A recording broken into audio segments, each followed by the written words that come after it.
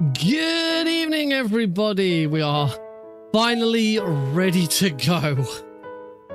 Sorry for the delay, and sorry that I've pushed that timer back so many times.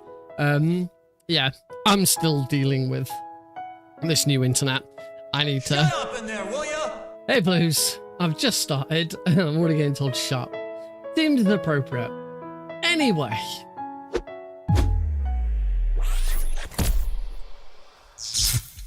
Hello, everybody. Welcome to the stream. Yeah, I still need to fix. Something happened to me last Thursday when I was driving home. I had a couple of miles to go. I looked up and saw a glowing orange object in the sky to the east. Hello, Cosmic. And hello, Sergeant Eagle. Snake, did you like my sunglasses? Oh, you'd point a weapon at your own brother?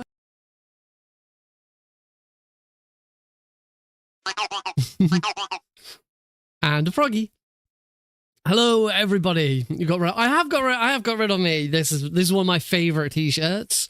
This is my Cornetto Trilogy T-shirt. This is the first. I haven't bought one in ages. I used to buy a lot of my T-shirts from a company called QWERTY. This was the first QWERTY I ever bought. Or maybe it isn't. It depends which one this is. It's got a tag on it. I've actually got two of these T-shirts. It's the only T-shirt that I've got two.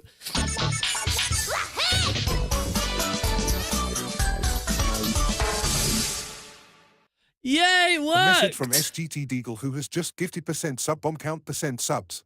% raw input %. Thanks, SGT Deagle. If you got a gift sub, be sure to thank them. Okay, so clearly there's a slight problem there. Oh God! I think it's now going to go through and it's going to do this. How many did you? It's not going to do this.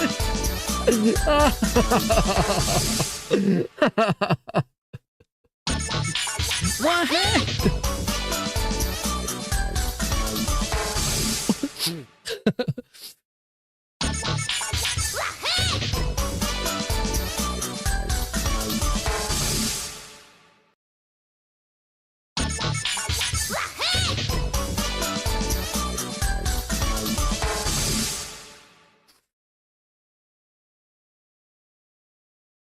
Okay, I think we're done.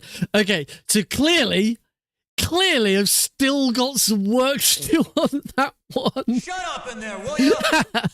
Clearly, I've still got some work to do on that one. I thought I'd fixed it. I totally thought I'd fixed it, but apparently not. Apparently, it still said sub bomb count number. So, Deagle, was that a sub bomb or was that you gifting subs?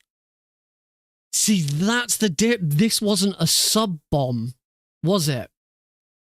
Not on sale, otherwise it'd be a bigger. Yeah, it's this one. This one's weird. I don't quite understand that, but I get the feel. I'm assuming that's because that was 5 specific gifts to 5 specific people, as opposed to a gift bomb. So I do need to separate them out into 2 separate things. Oh, Twitch is so bloody confusing with how it all works. But that, once again, dude, thank you so much. And you know, as I say, if you got a sub just then from Deagle, please give them a thank you. As a result mainly of Sergeant Deagle's kind generosity over the last few streams, we're at 35 subscribers. I think I hit 50 during a charity stream once. And yes, we are currently on a hype train. I haven't done any overlay stuff for hype train. I might do at some point if they become a regular thing. I might have some sort of you know what I think would be really cool if I could find the right stuff. I'd do a hype train. Like going choo choo across the screen, but instead of it being a train, it's the Shagahod. I just see the Shagahods go like with the words hype train behind it. I think that would be really cool. If I will leave it up to Sergeant Deagle. If Sergeant Deagle wants wants Snake Eater being sung, then I think Sergeant Deagle gets it. I think Sergeant Deagle gets whatever Sergeant Deagle wants this stream and every stream.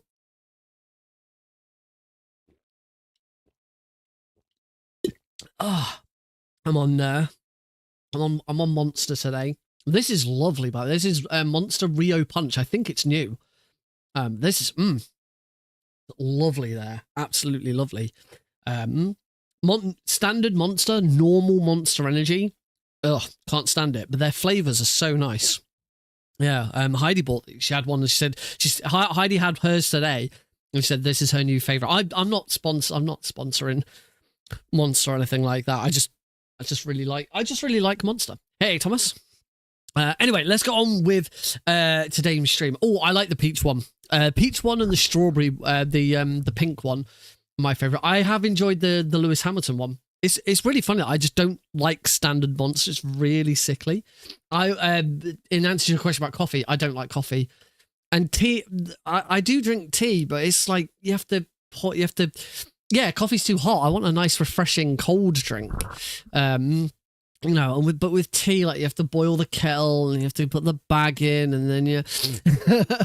I'm a dad. That's true.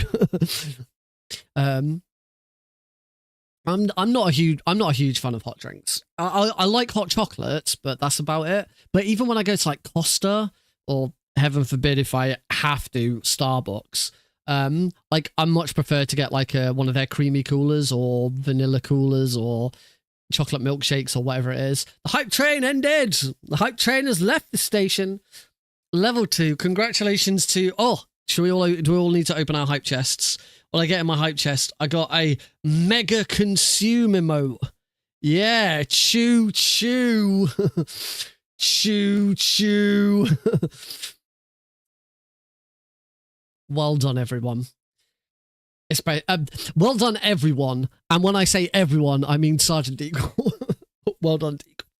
Alrighty, let's get on with the content for today's stream, because we've had a few streams lately where it's taken absolutely forever to get anywhere, but not tonight. I'm all set up tonight. In fact, I'm so prepared that I got home half an hour early to help prepare because I did have a bit of an oopsie. My old Brook adapter seemed to no April Fool's tonight, no Death Stranding. It was a bit funny. I have a new Furious Motorist remote. I do not. I had to buy a new Brook adapter. My old Brook adapter. Ugh. My PS2 Brook adapter. My old PS2 Brook adapter. It does work. Like I've got the light to go on, but only on the XID setting instead of the PS2 set, and I don't know what any of it means. I plug it into my PS2 and plug something in. It worked at first, and now it doesn't. So it doesn't. So I bought a new one. I bought a newer one, which A has Bluetooth, and B so like out of the box supports DualSense as well. However, I have also tested my GIMX with it. And I haven't really been able to use my GIMX with anything for ages because it seems to start sending a signal and then stop sending a signal and it gets interrupted and it disconnects. But it seems to be working with this. So the advantage of that is I can have turbo on my PS2. And most importantly for Metal Gear Solid 3, I've set it so that the sensitivity of my circle button is only at half. The reason for that is because this is a PS2 game, so it supported the PS2 having pressure-sensitive face buttons, and on MGS3 specifically, fully pressing down the circle button when doing CQC will slit a guard's throat, whereas only half holding it down will just hold them in CQC, and that's important for Rykov. If you don't have a GIMX and you don't set anything up, and you use another controller, you use a Brook adapter, you use another controller, as soon as you try and grab Rykov and and drag him away, Snake will just kill him, and that is obviously slower. Oh, one last statement on the matter. I think Carl deserved to loss, but God, I wish he hadn't. I said this on Tuesday's show, and I think I message. I think I messaged in Discord because you were asking about it as well because you weren't here for the discussion on Tuesday. I completely agree with that sentiment. It is. I am not sad that Carl lost. Carl Jobst has turned into a right dick in the last few years. The way he's handled this case has been bad. The way the video he did in the first place was really stupid and should never have happened. But I am sad that Billy has won because in my opinion, and it's pretty close between them. I'd say pretty close. No, it's not pretty close. Billy Mitchell is worse. Billy Mitchell is a far worse person, worse human being than Carl Jobst. Carl's not a great human being. But Billy Mitchell is worse. So I am sad that Billy Mitchell has won, but I'm not like absolutely heartbroken that Carl Jobst has lost. I hope he learns from it. He also needs to learn how to get a good lawyer because his lawyer was shit. Like they completely their case completely ignored what he was actually being sued for. They went on the entire defense that Carl's lawyer had. Oh, did you not hear about this? Oh, yeah. In the case Carl Jobst versus Billy Mitchell, Carl lost. It was announced on Monday. I think, yeah, it was announced on Monday. Carl got the judge went in Billy Mitchell's favor. As a result, Carl will have to pay somewhere around 450,000 Australian dollars. To Billy, and the main reason why, and I read up on the case. I read the Perfect Pac-Man blog by Stacks Cats, and throughout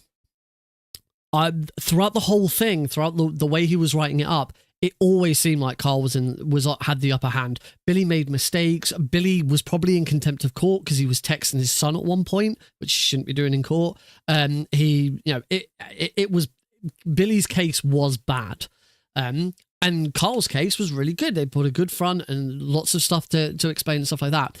But when it then came to the judgment, and I heard that Carl lost. I was like, how the fuck has he lost this? This is insane. I then listened to the judgment. I was like, oh, yeah, actually that makes sense. And the reason why is because Carl's defense, the whole thing had just simply been about the fact that Billy is a known liar, a known cheat. He's known to use court cases to coerce people and do stuff, and that what Carl had said had not damaged Billy's reputation because Billy already had a bad reputation as a cheat and and a liar and as someone who does all this. The problem is that's not what Billy was suing him for. What Billy was suing him for was because in Carl's video he flat out said one thing and heavily implied another. He flat out said that Billy Mitchell had demanded or got money from Apollo Legend. Apollo Legend had to give a substantial amount of money to Billy Mitchell following their case, which wasn't true. That never happened. And as a result of that, he very heavily insinuated that Billy Mitchell, as part of that, was responsible for Apollo Legend committing suicide, taking his own life. And that was the bit that was damaging. Yes, Billy's a known liar. Billy, we all hate Billy Mitchell because he's a scumbag. But Billy Mitchell did not have a reputation, or certainly in the judge's eyes, Billy Mitchell did not have a reputation as someone who hounds people to suicide. That's what the case needed to argue, because there is evidence out there that suggests this was known. This was something that had been suggested. It seems that Billy's fan base had whipped up a story about the idea that Billy had accepted all of this money.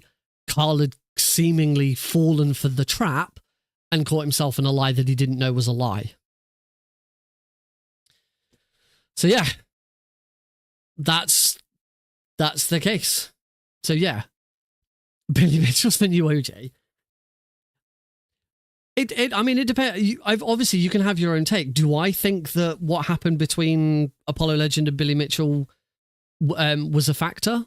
Yeah, of course it was a factor, because it was something. Everything that had been going on in Apollo Legend's life would have been a factor. Was it the overriding factor? Was it the main factor? The only factor? Who knows? Can't say. We do not know. We cannot say definitively yes or no to any of that. It definitely would have been a factor, but it could have been a small factor in a number of things. We just don't know. And that's what Carl needed to do. What Carl's defense needed to do was to prove that there was evidence to suggest that these things had happened. And they didn't. And Carl lost. And, you know, as I say, I listened to the judgment. I was like, yeah, actually, rightfully so, he lost. And also, Carl acted like a right dick throughout the whole thing. Anyway, that's it. The end of the day, Billy is still a scumbag. Billy is a liar. And Billy is a cheater. But Billy didn't hound someone to death. That's the point. Nintendo Switch 2 Direct. That's a bit of a lighter subject, isn't it? Yes, I did. I watched the whole thing. I watched the whole thing whilst eating an entire apple pie. If you're on my Discord, you would have seen the photos of it. I ate an entire... Well, actually, I left a little bit at the end. I ate a whole apple pie and a whole tin of custard whilst watching it. I mean, there was a few things that kind of stood out to me from the Nintendo Switch 2 Direct. The first one being that,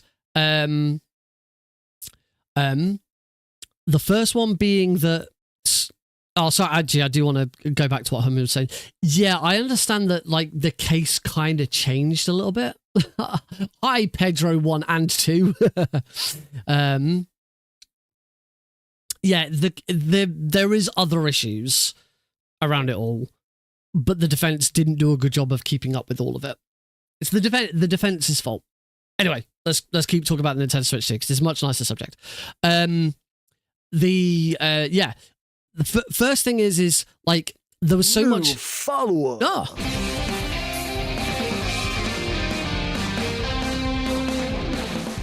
Thank you very much for the follow, Pedro, on Twitch. I'm pretty sure you've already subscribed. I get the feeling I get subscribers on YouTube and the alerts don't work. It's all set up on StreamerBot to do, but the YouTube side of it just doesn't seem to work very well, which is annoying. I'll have to have a look at it and see if there's something not set up correctly. But clearly YouTube is set up because all the chat messages are coming through. So, yeah. A lot of the Switch 2 stuff, like I saw a lot of people like claiming, oh yeah, this is amazing, this is great, this is fantastic. It's like, yeah, this is what I expected. Like the 120 FPS, well, yeah, kind of like if I'm not incorrect, the Switch 2 is the start of the next generation. If I'm correct in that. Another thing for the to-do list. Kept you waiting, huh? So like 120 FPS, yeah. Well, I'm kind of expecting. I would have been surprised if the next new console didn't have that. You know, it's got 4K when docked, 1080p when in handheld. Again, it's got to keep up with the Stream Deck, so that kind of stuff you'd expect it. You know, they made a big, huge fuss about this new chat feature, about being able to chat with your friends and watching watching each other's streams and cameras and all that. It's like, yeah. I'd kind of hope it had this kind of stuff because everyone else is already doing it. It's like, yeah, it is exactly what it needs to be. It's the Switch again, but better in every way. You know, I'm not surprised at all at some of the stuff. Some of the stuff that absolutely kind of like some of that chat feature should have been on the Switch 1. But I get the feeling it's because it would never have been powerful enough, especially in handheld mode, to do that and play a game at the same time. We know it struggles with the Metal Gear Solid Master Collection. never mind trying to do chat and stuff at the same time. Games, there was no huge surprise. Mario Kart World looks great. It looks like Mario Kart crossed with Forza, which seems like. Which completely makes sense. I was struggling to think what they do with Mario Kart next, because I was like, how do you top Mario Kart 8 Deluxe. Mario Kart 8 Deluxe is, quite frankly, the perfect Mario game. The perfect Mario Kart game. It's got nearly every track that's ever been. It's got a huge plethora of races, and it works great. So yeah, Mario Kart, the new Mario Kart had to do. Yeah, Mario Kart 8 is just it is like on its third version now. But yeah, so Mario Kart needed to evolve and do something different to make it relevant, and I think World will do a good job of that. I've already messaged my father-in-law with a picture of the Moo Moo Meadows cow as a racer, because he absolutely loves Moo Moo Meadows. Whenever we play Mario Kart together, he always wants to do the Grand Prix that involves Moo Moo Meadows. So yeah, I messaged him today with a picture of the cow as a racer, and he was very happy. I don't think we're playing. Let's get this out of the way straight away. I am a working class, maybe bordering on middle class, working dad with a 1.5-year-old son. I will not be getting a Switch 2 anytime soon. Not happening. I have a very, very nice and expensive computer that I won in a competition, and that does me just fine. Yeah, I can't afford a Switch, and I don't play on my current Switch. I point up here because my Switch dock's here. I don't play on my current Switch enough to warrant it anyway. Couple of other things that I kind of noticed was Nintendo being a little bit greedy. In some cases, the games are going to be, I believe, $80 each, which. Yeah, it still seems pricey. It's only like four games, and then you've bought the console again or something like that. I thought the game that they showed off where you actually get to look around the Switch, the Welcome Hub, or I can't remember exactly what it was called. I thought it was surprising that wasn't bundled in. I think I know it's I believe it's only going to be like $8 or something like that as a digital only, but no. Sorry, when the Wii came out, it was bundled with every Wii was bundled with Wii Sports. With the Switch 2, it's only if you buy the Mario Kart edition, you'll get Mario Kart bundled in with it. When the Wii came out, you got Wii Sports. I don't think there was anything with the Wii U. I remember Nintendo Land being a different game, not being included. But the Vita has a built-in game where it shows you all of the different functions, and there's loads of there's a lot of I believe the PlayStation 5 has. So isn't Astro's Playroom free on PS5, because that does a really good job of explaining like how the DualSense controller works and all the stuff it does. Yeah, I think it's ridiculous that basically a tutorial but as a game, a tutorial for the console but as a game should absolutely be bundled in with this with the Wii with the Switch 2. Do not understand why it's an add-on. I think it's a little cheeky. I think it's a little. How do I have -1 Twitch subs? Oh shit! It does say that I have minus. Why does that say that I've got -1 Twitch subs? What the frick? How the hell's that happened? Okay, another one to add to the fix-it list. Luckily, that one's just a number. I can edit that one myself. I'm not sure why that. Yeah, Twitch subs -1. That's crazy. That should absolutely be 35. Not sure what's happened there. Oh, I don't know. No, I don't know. I don't know why. Talking shit about Nintendo will get you -1 subscribers. I think it's a little cheeky with what they're doing with the charging for these upgraded Switch 1 games, but the reason why a lot of people are annoyed about that is the comparison's been made that when PS5 came out, a lot of PS4 games got an automatic upgrades, and that was free, and all of that. The difference with that is all in most cases that upgrade was just simply a graphical upgrade. just an enhancement of the graphics and the frame rate and stuff like that, so that it uses the new hardware. Whereas it does seem like what they're doing with these Switch 1 enhanced games for Switch 2 is they are actually adding new content to them. They showed off Mario Party Jamboree, I think it was, where like it'll have the camera and you see your face being it, and there's some new games that make use of them. I love the idea. Apparently it's quite difficult to use.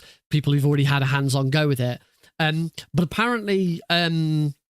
But I like the idea that you can now use the Joy-Con as a mouse. That's a really cool idea. If it works well, which from as I say, from people who've had a hands-on go with it, apparently it's not that good. But it's a really neat idea, and maybe some software tweaks would help just sort of adjust the sensitivity and stuff. So yeah, because it's adding more content and more stuff to those games, then that it does kind of feel like a bit of a DLC. So I don't think it's as bad, but I think I don't know if they actually gave us a price on how much those Switch 2 enhancements would be. If anyone knows how much they switch, because if it's like $10, $5, $10, yeah, that seems reasonable. Death Stranding's a good example from Tuesday. Death Stranding got a director's cut, and it was something like $10 or £10 to upgrade to upgrade to the director's edition. So I do kind of see that bit working.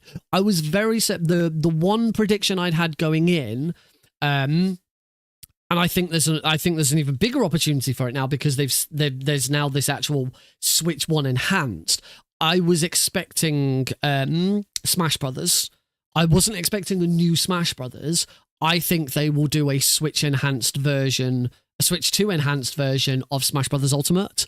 But I was expecting a re-release of Smash Brothers 1, just like Smash Brothers Ultimate Deluxe or Ultimate Plus or something like that, which just has all of the DLC that was already in it. That's what Smash Brothers now needs, is just a standalone, this is it, with all of the content updates and everything in it.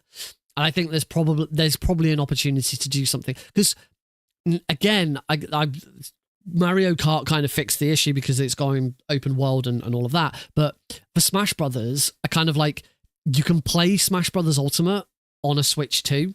I think there was a bit of confusion around this whole Switch Switch 2 upgrade. A lot of people seem to think that only Switch 1 games that get this upgrade will be playable on Switch 2. And that's not the case. They said there's 3 types of games that you'll be able to play. Switch 2 games, most Switch 1 games that are compatible, and then these Switch 1 games with Switch 2 enhancements. But I'm sure I read somewhere, following the original announcement of it, that when they say that it will only be Switch 1 games that are compatible, the only games that are going to be incompatible are those which like require special hardware and stuff. So like Nintendo Labo isn't going to be compatible, because Labo's not going to be compatible. Like Ring Fit Adventure might not be compatible with the Switch 2 because you won't be able to use the Ring Fit. It's stuff like that. It's not like just standard games are just going to be like, oh, well, it's not like it's going to be Xbox 360 backwards compatibility where some of them work and some of them don't. It's going to be the majority of Switch 1 games will be playable on Switch 2. It's just there's a few niche cases because they very specifically need Switch 1 hardware that they won't work on Switch 2. I think that's the case. I think that was kind of everything. Cosmic mentioned GameCube games. I have the same complaint with GameCube games as I do about everything else that's currently been on there. Let's do a quick check. Let's do a quick check online. Let's go to Wikipedia. GameCube. Wikipedia GameCube games. List of GameCube games. On Wikipedia's list of GameCube games, there are 651 games on that list. And at launch, the GameCube section on Nintendo Switch 2 will have a grand total of 3. You see my problem, and it's the same problem I've had with all of this stuff. Nintendo, people want to play your games. Let them play them. It's almost certainly being done via emulation. It's almost certainly going to be emulation. There's no way that there's a GameCube chip or something in there. I just do not understand. I do not understand why Nintendo... I'm not expecting them to come out with all 651 games. There will be games that will need tweaks here, and in the same way that if you play anything on Dolphin, certain games will need slight tweaks and stuff. And obviously, there's issues with licensing. You know, you're re-releasing somebody else's game, third-party stuff. But I absolutely... For a start, I see absolutely no reason why, as part of it, Nintendo... we might get TTS. No, we're not. You never know. It does make me worried about the Master Collection. Maybe we won't. Maybe we'll get TTS on that, but we won't get TTS in a future Master Collection. Yeah, I don't know, but I do not see any reason why Nintendo shouldn't be coming straight out of the gate and saying, right, we are launching this GameCube thing. We are working with publishers to get their back catalogue onto it, but every single first-party Nintendo game is available on it. And that should be how it works. They should release it.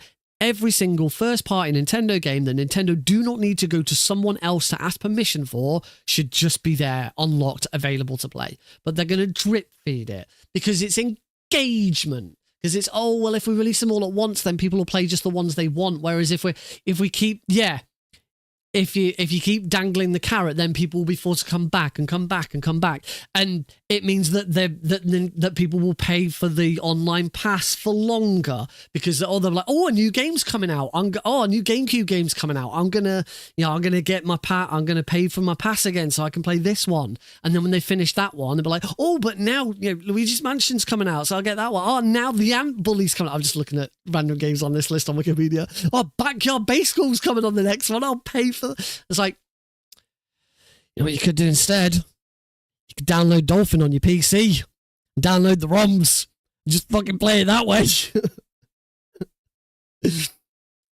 Yeah, that's still my big issue with it.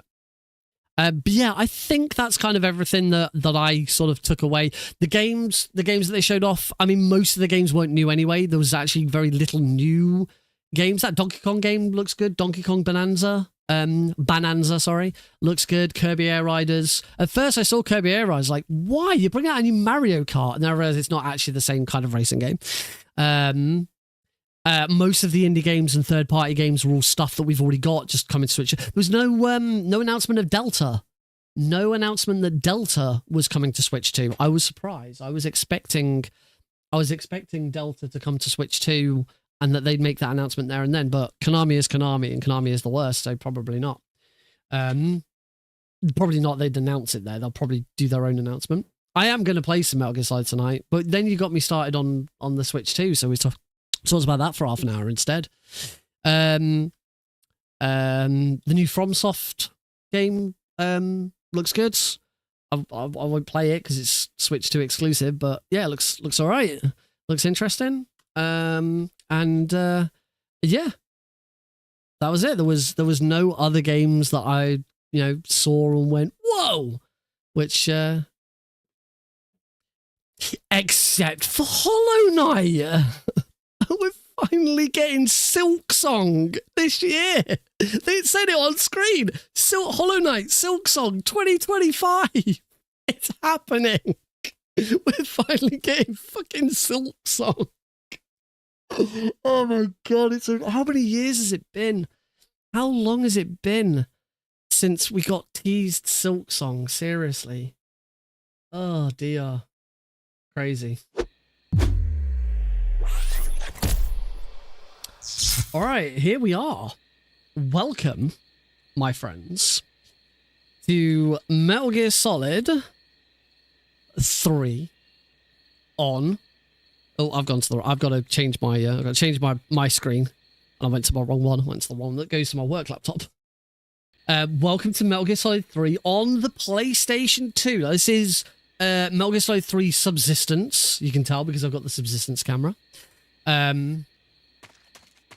all working. You can see my controller. My controller output is working. My gimmicks is working perfectly. I should have. I was about to say I should have turbo on my trackpad, but it doesn't seem to be working. Not that that's a problem. I don't have to have turbo on my trackpad. I don't think. No, I'm not gonna have turbo on my trackpad. That's fine. I need to go back and have a look at that macro then. Or it might be that just needs to restart. Oh, Heidi! Hello. It might be that I just need to go back and restart the gimmicks. But no, it won't be that. Never mind. We don't need turbo. But yeah, with the gimmicks, it now means that obviously I can have my controller display on screen and play the PS2. So just to confirm that this is I'm playing with my DualSense. There we go. And yeah, so my DualSense plugs into my computer. My computer is using my gimmicks. My gimmicks outputs to my Brook adapter, and my Brook adapter is plugged into my PS2. So just to confirm, this is not emulation. Look, I will push. You can't quite see it on the webcam. On the webcam image, but I'm going to push the button there and restart my PS2. There you go. No video. We are on a capture card. Here's my PS2.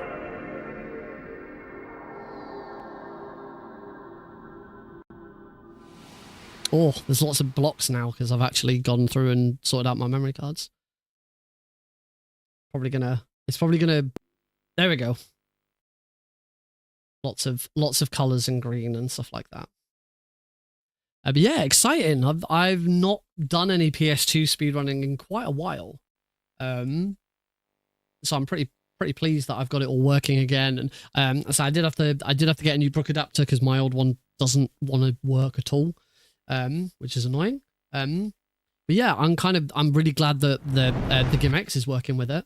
Mainly because MGS3 is kind of the one game that I really need the gimmicks to work for. We talked about it earlier, but it's because pressure sensitive buttons, CQC, that kind of stuff. So we are on we're on subsistence, as I said. For there's the leaderboards for Metal Gear Solid 3 are split into there's 3 different games. There's category extensions, which covers both of them, but then the PS2 games, so Snake Eater and Subsistence, are one game, and then the HD edition, which covers PS3 and Xbox 360 original HD collection, as well as the Master Collection, because it's the same game. That's all in a different game. So I've exclusively ran the HD collection. I've run it on PS3, I've run it on Xbox, I've run it on PC, I've run it on Xbox emulator. What I've never actually done is a run on PS2, on the original. You can play either Subsistence or Snake Eater. There's no category split between the two. There are downsides and benefits to both. The Snake Eater, particularly Snake Eater PAL, specifically the PAL version, which I do have, is technically the fastest version, mainly because the credits are shorter. However, I understand it plays kind of funky. It's kind of like by the time they got to Subsistence, they then sort of ironed out tweaks, and as a result, Subsistence is almost exactly the same as the HD edition, but there's a few extra little perks and tweaks. I'm going to be trying to learn. There's 2 specific ones that I want to try and learn. One seems very simple and easy. The other doesn't seem so easy. So memory card slot 2. I have to go to my second memory card because I've already filled my first memory card. So we're going to go to Ponehove Warehouse. And this is the first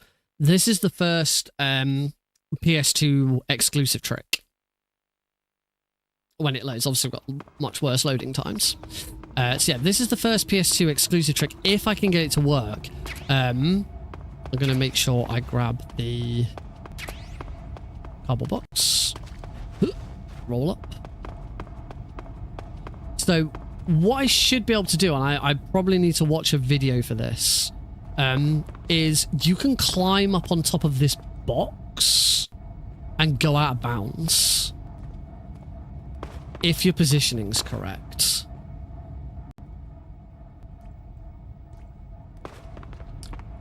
I need to watch the video, and as a result, you can do lab skip. So lab skip is doable on PS2. I don't think lab skip's doable on NTSC. So I do have an advantage of the fact that I'm playing on PAL. One game where it's actually an advantage to play on PAL. So let me quickly find the video. I won't show it on stream because it's going to take too long, but I'm just going to quickly watch it. Get an idea of what it is I'm actually trying to do here. It's MGS glitches, slot unit skip, food zip, fury skip. No, this is glitches. This isn't right. I think it's speed tech. The wiki is quite expansive. No, it's not. It's not. Maybe it was in glitches and I just didn't see it properly. Master collection at PS2 only. Death glitch, burn glitch, ocelot unit skip, Granin fear skip. That's what I want. I'm gonna move it over the top of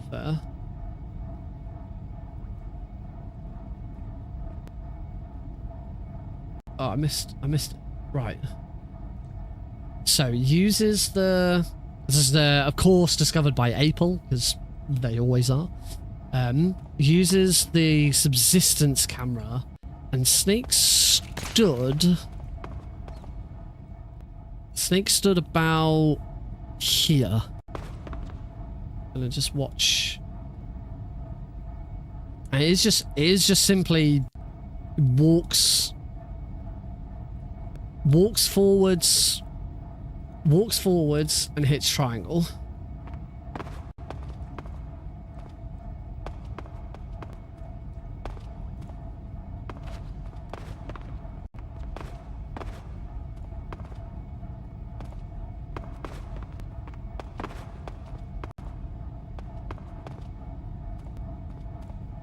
The only thing is it doesn't. The video that Apple did on it doesn't show anything about getting into position in the first place. It just shows the starting positions. I need to see if I can replicate that starting position. It's kind of that. No, it's not.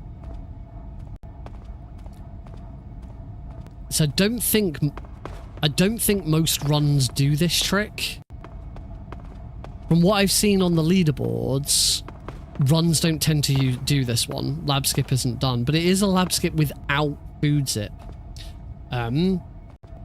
Which if you know anything about food zips, you know that they're not doable in multi-segment runs. Food zips are they're not doable in single segment runs.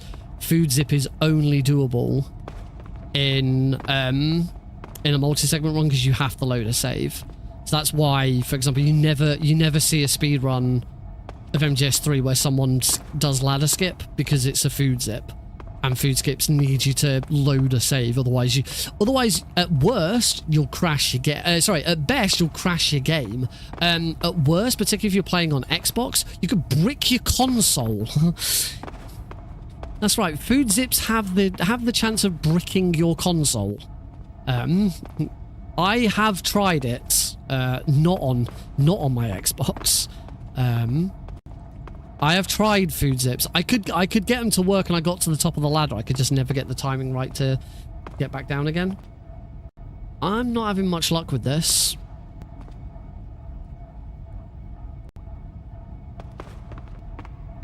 Don't know if I can.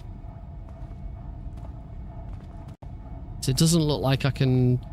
It doesn't look like I can walk this either. No, there must be it must be like an absolute sort of pinpoint position. This is the one which I know people don't tend to use, so I wasn't necessarily expecting this one to work. I think there was a second video though. It's gonna have a. Lab skip. There's another video by April called Lab Skip Done Fast, where it does actually show. Let me for this one, rather than I don't want to show it on stream because I don't want to go moving stuff about and shit. But I will post a link to it in chat. If you do want to see this for yourself, and particularly if I can't do it, this is the video that I'm watching. So at least with this one, we do actually get to see April get into position. Ah. Okay, so this time it's in the third person cam, and there is actually some setup to do. So he goes into here like this, turns around, moves around. Does he still go forwards? Let me check it again. So backs up against that wall, turns to there. I don't see him like push the analog stick or anything else. He just hits triangle. Yeah, it just hits triangle. So I don't need to move or anything like that. Just pushes triangle. So it moves up into there, comes off, up into there. That might not work because I'm not quite in the right space. Turns around. Camera goes to about there. No, I think I know why that's wrong. That might be better. No, I think I'm still not quite in the right spot. Let me just have another quick look. Let me see what buttons he pushes. Get into position. Okay, I see it. So this is why it's important to use the D-pad. So left there, up on the D-pad, up, off, turns around, looks and places the camera about there. Nope, that was not far over enough. I need to see exactly. This seems to be a very, very exact position. I need to look at where he aims that camera.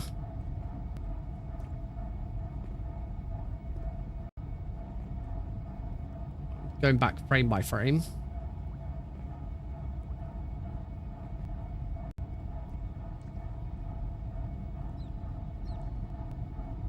Okay. I see. Okay. I'm gonna keep the image up so I can see it. Right, so up there. Turn up. Look. Camera aims. Let's say there. That looks. Use the health bar.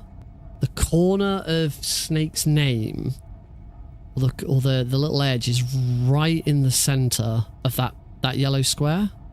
There. I would say there. Nope.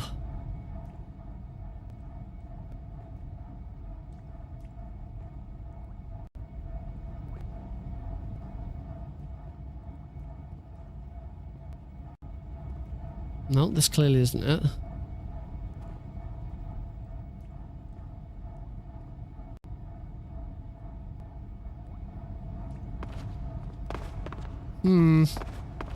I am not getting anywhere particularly quickly.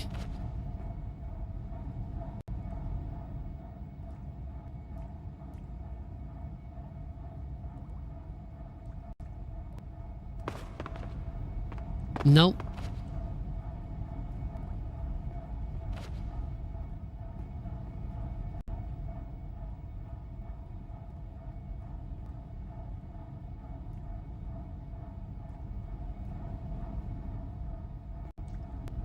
No, I'm hitting triangle, but Snake does not want to climb.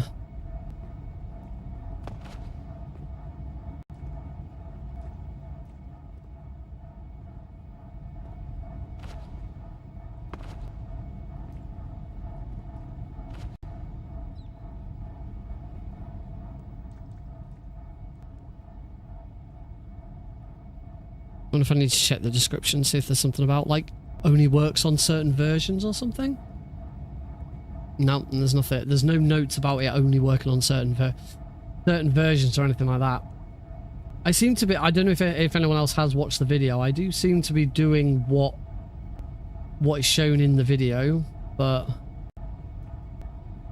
is he playing on subsistence? I like, maybe this is Snake Eater exclusive, because he is playing, it looks like he might, no, because no, the first video was on subsistence.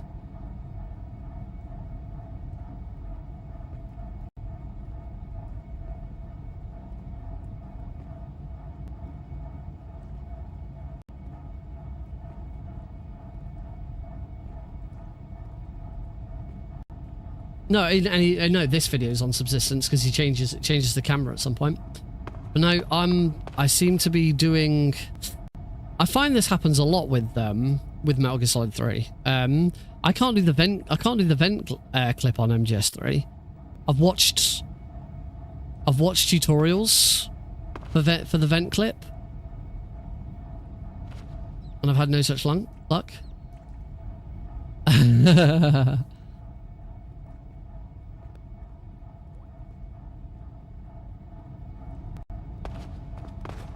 Nope. Don't know. I'd say this will be the reason why this trick is not done in most runs, which is a shame because, like, you know, if there was a chance to maybe get a run in where this does work, that could be pretty good. But if not, then we'll move on. The other trick that is done in runs, which I haven't learnt yet, is the Eva skip. So in Mountains 3, instead of going up the mountain and going into the room to see Eva, you glitch out of bounds and go straight into the Fury. Yeah, it's definitely being played on subsistence. I know that I read on the wiki. I know I read on the wiki that it works. In fact, I'm pretty sure the wiki suggested that it only works on the PAL version. It doesn't work on NTSC. But nope. Apparently not for me. I will have to investigate this one a little bit more and see what I can do.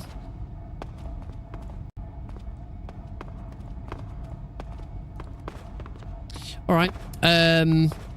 Next up is the Mountains 3 one, which I don't have a save for, because I don't, I didn't play MGS3 and create saves for absolutely everything.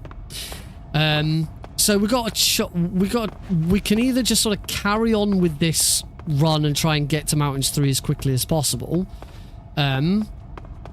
or we can start a run. Make sure I get a save at, maybe get a save at Mountains 3, so that I've got it, and then sort of carry on. I'm trying to think how it won't take that long to get to Mountains 3. I don't know, I'll let you go. I'll let Sergeant Deagle decide. I think as if anyone should have a say in what happens on the stream, I think it's Deagle. What do you want to do? Do you want to continue this run so we can try the trick and get a save, or do we start a run, a speed run, and try and do it on the fly when we get there? So the Mountains 3 trick should not be as difficult as this one. We still have the subsistence camera. We try not to use it as much because it's and Eagle says don't mind. Let's keep going. It shouldn't. Snake, don't get electrocuted. It shouldn't take that long to get to. And doing it on the fly sounds like a bad idea. I say we do have access to the subsistence camera. We don't want to use it too much because it can affect frame rate. But thankfully, we don't need to use it that much anyway because we don't use it in the speedrun that much. Obviously, there are keratin frogs in every version of the game, so we could do keratin frogs on PS2, but there isn't really much point.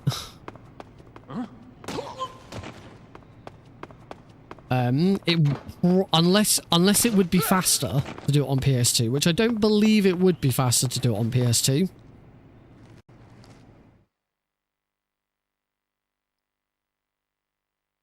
I do believe the only time saves from PS2 kind of come from the two skips that I've mentioned, not that lab skip is really used. We'll be doing IGT, so we don't need to worry about doing anything for the Sorrow. PS2 runs are completely done by I believe so. Completely done by IGT. I should check. Chris concurs with Sergeant D's nuts. Oh yeah. Skip cutscenes. I'm not playing a game on my PC. I can do stuff during loading times. Let's have a look. I will double check. PS2.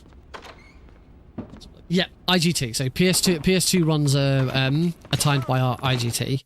So yeah, I don't need to worry about.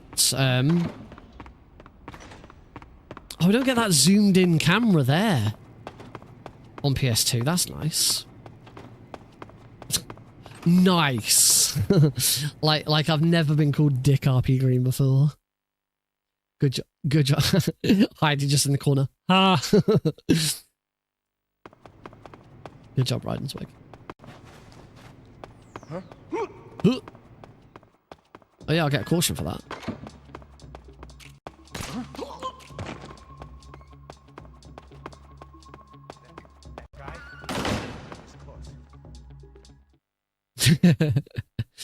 We try.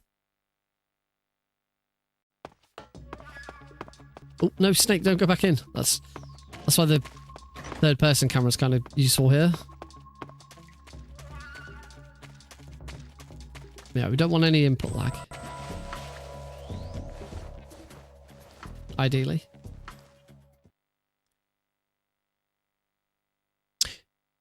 The world record for this is actually done on the Japanese version of Snake Eater, surprisingly.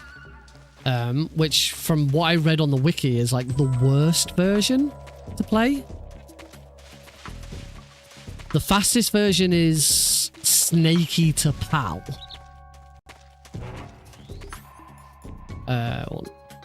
Yes, the fastest version is Snake Eater PAL. Then it's recommended that you play Subsistence, and very last is any NTSC version of Snake Eater. Apparently, that's the worst version to play, but that's what the world record's on. Nope. I am also having to get used to the fact that it's now circle to confirm things and not X. Don't know if this is going to work now.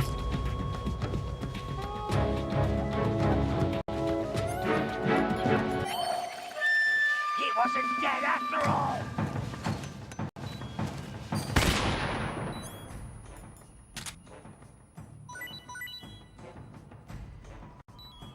No. Completely messed that up. Where is he? Oh, the analog stick's so slow.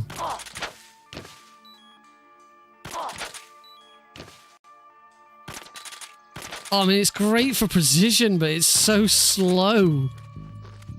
Nah, he's gonna heal.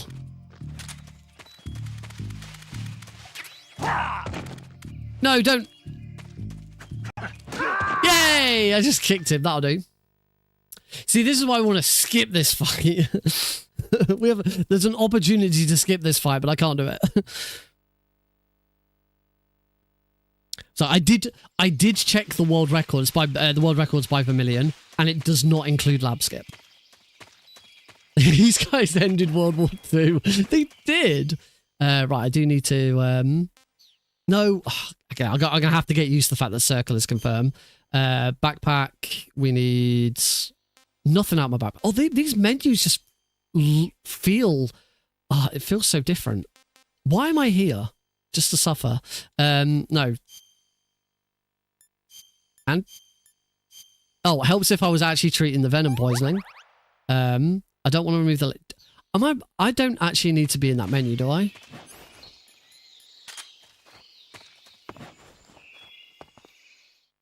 Yeah, circle for okay. It does make sense. Circle for okay, confirm. X, cross for no.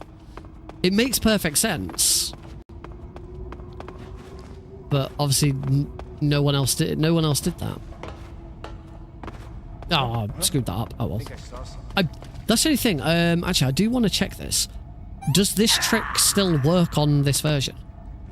I imagine the answer is yes, because it certainly should do, but worth a look. I haven't played this in so long. I haven't played the PS2 version of this in such a long time. It's kind of crazy. Whoops. I'll do. Oh. You know what? Instead of just killing myself over and over again, let's just do this. There we go. Try again. I think I saw something. Yep, you can still do that one. Hurry up.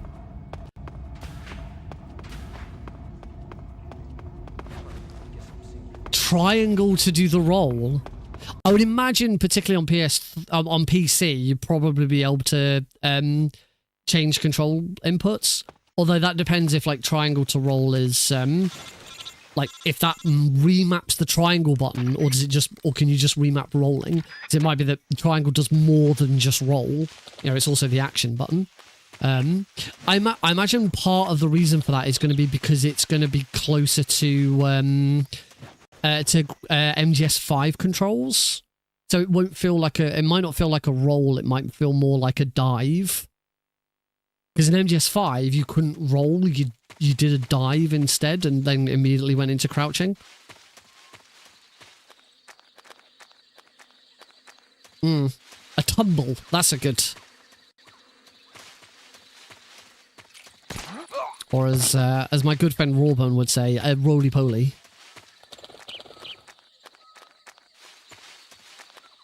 He always claims that they're roly-polies. Ugh.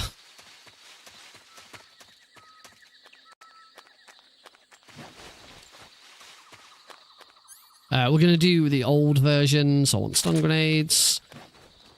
I do know where I went wrong with the new version on when I was doing the tutorial stream. When I went back and did the chapters for the tutorial stream, I did make sure that I did a whole... I sectioned off the chapter where I was trying to do the newer version of this fight. And put in the... I called the chapter in brackets, do not watch. Or skip this or something like that. Because it was so bad.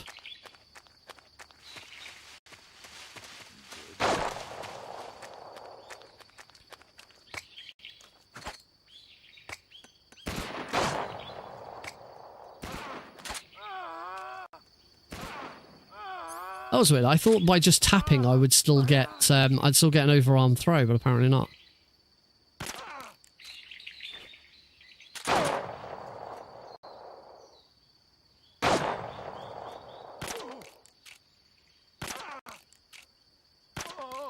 Oh, I bloody knew it.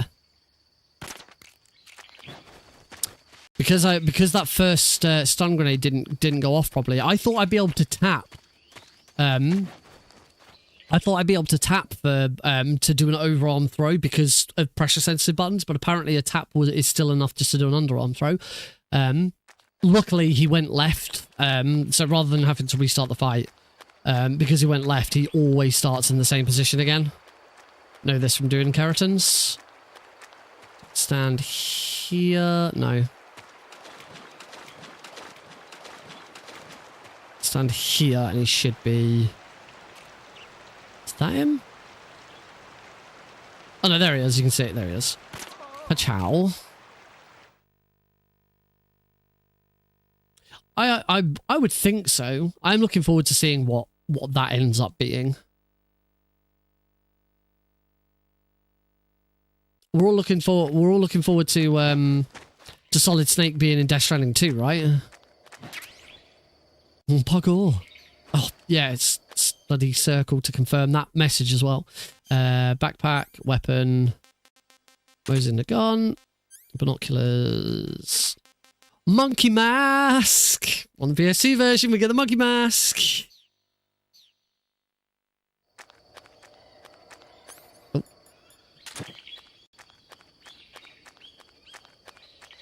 Yeah, because we're on the PS2 version, we have access to Snake versus Monkey mode, duel. This is only disc 1. I don't know if I don't know which versions were put onto what was put on this. Yes, the monkey mask is PS2 exclusive. I imagine it will make a return in Delta because they're already we're already having Snake versus Monkey mode. Maybe there'll be a Bomberman mask on the Xbox version. But yeah, because Snake versus Monkey mode was exclusive to the PS2, the monkey mask was as well. So yeah, it does mean I could also do some Snake versus Monkey mode speedrunning if you want to see that. You want to see Snake versus Monkey mode speedrunning? You might say yes, but you actually mean no.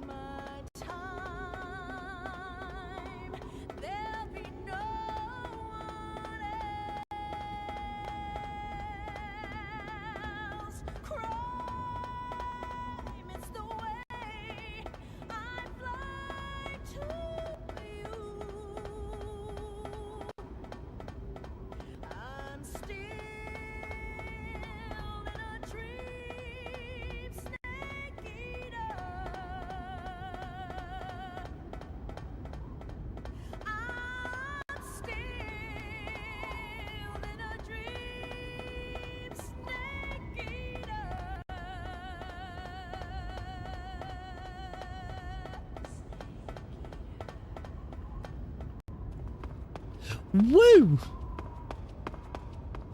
Good old Snake here. Ooh. I will have to check that out. That does sound really cool.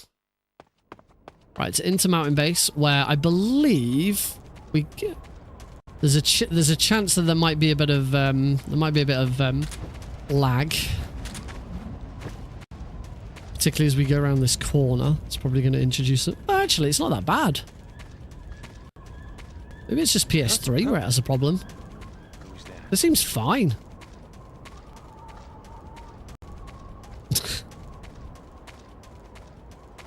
Nobody here.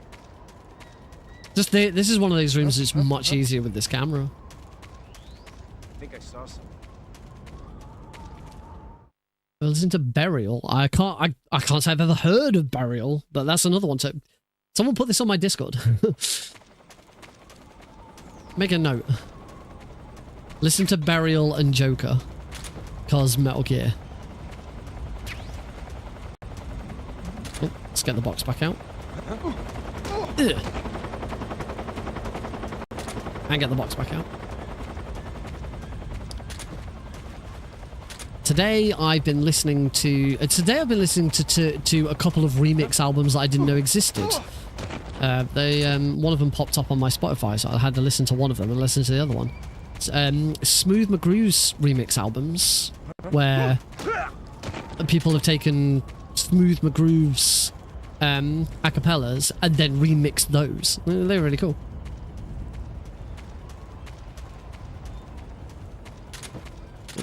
Didn't mean to grab the RPG. Remember, it's circle now.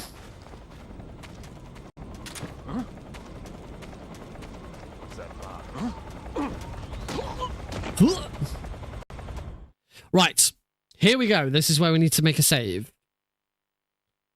We finally reached Mountains 3.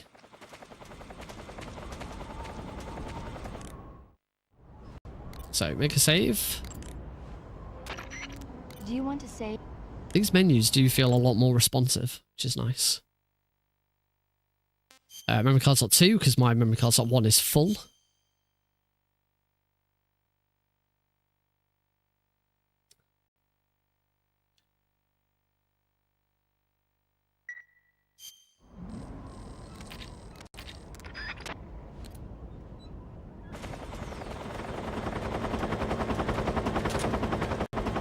Right, so what we're trying to do here is get through that door straight away.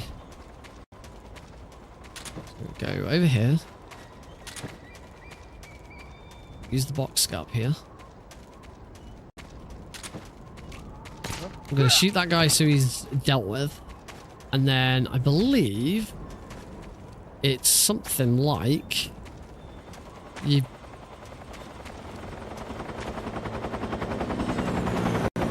I'm gonna have to watch a video. Let's watch it. Let's watch a video. Hit video game. Oh, I put the video over on this side tonight. Right. Let's find it. As I say, this is a trick that is used in these speedruns. The previous one wasn't. Eva Mountaintop Skip, found by Adnan. Oh, by Raiji. Claimed that this game is Chaos Theory. This was found in 2020. Right. And has controller inputs, which is what we like. Ah, okay. I'm trying to glitch. I'm trying to glitch on the wrong ledge. On the wrong ledge. That's why. So it's actually this ledge.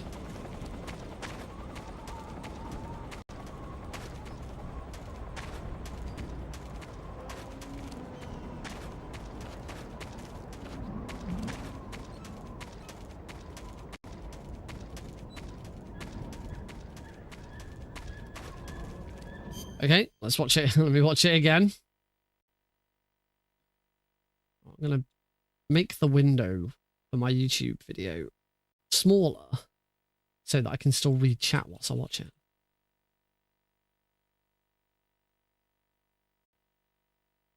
Trying to keep an eye on the... Ah, he's mashing R1 as well.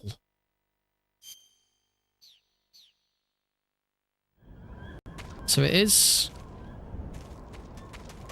Oh! That looks weird. Oh, that seemed to be nearly it.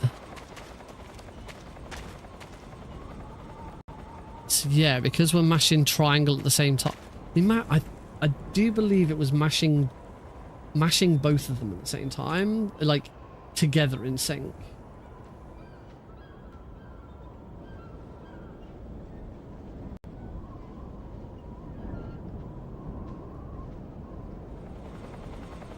Yeah, okay. So, it's got to make sure that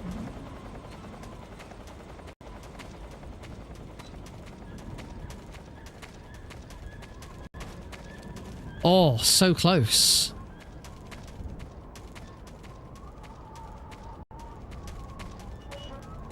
Let's try and oh. Trying to move my...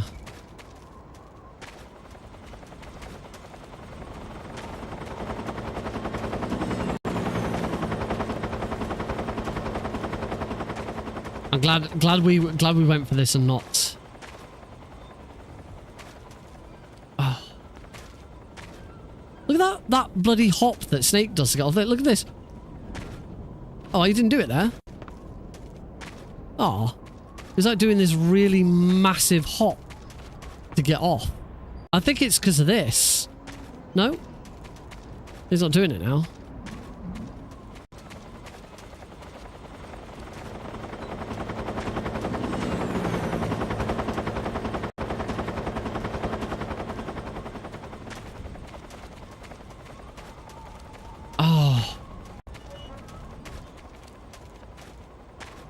Yeah, by now I definitely could have done.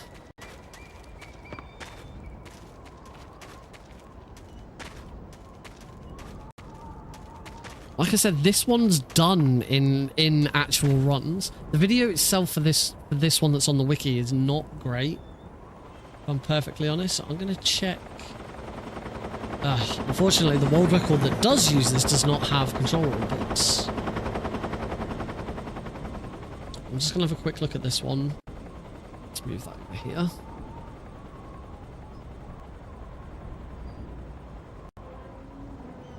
Oh, the world record doesn't do this. Okay, never mind. Oh, of course, the world record's not on PAL. So, this trick, I believe this trick is exclusive to the PAL version. There's one PS2 PAL run.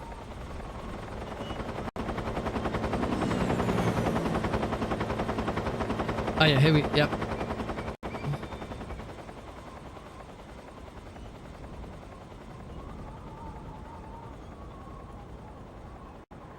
Yep, as far as I can see, I'm doing everything correctly.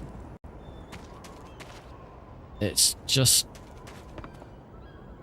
There you go. That's it. That's the trick. We're straight into underground tunnel. Just skipped Eva. You're pretty good.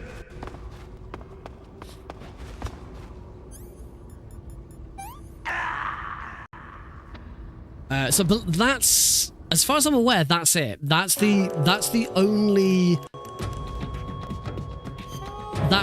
trick, really. That's unless I can get this unless I can get this lab skip to work.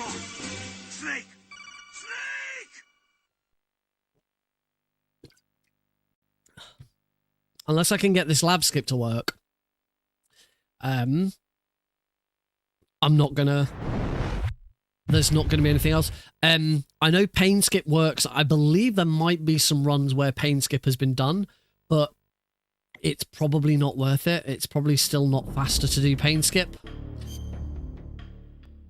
Again, the thing to do is to check the world record and see what the world record did.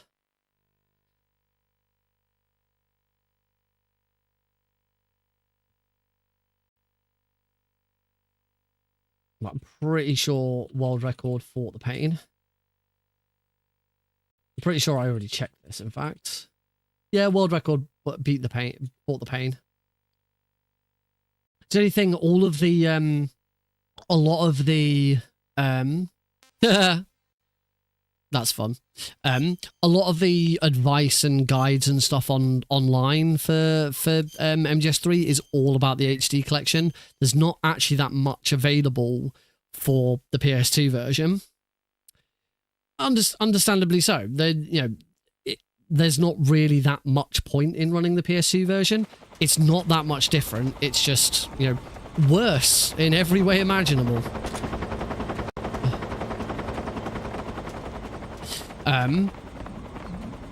But it's nice that it does have at least one unique trick that I can do in a run.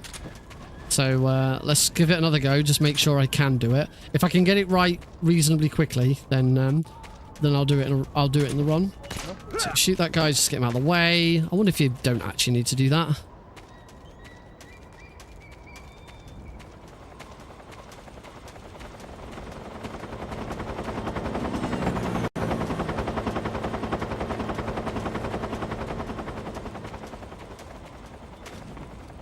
Nearly.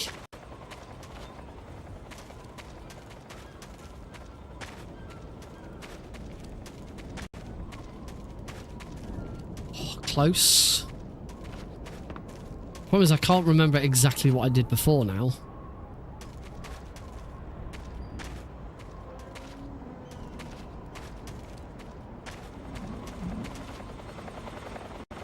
Did I mash it or did I? Maybe I have to watch my own bloody stream back. I should have clicked it like straight away so I could go back and watch it.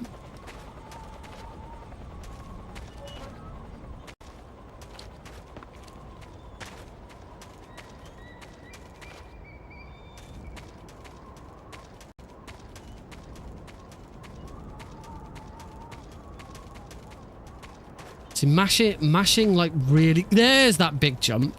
Mashing really quickly doesn't seem to work. There we go. No, mashing really quickly isn't the solution. It's just little taps until eventually you get it. But there we go. I can do it. I can put this into the run. And as I say, I think that's it. I think that's it, because if I can't get lab skip to work... Now that I've got this to work... In fact, actually, now that I've got this to work... I want to give this a go. Oh yeah, they didn't. There isn't a end game button. First try. Now that I've got this to work, I'm going to try that same technique with the lab skip and see if that makes a difference. Because maybe I missed the fact that he was going into first person, and that might have been it. Who knows? Let's find out. We'll find out together. And then we're doing a full run. My first full PS2 run of Snake Eater. Woo!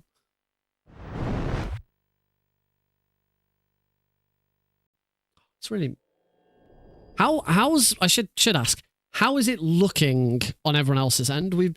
I've got a new setup or doing PS2 streams. This came about from me trying to do my Sega Mega Drive, where I'm actually using two capture cards to capture this instead of one. But the first capture card, I'm not actually using it for capture. I'm using it to convert a component into HDMI. Before I used to use a PS2, so PS2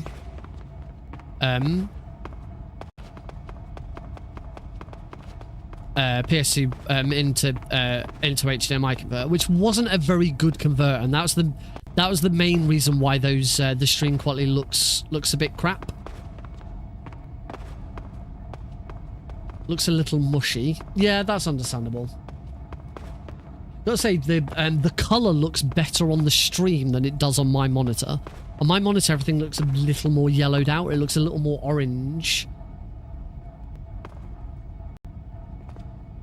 Oh yeah, because the game's in 50 FPS, but we're streaming at 60 FPS. I could change that.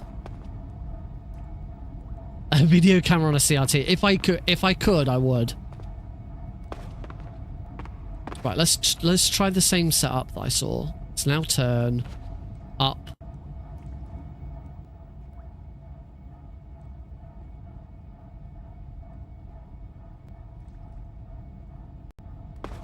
Nope. We'll see that black band. Record your TV like DSP.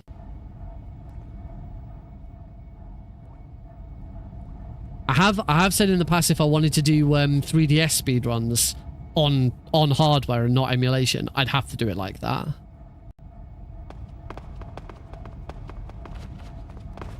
Nah, it doesn't seem like the same... Doesn't seem like the same trick's gonna work here. You do start to see Snake clipping into the wall, but it's not... I stand corrected.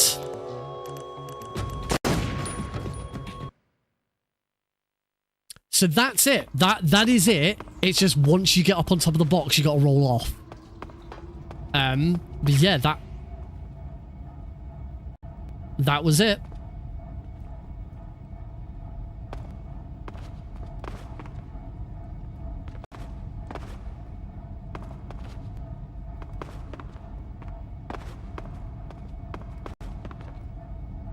Done it again. Sweet. Holy crap, we can do it. Oh yeah, getting a modded 3DS. I'd have to send my 3DS. I've got my 3DS is hacked. I've got a modded 3DS, but what you can do is you can send your 3DS off to a company that will install a capture card in it, and then send it to you back. So you'll have an extra port. Plug that into your computer, and you'll be able to stream your 3DS. But it's a hardware mod, and they're like $200 each, I think. So yeah. Not ideal.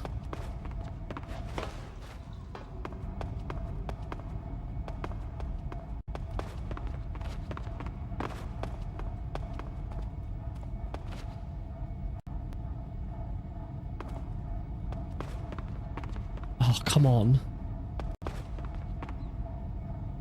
Oh, I can get up. I can get up. The other option for streaming 3DS is if you've got a new 3DS. God, I hate Nintendo's naming structure. It's so great that they finally just called it the Switch 2. This is the first time Nintendo have ever brought out a 2 console. They've never done it before. They've never brought out a console with 2 in the name. It's always, you know, remember the Wii U. Yeah, the Wii U's bad, but the new 3DS is worse. That's such a terrible idea. I can't get the roll in. I can get up on top of the box now, which is great. The Wii 2.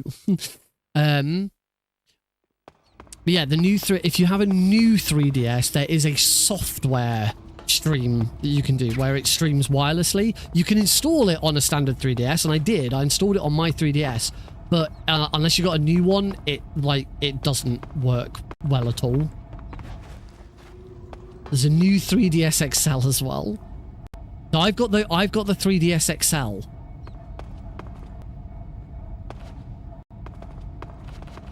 Right, I might need to watch the There we go. Then you roll. Oh, I didn't roll far enough. You then roll over to the other side. I wonder... Oh. I wonder if there's something about loading that area in or something. Snake! Let me just see if I can find that video again. See what we do after we get it. PS2 only. Yeah, from what I've seen, there's either none or not many runs that have this skip. This could potentially land me world record if I could get this consistent. Right, there's no... Snake doesn't go to any other area or any other part of the room to load anything.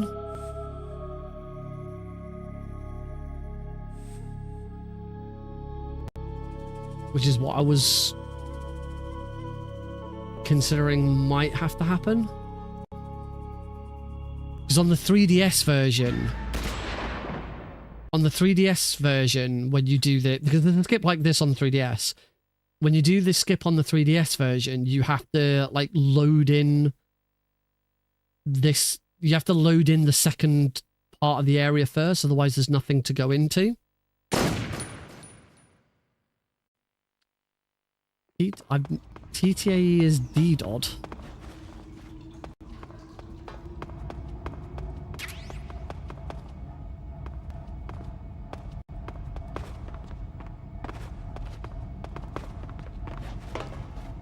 Try again, come on. But I feel confident that I can do this in enough.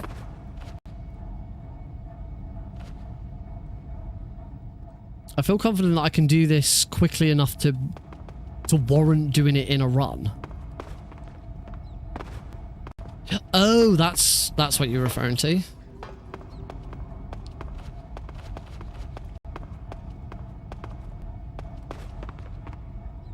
Ah, I can't get the roll. I need to watch the video to see exactly how the roll's done.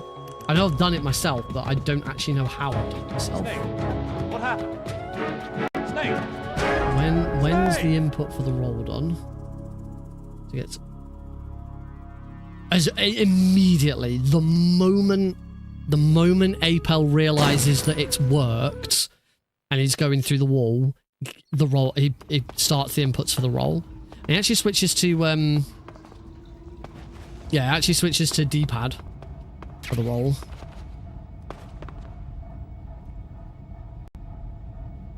This is the hard bit. Just getting this roll in. Look how quickly I was able to get through the wall there.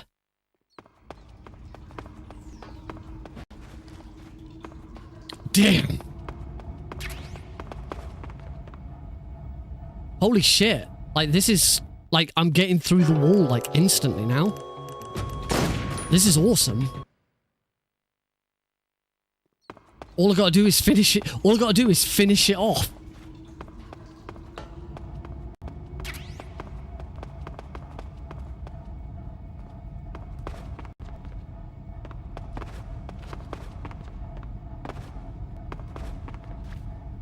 Ah! I've got to switch to that roll like instantly. But if I can do this, this is going to be fantastic.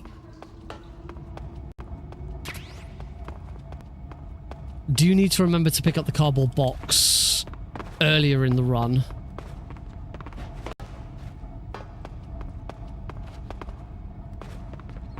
No, I didn't realize I was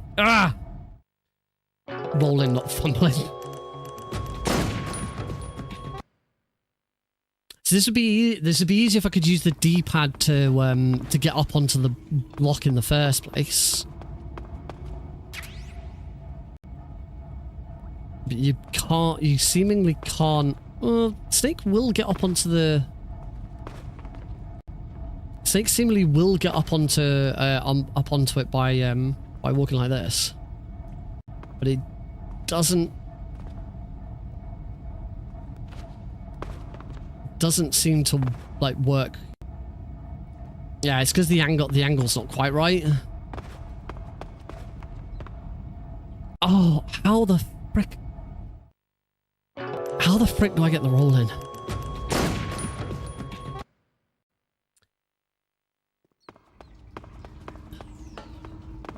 Oh my, but I've already done it. I've only done it once.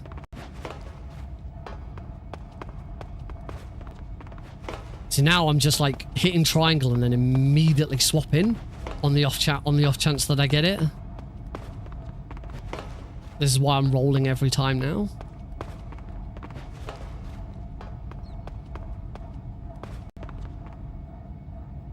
I can't. Am I not mashing? Maybe I'm not mashing X quickly enough. Maybe it's that it has to be done like on a the roll has to be done on a particular frame, so I need to like really mash X.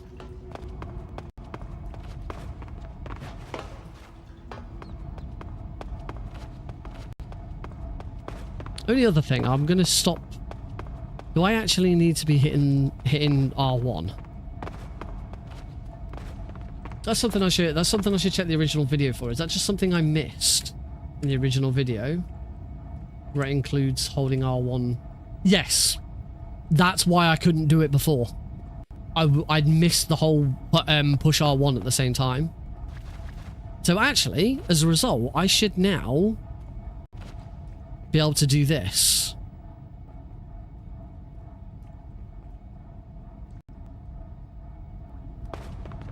Yes. Okay. No more fumbling around. I set that up exactly as it was in the video.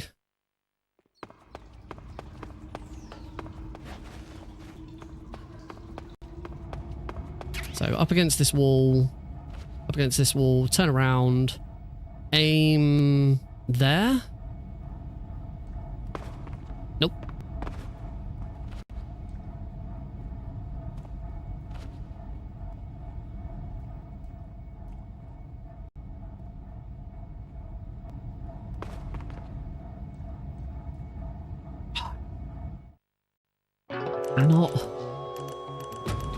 I think I say I'm gonna let me just check the video again. So I think it is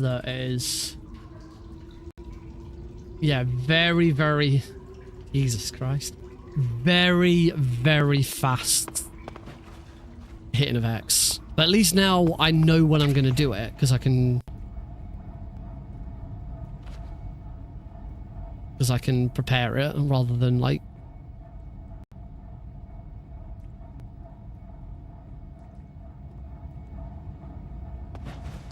Nope.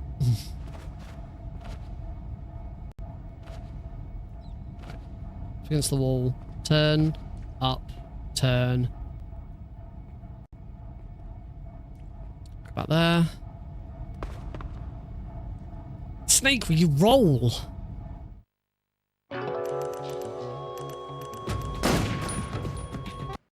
Clearly not mashing X quickly enough.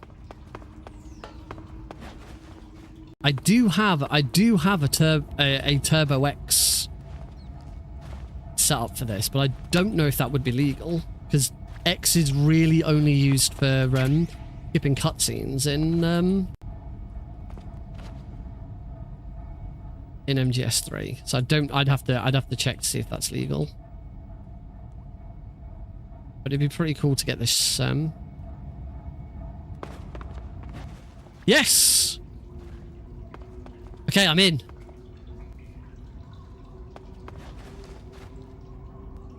I'm over to the other side. Now all we gotta do is... The thing is that the, I believe the end of level trigger hasn't loaded yet. The end of level trigger hasn't loaded, so we kind of have to get that area to load, because it hasn't actually loaded in yet.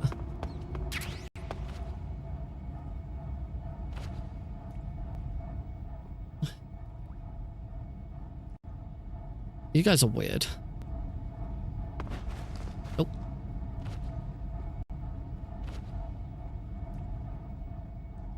Try again.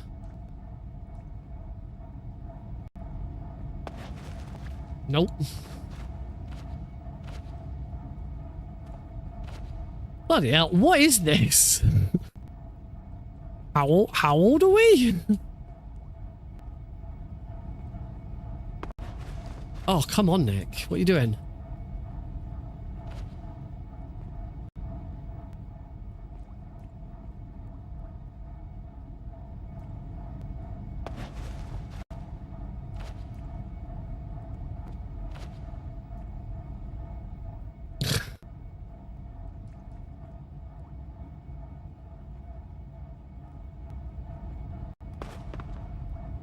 No. Ah. I know I can do it now, so I want to do it. Getting this bloody roll is this is already better than what I was doing with the bloody 3DS version when I was trying to do this skip.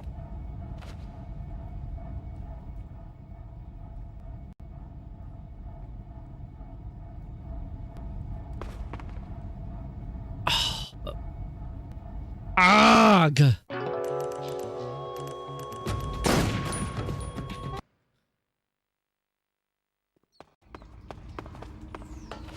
This is weird because it's just you two on YouTube having this comment. I bet all the Twitch viewers are just seeing this on the stream chat and just like, nah, stay out. It's gonna stay out of this one. Come on.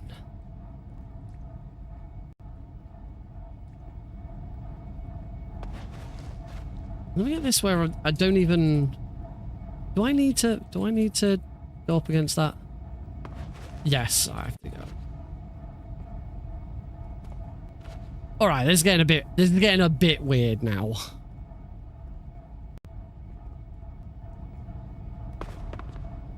Oh, come on.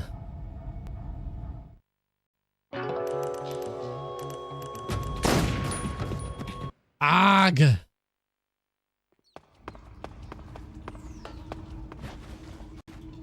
Might have to go ahead and do a run without this. If I can't get this bit right.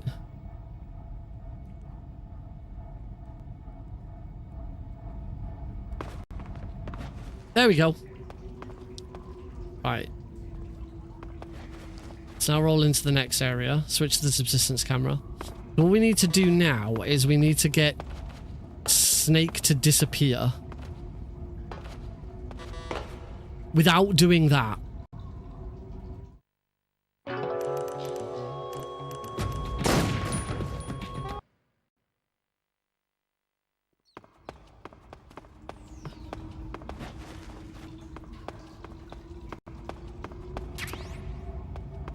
So this is actually a problem that I had with the 3DS version, where I think I used to do this. Where I used this box to go out of bounds like this, but then couldn't force that other area to load. Ah, god damn it!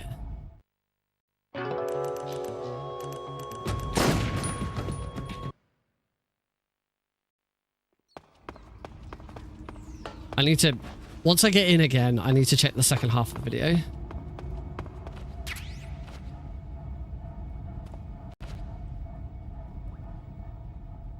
But, say, this roll bit is just insane.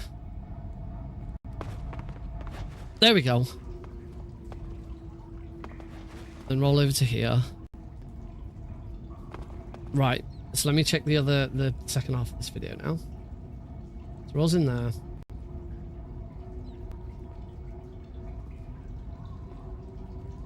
It's basically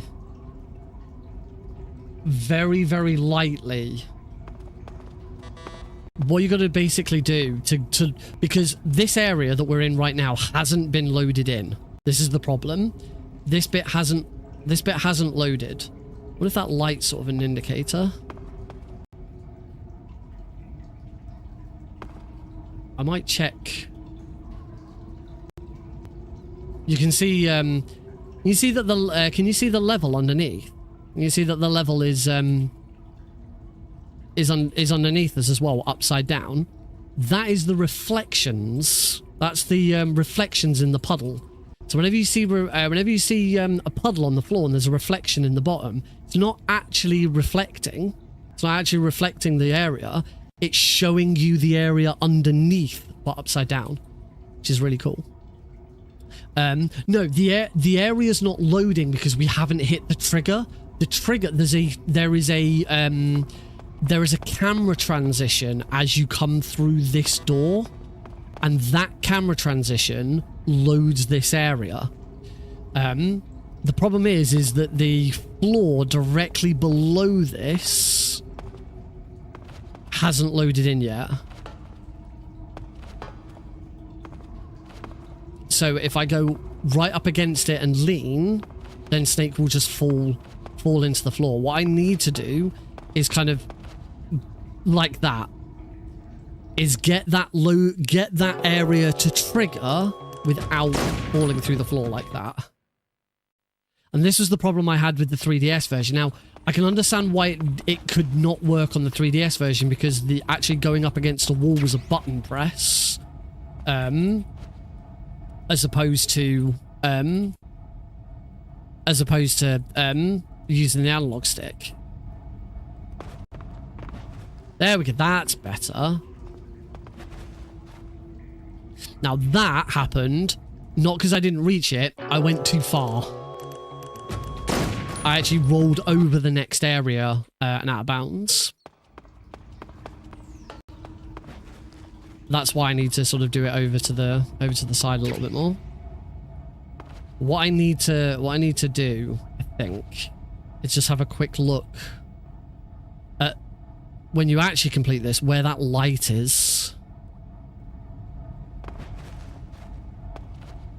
I might have the rolling down now. I just wasn't mashing quickly enough. As I say, this would be sick if I could. This would be sick if I can get this into an actual run. This would be awesome.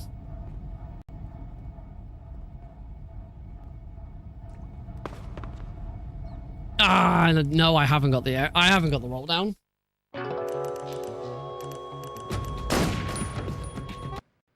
I do recognise we're nearly 2 hours in. I haven't actually started a run yet. We're so close with this.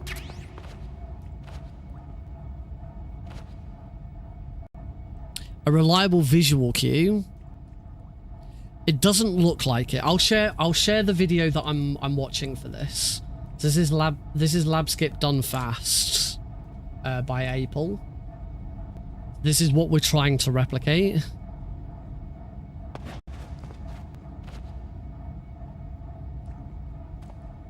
This is why I'm doing these exact movements. Getting Snake's health bar to there. Apparently I'm just not mashing quickly enough here. Problem is I'm not very good at I'm really not a fast masher. I've never been that good at mashing controller buttons. So this is kind of awkward for me.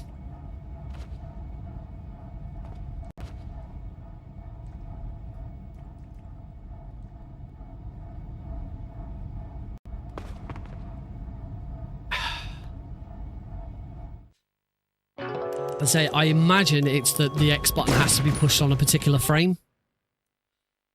I could have a look at getting turbo working, which shouldn't be too difficult. I just need to use the right thing, the turbo. In fact, I have some controller configs that have it. They just don't have the half button on.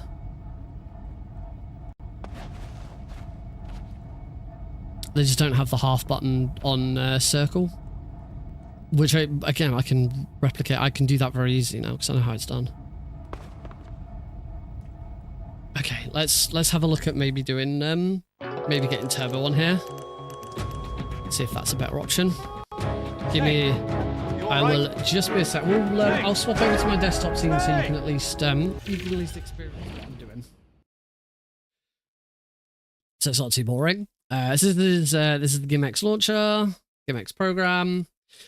We will shift escape out of that, and we want to open a different config. Let's go with.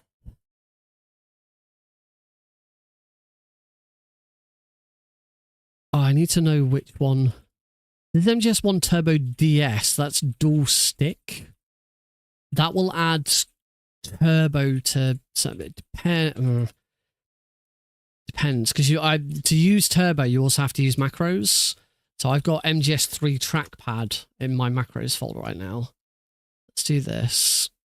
Let's put MGS1. Does MGS1 trackpad also have turbo? Trackpad Turbo X and track. Yeah, let's try this one. So, pop my MGS1 trackpad macro into there. This is for both analog sticks. So DS would stand for dual sticks. So let's just edit this config very quickly to do one other thing, which is go to button 2 circle, remove it, add it again as an axis. So button, auto detect, push circle. So button 2. We want this to do circle, add, then we go to overall, axis intensity, auto detect, I'm going to hit F8 on my keyboards. We want to decrease the steps by, and have the steps to 2. Axis, circle, add. There we go. Basically this just means that when I push F8 after this starts, my circle button will go to a half press. I do want to save my configuration. Yes, please. Oh, only other thing I need to... No, it should be fine. Right. Start.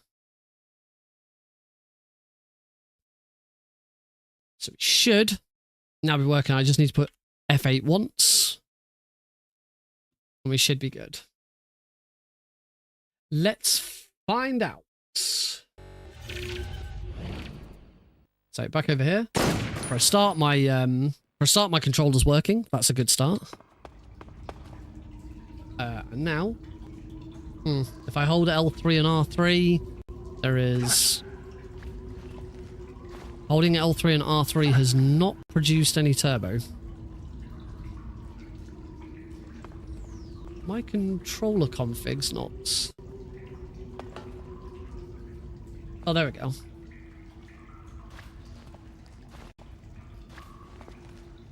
Nope. This does not seem to have worked. What's gone wrong here? Oh.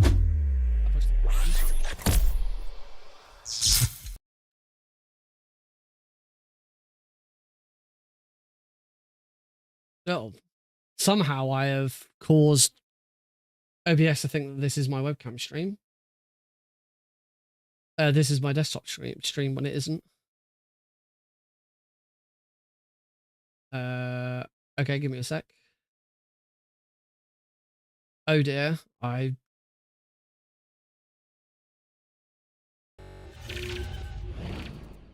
Okay, we're fixed.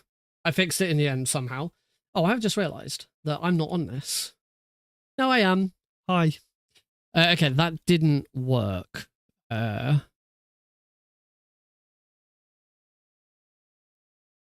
didn't that work? Macro directory is correct. This should be macro joy button down 13. This is for J button down 13. File edit config.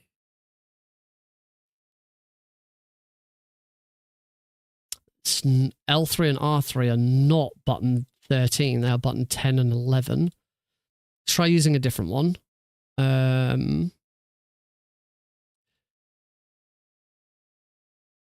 MGS1 Xbox. MGS1 console R3. Let's no, because R3 is going to be a right pain in the butt button to use. I should be able to change it. Oh, this is for an Xbox controller.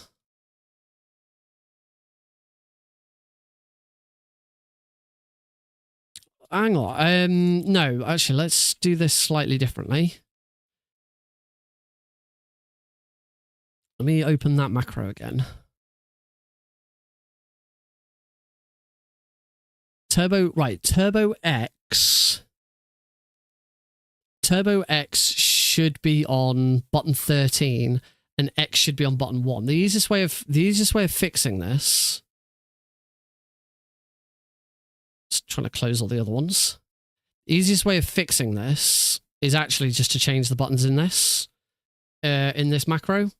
So we want to use L3, not R3, because R3 is change camera. So L3 is button 10. So we just change that to button 10.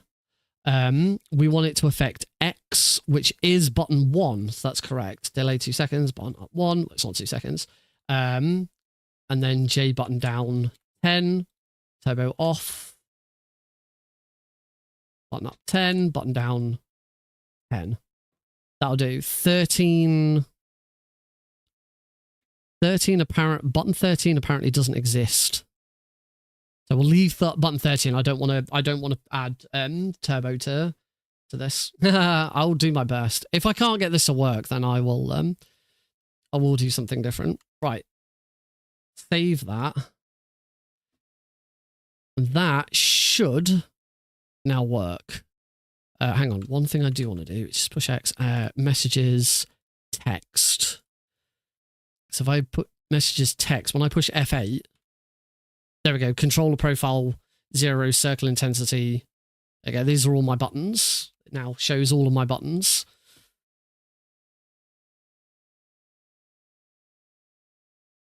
I don't know what was going on there. Right, let's see what happens in game, shall we? Hopefully that's done it. Change back over to mine.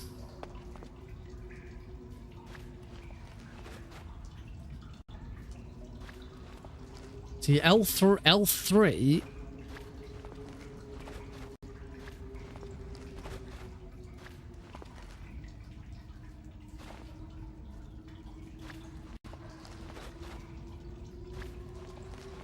L3 is now pushing X, but I would have thought with turbo it's supposed to be It should be doing that. It shouldn't be... It shouldn't be this slow.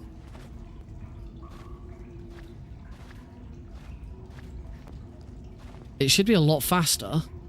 So I don't quite know why that's so slow. Rather than switching scenes, I'm just going to very quickly have a look. Why is that macro doing that?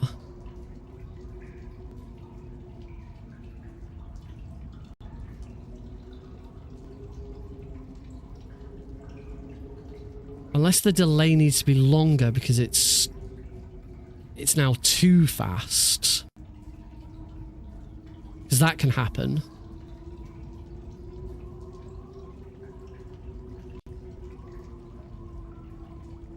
I bet button 10 and button... I bet there were button 12 and 13 for... No, that's not it. I'm going to change the delay to... I'm going to change the delay to 5 and see if that makes a difference. So I think it's just that it's too fast now. Let's have a look.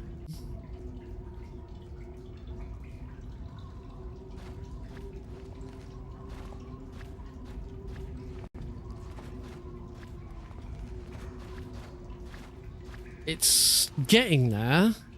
It's certainly getting there. I'll try changing it to... I wonder if I've got another... I'm going to check some of my other macros and just see if any of those have also got different delays. No, delay of 2. Turbo face buttons, delay of 2. This could be because I'm playing it on... I'm playing it on PS3. But I'm playing it on PS2 and the turbo's just different.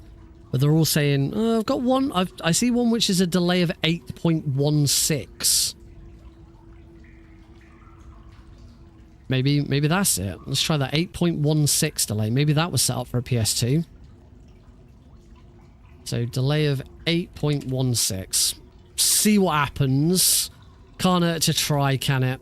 Right, start, set up. F8 to turn the controller profile down. Right. No, that doesn't seem to be it either. That is still...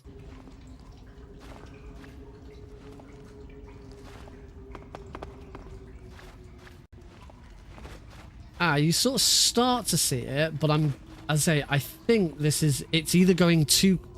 I think it's going too quickly for it, or it's not going quickly enough. It was at 2. I'm going to try it. I'm going to try it at 1.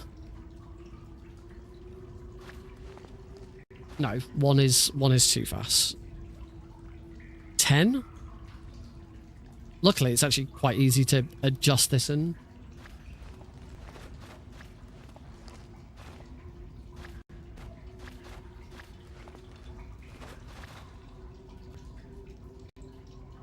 Anyone got any idea how fast a PlayStation 2 detects inputs? I think the number is milliseconds. That's 50.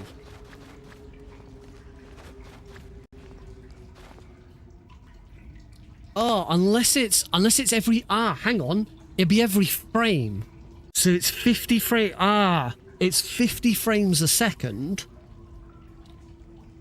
It's 50 frames a second, so we want how many milliseconds are in a frame. I think that's what we want. Open my calculator. So there's 1,000 milliseconds in a second. 50 frames a second. It's PAL region, yeah. It's not 60 FPS. It's 50. In fact, no, it's not 50 FPS. It's I think it's 25 FPS. Pretty sure MGS3 PAL. MGS3 PAL FPS. I'm pretty sure. Yeah, it's 25 frames per second. That's why we're going too far. So we want it on every frame. 25 frames per second. The second is made up of 1,000 milliseconds. So we want to do 1,000 divided by 60. My calculator, there we go. 1,000 divided by 60 No, not 60. Hang on. How do we get to 25 frames per second?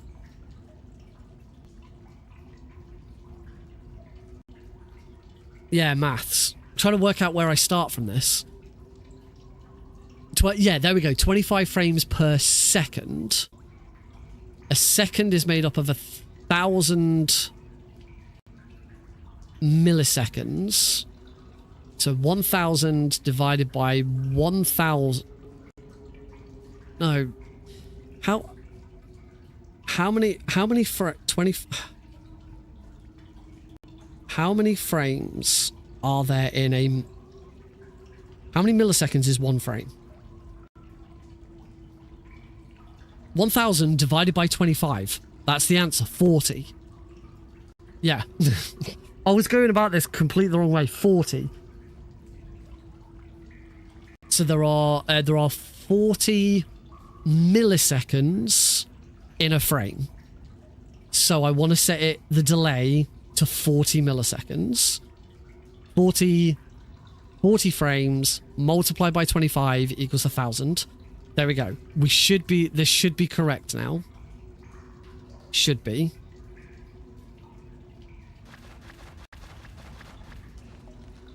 It's still not quite right, but that's...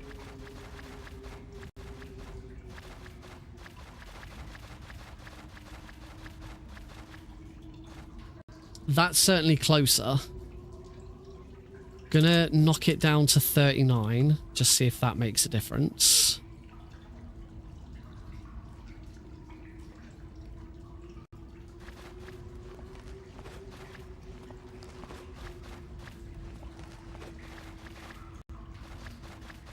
Thing is, I can still do this quicker.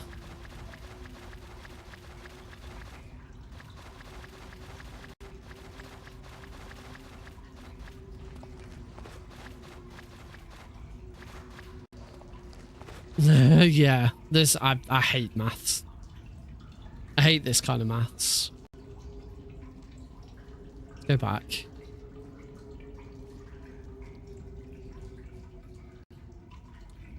The thing is it also depends if it detects it if it does detect it on every frame. It should detect it on every frame. So I've actually knocked this down to 20 milliseconds. And 20 milliseconds actually seems a bit more accurate. I'm going to try one more thing. I'm going to try setting it to 41. I wonder if 40 is just too much for it to detect.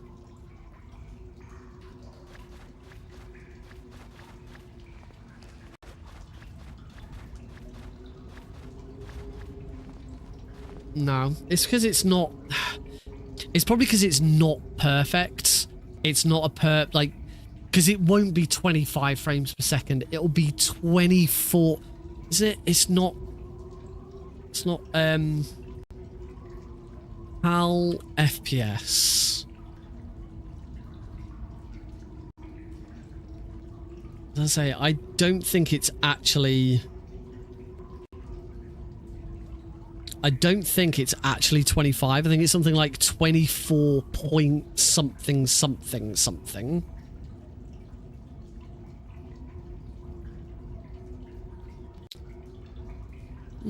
It does say 25 frames per second on here.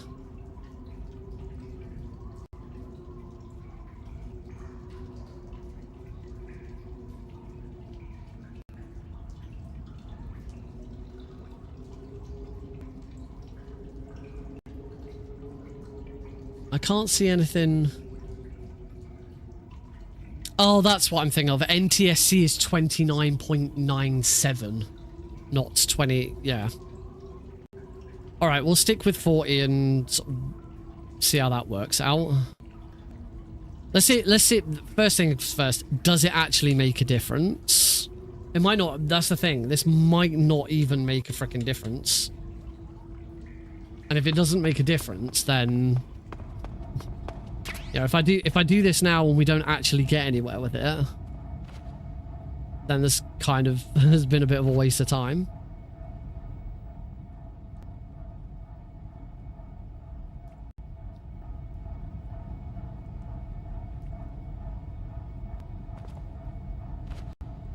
The other problem is I've got it mapped to L3, and that's not actually that easy a button to push.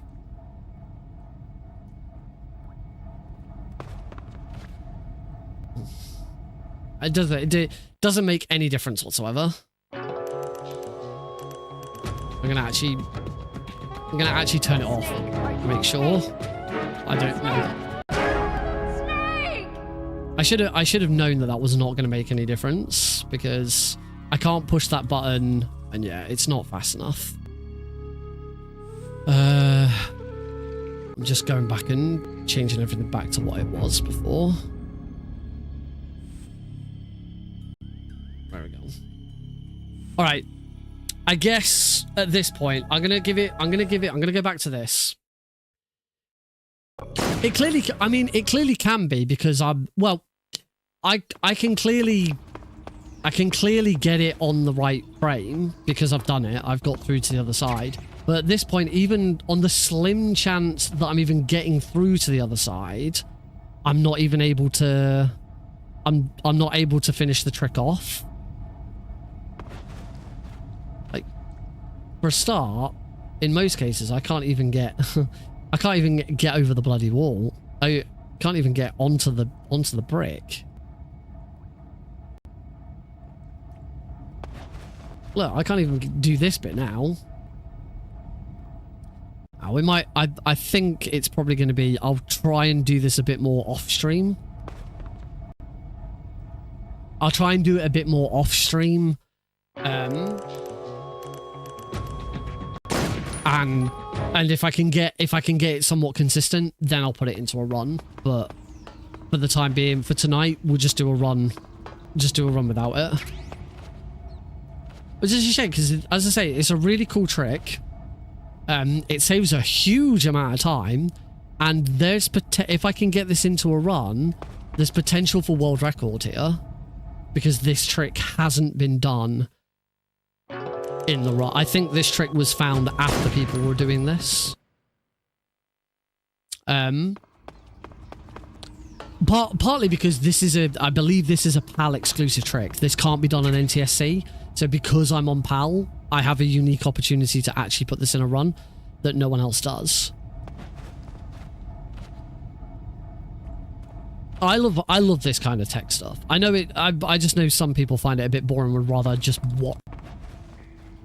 watch a run. I keep when I do that, I keep rolling from the start too early. It's only because I can get through, and then it gives me hope. I put hope in there.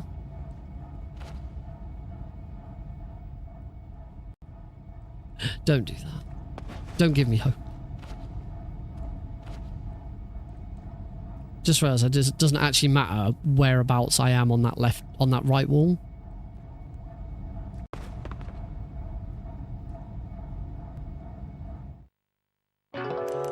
The other thing I think is I'm not switching to pushing X quickly enough. It's not actually about the frame. It's like buffering the input. So that's the other thing to try and do. Make sure that I'm swapping. I'm hitting triangle and up, and then this is why I keep doing this, because I'm like hitting triangle and up, and then not getting the movement.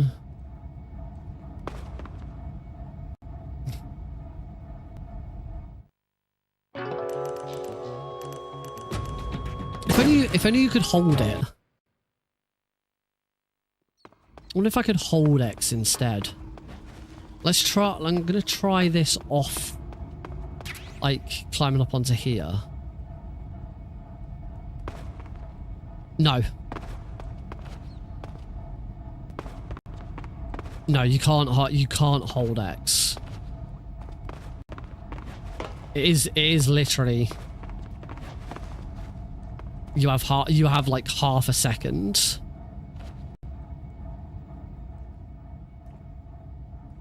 I don't think I'm in the right place for this, but we'll see.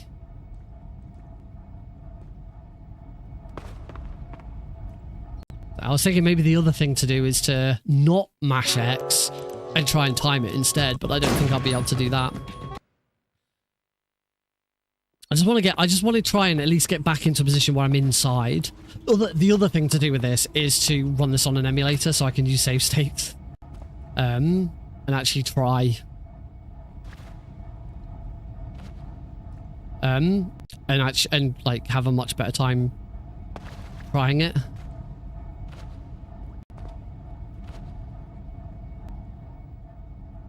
That would also make life a lot easier. Oh, come on.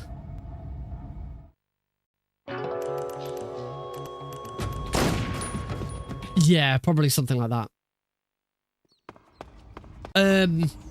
So it's rolling off the imaginary ledge that Snake's climbed up onto and getting onto the ground.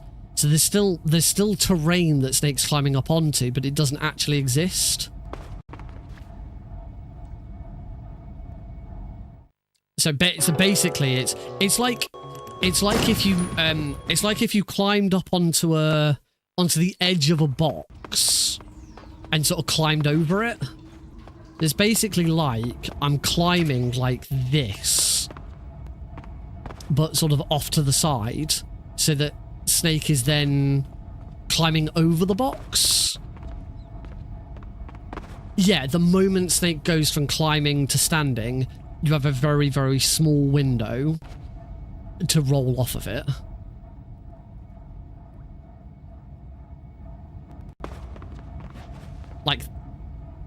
Like that. Now, unfortunately there, I used the analog stick to roll, so Snake didn't roll at a 45-degree angle. That's why it's supposed to swap to the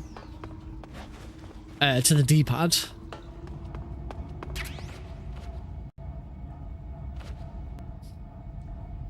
That's even more annoying. The time that I actually do it, I forget to swap to the D-pad. Nope. It's quite far enough over. Nope.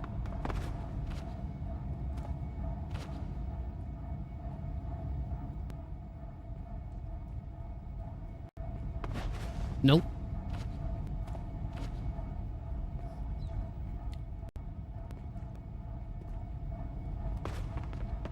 There we go, like that. So then here, I want to roll from about here. Okay, so we're in. So the point being, I wanted to check where this was with the light. It's annoying because on the 3DS version, you actually do load in some of the area so you can actually see. Oh, actually, I think there's an easier way of doing that. I think because I'm under this light. Let me check the video. April's video.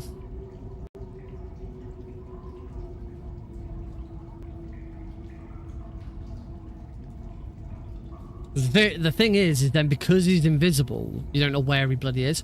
There is something I know from the 3DS version, which I might try. Okay, so here's the stairs. And that's the thing. Because the environment for this area hasn't loaded in, I get to the top of the stairs and fall off. So, I'm going to try a 3DS trick and see if this works. What I'm going to do is I'm going to do that first. What that should do is that should at least load in the textures. As I say, if this works the same as the 3DS version, and so far everything kind of is,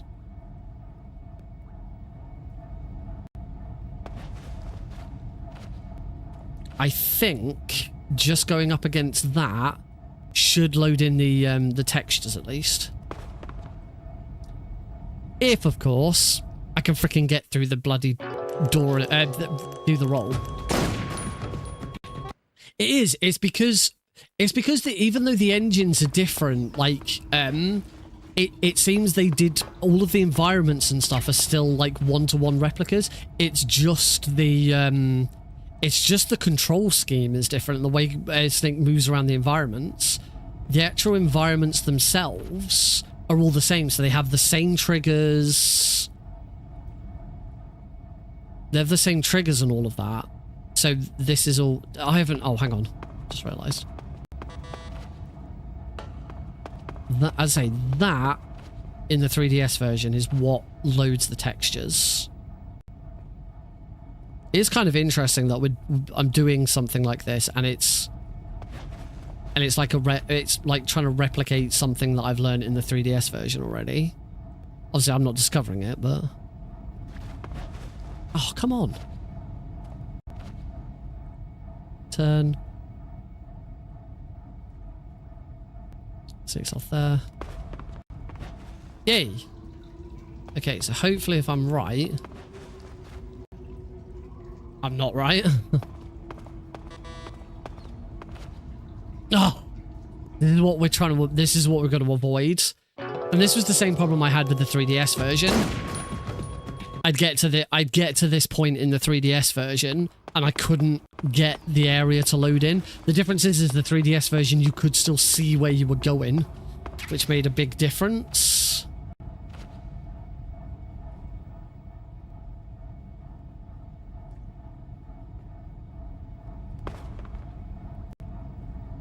I'm getting a little more consistent.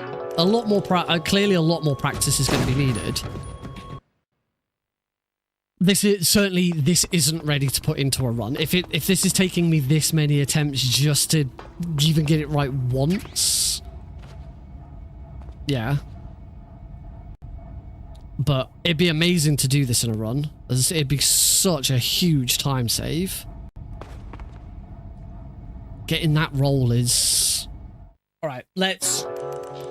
It's 10:30. At this rate, I'm actually only going to have time for one run. So, let's leave it for now. I will work on this off stream. See if I can get it more consistent and get it working. In the meantime, let's actually do a run and at least get onto the... Metsa, thank you very much for the raid. Welcome, raiders.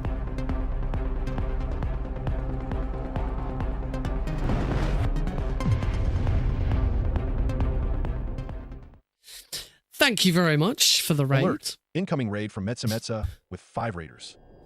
Yeah. Oh, why that got delayed, but we're still here. Anytime you like. Come on, stream. There we go. It's not quite supposed to go in that order. That's why we sort of stuck around in it for ages. But thank you very much for the raid. Welcome, everyone. You joined at a great time. I'm just about to start my first full run of Metal Gear Solid 3 on the PS2.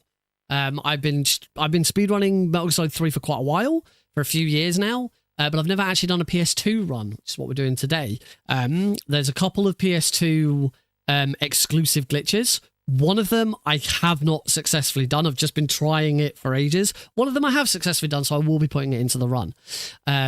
So yeah, let's do this. All of my I don't know why I'm going back to my settings. They should all be fine. We don't want to... Obviously, I normally play this on New Game Plus, but I do not have a very easy New Game Plus save. I've got a hard New Game Plus save. Why do I have a hard New Game Plus save? Because this is my... Well, I'll show you why I have a hard save.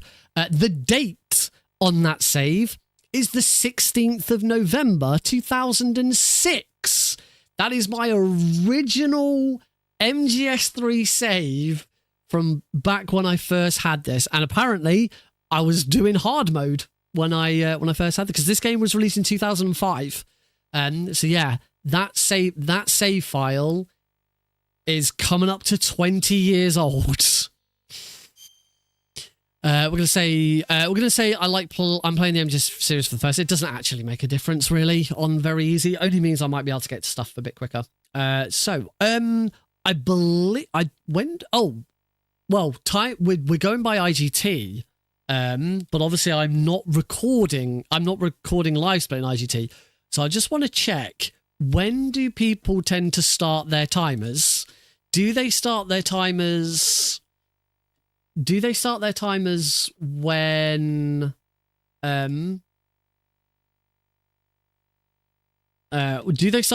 when they hit new game, or do they start their timers when they hit when the opening dialogue from David Hayter disappears? Because that technically, the opening dialogue disappearing is when the IGT starts. So, but I'm just gonna check, because it's a lot safer to check if I can get a bloody run to, there we go. Right. Vermilion's world record starts the timer.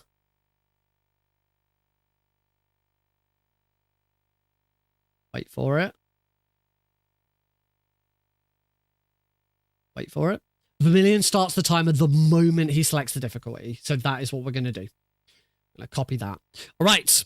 So here we go. My first ever PS2 run of Metal Gear Solid 3. Well, my first ever speed run on PS2. See, just talked about the fact that 19 years ago I have a save. Right, 3, 2. Oh, yes, that's working. 3, 2. Hang on, it's going to say reset now.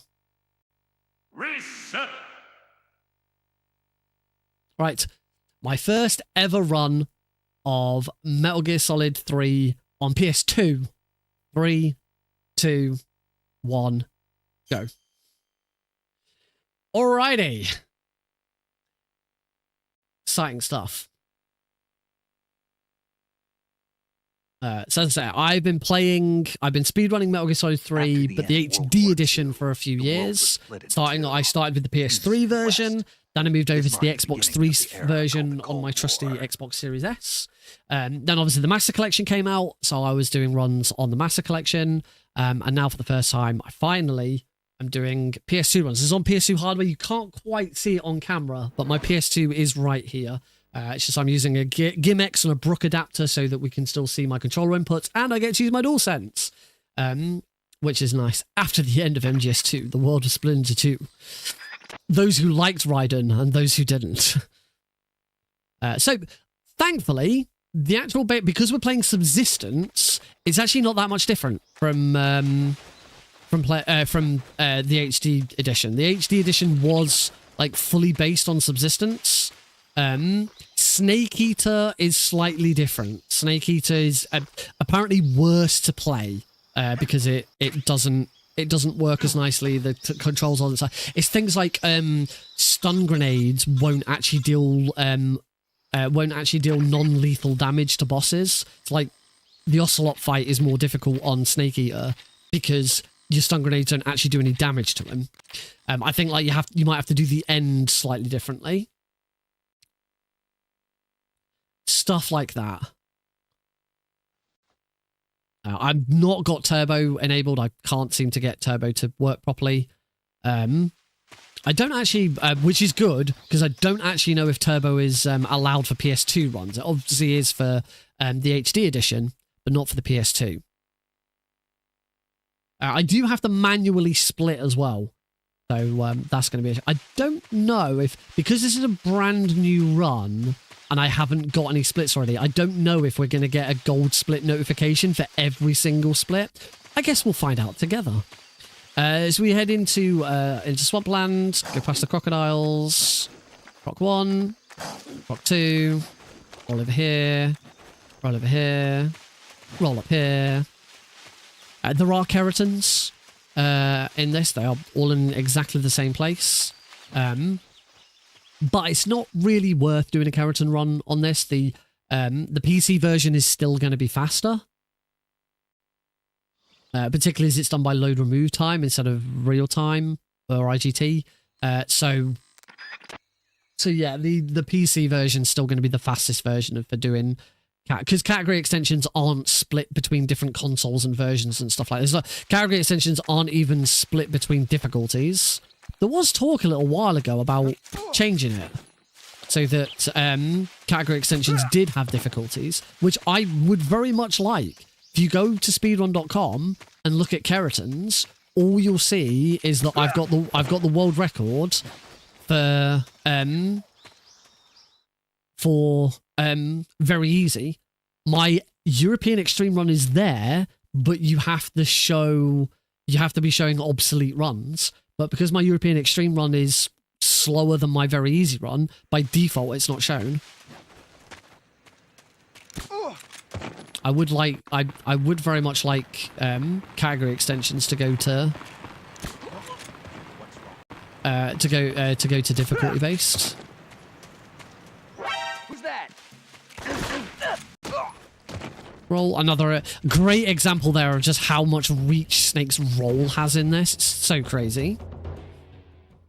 And to that, so some more button mashing. Skip those cutscenes. Furiously skip those cutscenes. Obviously, loading times are a lot worse in this. Obviously, the resolution, we're playing in 4:3 aspect ratio, you know, stuff like that. Very, very different for all of that. But the gameplay's all the same, and most of the same tricks work. I've already tested it because I did a little bit of play to check, and the double stun throw for the Ocelot unit works perfectly. So I will be doing the double stun throw for the Ocelot unit, which is great. I love the double stun throw. It's so cool, and it's so much faster.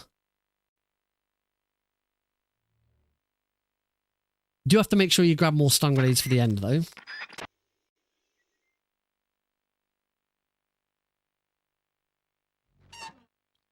All right. So now we leave with Sokolov. Get ambushed by the Ocelot unit. Snake takes them all out in a cutscene.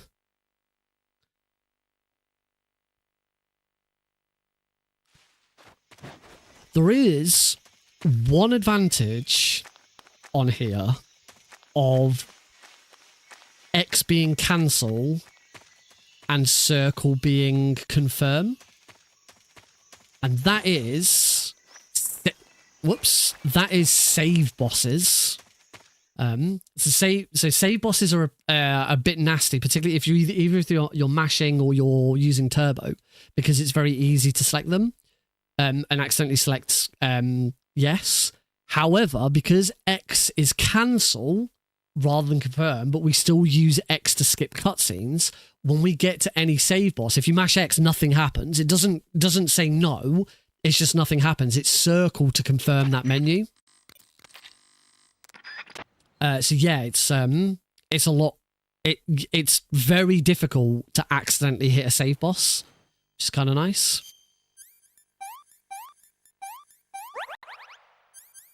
This isn't as responsive. You have to very deliberately make sure that you open and close these menus. Okay, so we're coming to the end of the Virtuous mission. More cutscene skipping. More cutscene skipping. More cutscene skipping. Should be getting that save boss anytime soon.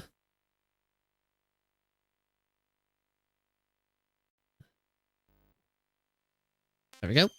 So very, very difficult to avoid that one. So do we now get a gold? No. Good.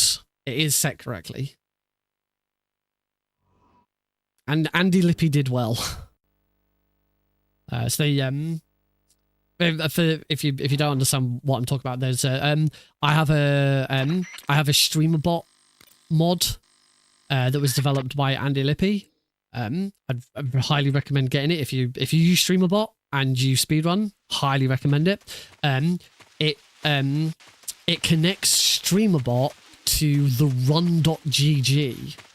And of course, the run.gg connects to your live split. So what it allows you to do is it allows live split to communicate with StreamerBot. So as a result, whenever I get a gold split, we get a little alert, and it says in the chat, Nick got a gold split on this split. Whenever I reset, it says reset. Whenever I start a run, although the start run didn't work, it should come up with a little message saying start, said by Snake. The only thing is there is a trigger for... Oh, and also if it works correctly, it won't work now because because this is a brand new run. But when I'm repeating a run and I've already got splits, my lights will change color and will be red or green depending on whether I'm ahead or behind. Because I also have my streamer bot connected to Lumia Stream, which controls my lights. All right, we need the easy gun out. Shoot that guy. Shoot that guy. We've got the easy gun out now, so it's time for everything to be nice and fast and easy.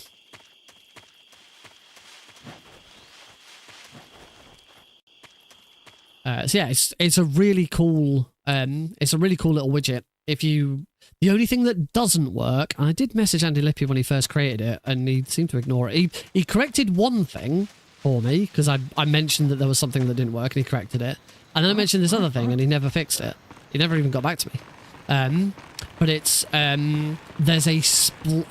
is a trigger for final split to say when a run's completed, and that doesn't work. But because there's a trigger for final split, it means that the normal splits don't do the normal trigger for a split happening doesn't trigger if it's the last split, because it ignores it for the last split so that it uses the last split trigger, but the last split trigger doesn't work. So as a result, I can't do anything with the last split, which is annoying because I really wanted to do stuff with the last split. I tried setting it up so that if the final split occurs and it detects that my new time is quicker than my old time, so basically I've got a PB, we get some sort of PB alert. Say, yeah, Nick got a PB. But I can't do that. I should probably have a look at the code for it and see if there's something I can do to fix it. There we go, we don't get that save boss. Right, we're now onto the Ocelot unit. So I don't need to open the menu. I always forget this with very easy. There's no menu option. So stun grenade, though stun grenade through that window, that probably hasn't worked correctly because that was a overarm throw. And stun grenade there. I will see 5 enemies. Oh, beautiful. Spot on. This is exactly how the Ocelot unit should fight. How that Ocelot unit should fight. That was a sentence. That's exactly how that Ocelot unit should go. That was perfect. 2 stun grenades. I'm going to roll over here. Roll over here and select the easy gun. And keep going. It's a good start. First big speedrun trick done. Into Chondipflud. The big swamp. Over the crocodile. For a swim. Get attacked by a leech. Just keep swimming. Just keep swimming. Where's the crocodile? Just keep swimming, swimming, swimming. Roll into that cutscene. Roll over that one.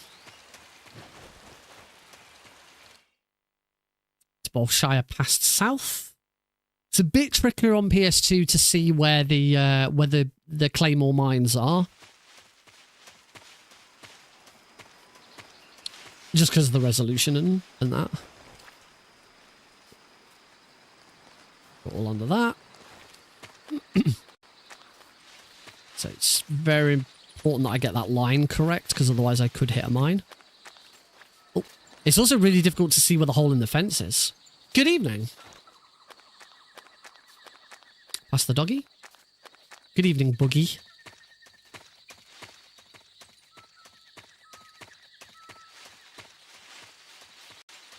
And roll through there.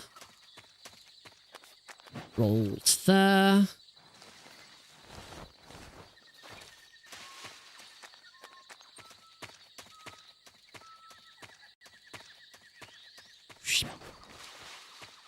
Into Bolshire Pass Base.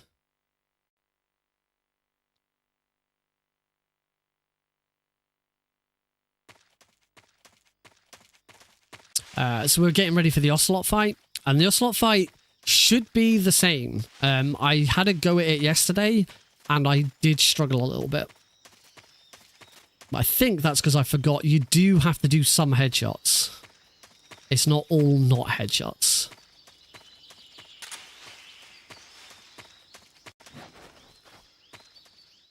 Alright, time for Ocelot. At the end of the fight, you have to do headshots.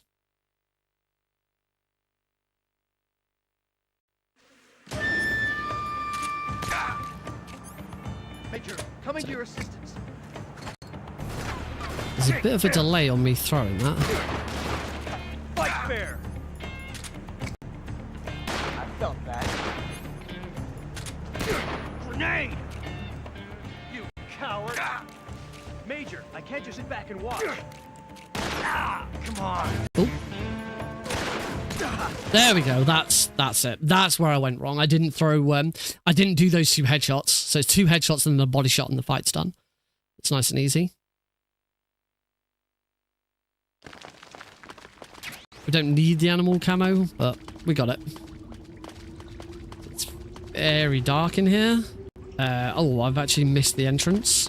Entrance is here. There we go. No need to adjust your sets here. It is very, very dark in here deliberately. Ooh, I should get this energy drink finished. Otherwise, I'm not going to sleep later.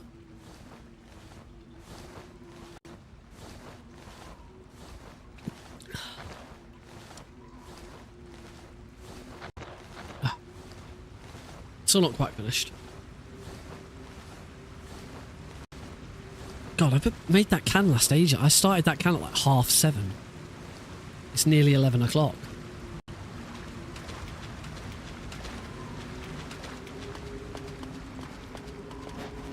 Oh, it's so much more difficult to see in here.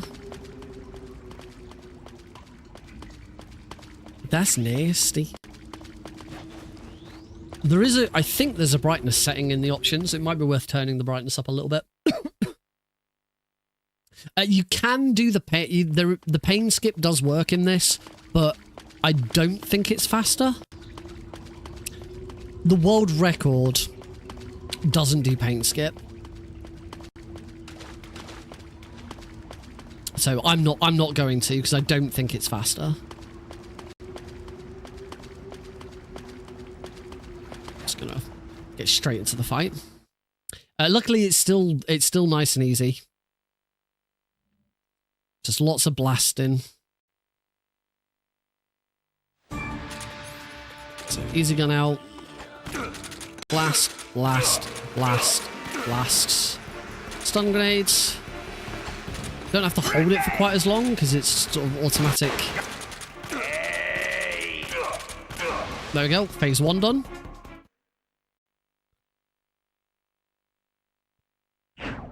On to phase 2. Another thing with Snake Eater rather than Subsistence is on Snake Eater, going into first person doesn't stop you getting hit by the bullet bees.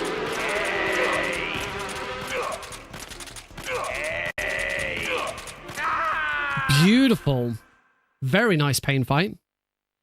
Didn't have to throw an extra stun grenade either, which is always good when that happens.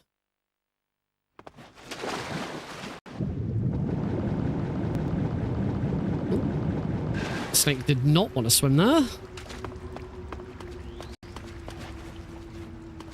Lovely. This is going quite nicely so far, I've got to say. I do, however, have one disadvantage against the world record. If I did want to push this for world record, there's one big disadvantage which the lab skip would really give me an edge over, and that is loading times. Because I am running this on a fat PS2. This is the original fat PS2 that I've got. I do not have a slim. I don't know if the slim was any better for loading times. I do have a hard drive for it. I could run the game off the hard drive instead, but I don't know if that's legal for speedrunning. But the world record by Vermilion, you can go out of bounds here. You can do the out of bounds trick. But I think like some versions there's a chance that Snake could die, so I'm not going to do it. I don't know. I don't know that Snake might not have a chance to die. I'm not sure. I just don't want to take the risk. Yes, the world record by Vermilion is done on a backwards compatible PS3, so load times are a lot faster.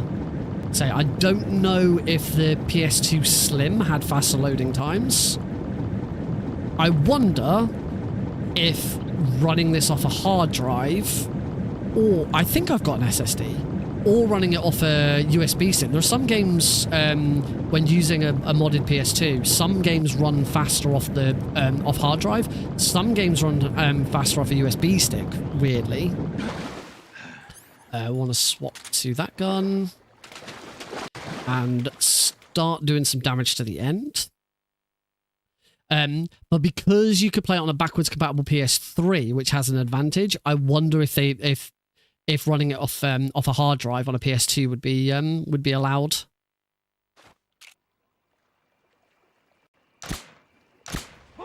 Cool. I did damage to him. I was a little worried there that he was going to get away. This is HQ. That's important. We need to do that damage to the end now, because otherwise the end will have full health and stamina when we do this fight later. We do not want that. Guard should miss. Roll that guy. There we go. And we successfully get into here before the guards turn up. Right, we're not doing lab skip. I need to practice lab skip a lot more before I try and put it into a run. Particularly if I was going to do lab skip, I'd have to try and get through that first area without taking an alert, which isn't that difficult. It's easy enough to do. Let's take that guy out. Roll up here. Or roll up here. Roll up here. Roll up here. Take that guy out and roll into here.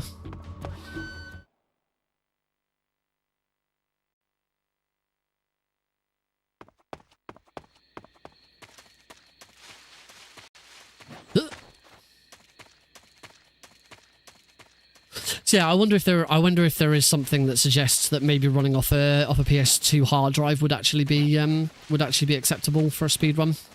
Just because you can run it on a backwards compatible PS3, and that's always going to have an advantage over you. Who knows? But as I said before, if I could get the lab skip down, then that fixes the problem, because that's a massive time save. If I can get lab skip down, we're not doing this everything that you see for a little bit is skipped.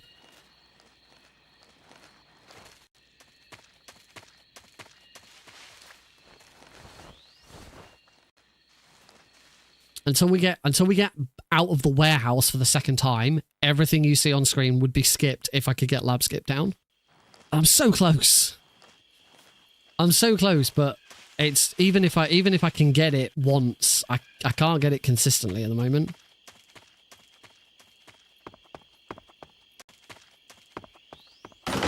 In we go. I wonder why there's a number 10 on here. Because that number 10 on the there's a little sign next to the door that says 10. Like, that looks like a house number. It's like, there's no way, there's no other houses, there's no other buildings or anything. This isn't house number 10. Oh, I better roll that guard just to be on the safe side there. Seems how I didn't shoot him. Right, we're going down into the lab. Because we're on hardware, we are playing this by IGT. IGT will be our timing method. So I do not need to grab the handkerchief here. Oh, Snake, go through the door, please. Thank you. Shoot that guy. So the handkerchief is in the locker. That second sort of square room that we went into. The lockers in the top left corner has got a handkerchief in them. If you're doing a run where RTA matters, so if you're playing the PC version of the Master Collection, if you're playing the Xbox 360 on emulator, which is timed by RTA, not timed by IGT, because of inconsistency. So those lockers there. Or if you're in a marathon, it's up to you whether you do it in a marathon or not. Marathons tend to go by RTA, so you know there's that. But yeah, if you're going by anytime you're going by RTA, you want to grab that handkerchief, because that handkerchief will get you through the Sorrow boss fight a little bit quicker. If you're running in IGT, it doesn't matter how long it takes you to do the Sorrow boss fight, because the Sorrow boss fight is the IGT is paused when the Sorrow boss fight takes place. So you can take as long as you like against the Sorrow in an IGT based MGS3 run, because the IGT is paused.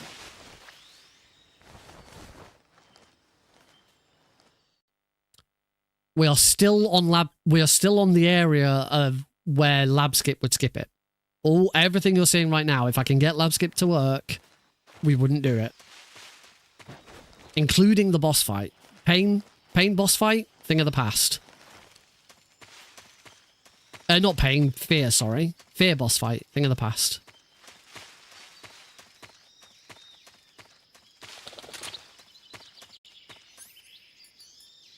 Stun grenades. Alright, into the fear.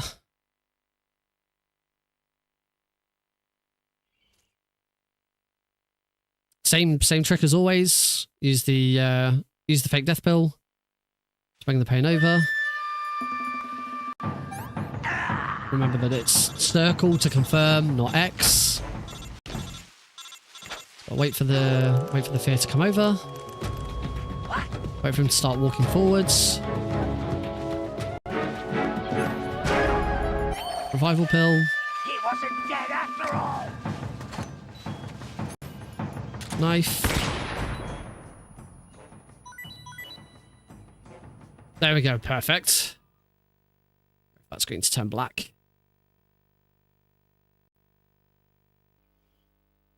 Or do that also works.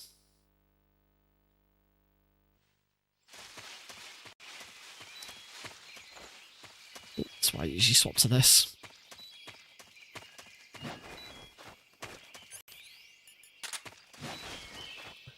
I'm gonna stick with. I'm gonna leave the. I'm gonna leave the poison on. Might get an angel heal.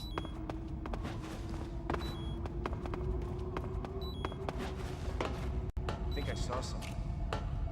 Ah, I forgot to hold L1. Oh well.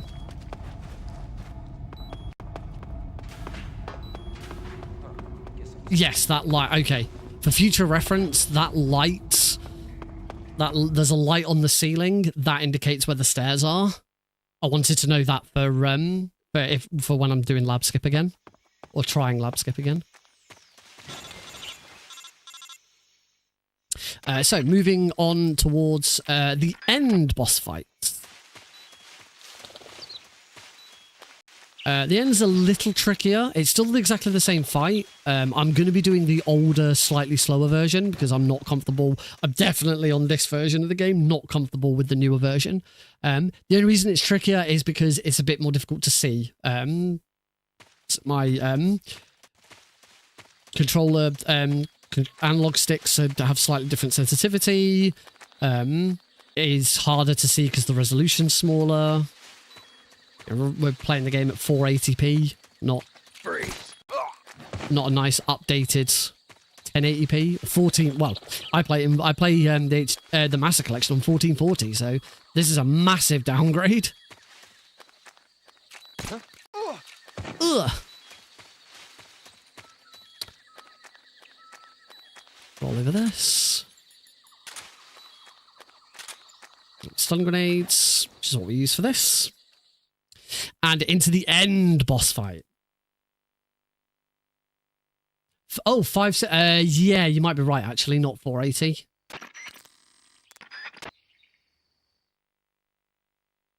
The capture card is actually still running at 10. The capture is at 1080. But obviously the game isn't outputting at 1080.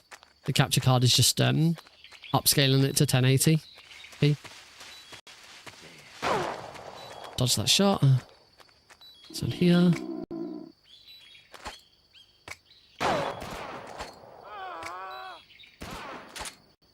Turn around so I don't get hit by the last one. Easy gun. Let's hit him in there. Oh, I thought the easy gun was supposed to stop me from getting... I thought the easy gun was supposed to stop me from having problems. I'm gonna... Is it because I've got multiple leeches? Just gonna get rid of them all. Oh, we get the bloody cutscene. I thought the easy gun was supposed to stop my...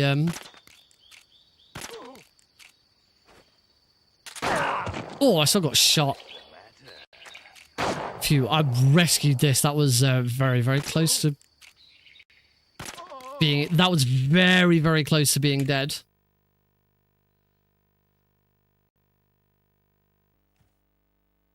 I'm going to skip... beat the bosses as it goes to white now, because otherwise I'm waiting for ages. Yeah, I thought having the easy gun out was supposed to stop me from... was supposed to stop me from having sway, which is why I didn't cure anything, but apparently not.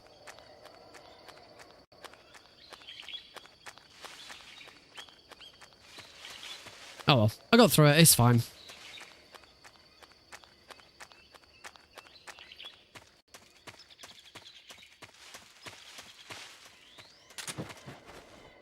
Alright, into everyone's favourite tunnel.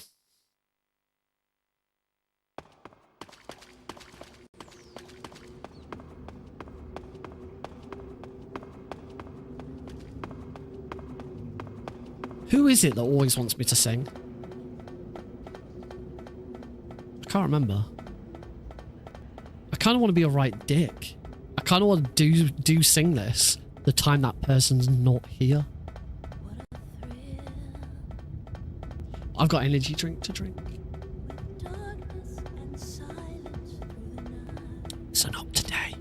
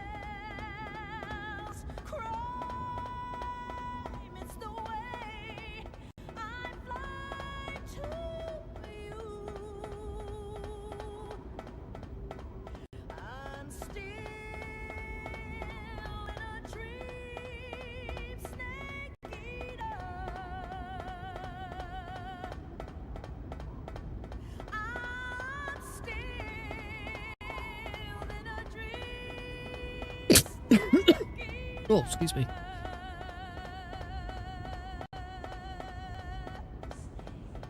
Sorry, I didn't mean to completely ruin the middle of that with the really horrible, horrible cough. Mountains 1, and we are about to get to the one skip that I can do. The one PS2 exclusive skip that I can do in this speedrun. Which is pretty cool.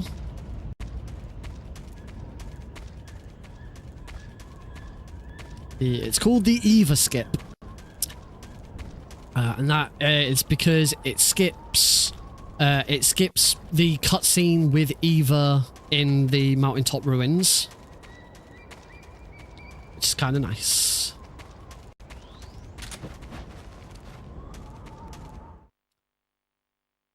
Shouldn't unequip the box there. What you want to do is unequip the box, roll, and equip it again, because it takes Snake slightly longer to go up that hill as a result. I do need to make sure I grab these stun grenades. No stun grenades there, and you're in for a bad time against the boss. That was a really nice roll.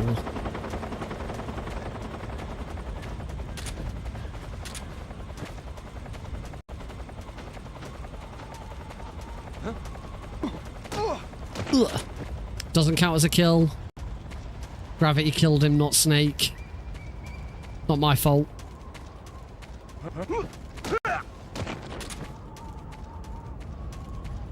Back in the box.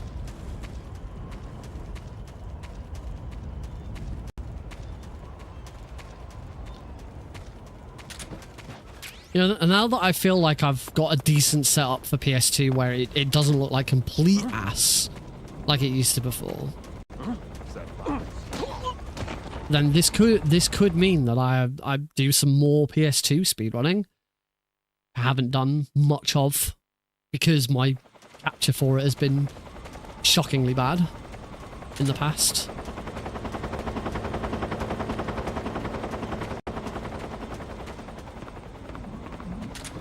Okay, so here comes the skip. We're gonna get to that door. We're gonna get through that door without having to go through the ruins and getting the key. So to do this, we are gonna run up here. We're gonna shoot that guy so he's out of our way. I'm gonna swap to the Snake Eater camera, and we're gonna clip through this wall. Nearly. Come on.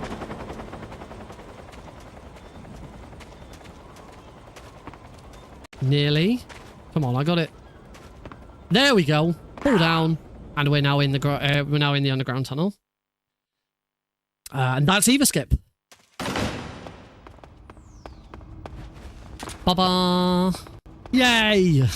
My first PS2 exclusive trick in a run. And another casual leg break, yes! Thankfully, that one is a hell of a lot easier than the lab skip. And onto the Fury. I don't know if in this version the Fury still has the same manipulation upon a reset. I'll have to try and find out. Hopefully, won't find out. Hopefully, I'll get it right first try.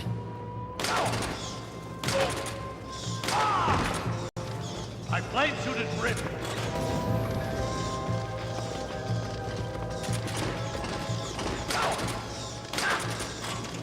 That's some nice RNG from the Fury there. Some really nice RNG from the Fury. Thank you, Fury.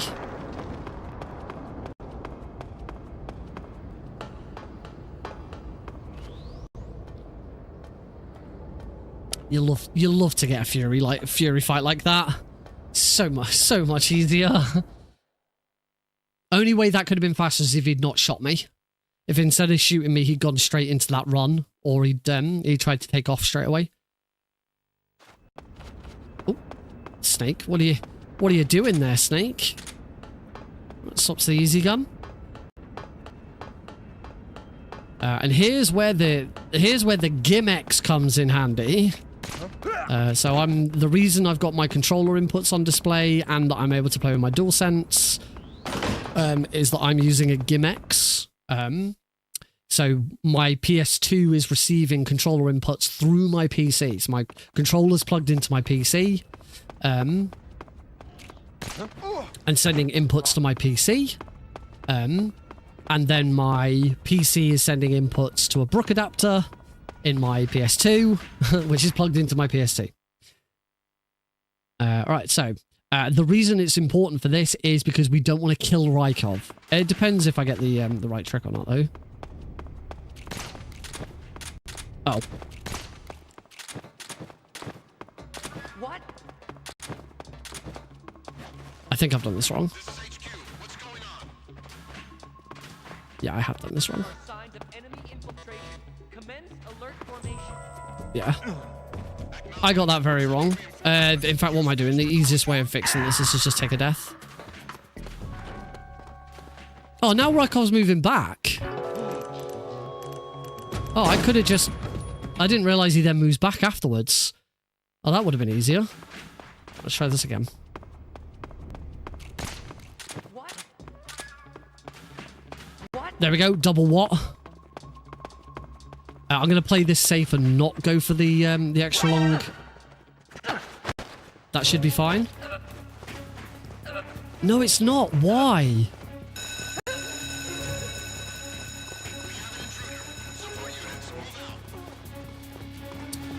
God damn it, this has failed.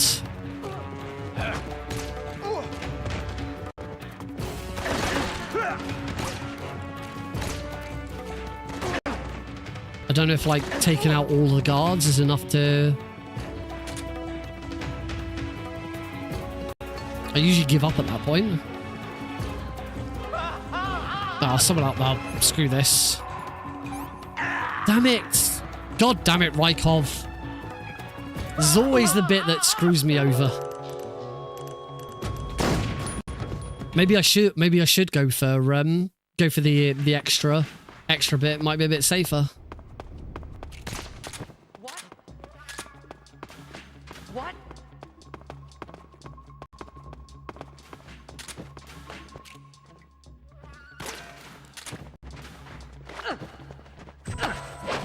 Oh, all right. I've thrown him to the ground instead of ground. That'll do.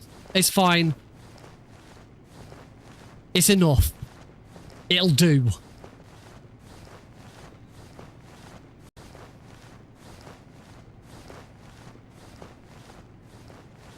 We're through. We're out the other end. Ugh, there's a nice time save for the future. Hold that start button. Immediately go into the menu. Camouflage, face, mask. Should have just gone up. Yeah, banana camo. I actually don't know if box glide's doable in this. I think so. I think box glide isn't doable in Snake Eater. Well, guess we'll find out. Can you still do box glide? I'll give... my positioning might be slightly off there, so I'll give it one more try. No, box glide isn't doable. Because as soon as you get the...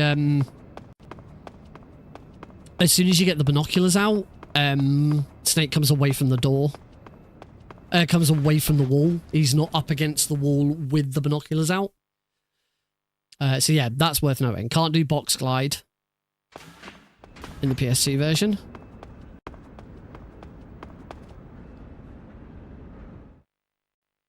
All right, now for the unskippable torture sequence, which is still unskippable. Sir. Sir.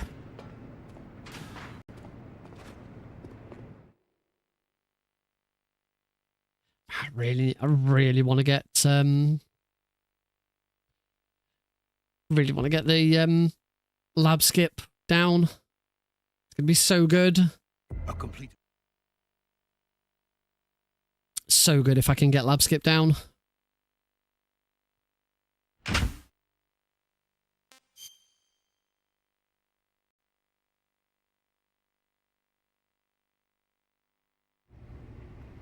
Let's still unskippable. As always, I am going to mute the audio. My capture been a little bit loud about all of this. I'm really quiet as well. And I'm just going to turn myself up 1 and turn my capture down. I don't know if it's been difficult to hear me over the top of the game. I haven't heard any complaints, so I'm assuming it hasn't been that bad if it has, but I'm going to capture down 1 and me up 1 just to try and balance it out a bit better. It's kind of amazing how much quieter I am when I turn my head away from the mic and as soon as I move my head, but yeah. It's got very aggressive filters on my mic. Difference here now. Something different when I'm using my capture card. Usually, whenever I mute the game, sound on stream, I only mute it for you. I only mute it for the viewers. I can still hear it, but because I listen to my capture back through OBS, it actually mutes it for myself as well. So I don't play the game watching OBS. I still have a pass through. I still have my capture card pass through into another monitor because it's obviously then it's instant. It's the capture is very, very quick. Because I can see my screen, I can see OBS. It's only a couple of milliseconds, but it's enough to make it feel off. If I was to try and play it through OBS, but listening to the sound through OBS, that's absolutely fine. Yeah, the sound comes in like, a quarter of a second late, but that's not a problem. That's not noticeable. Oh, You must have your limits. and I am a patient man. As always, 144.75 is our codec call to get out. Pretty sure it's 144.75. Yeah. Oh, nice. That was nice and fast as well. Language, Johnny. I'm sorry, folks. I was not expecting Johnny Sasaki Senior, Senior to be so rude. I say that I fully expected it. Doesn't say it in my tutorial because I bumped into him, so it stopped. So I actually used that to my advantage. I mentioned in the tutorial that if you're doing a speedrun marathon or you're doing anything where you don't want to hear swearing, just as you exit, make sure you bump into Johnny, and it'll prevent him from saying bastard.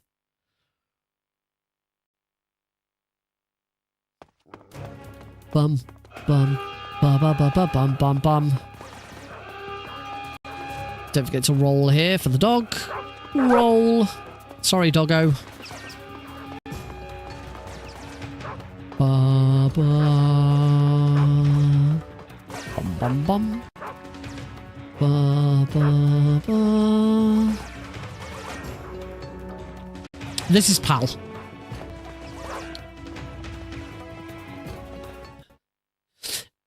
Yeah, this is PAL. I don't own an NTSC PS2. In fact, the only retro console I've got that is NTSC is my Wii, but that's because I modded it.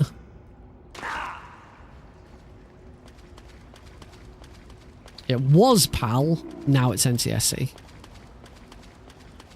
Which is why I have two Wiis. I have an NTSC Wii and a PAL Wii.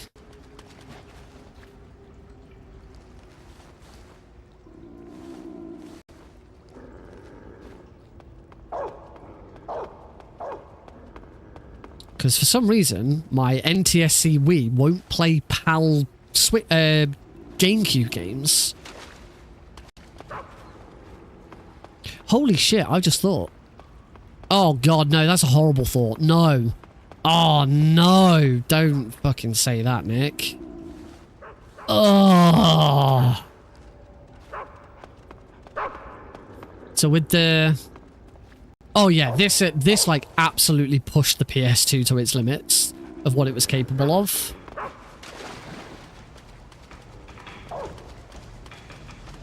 And the fact that this is still what the HD edition is after all these years is is crazy.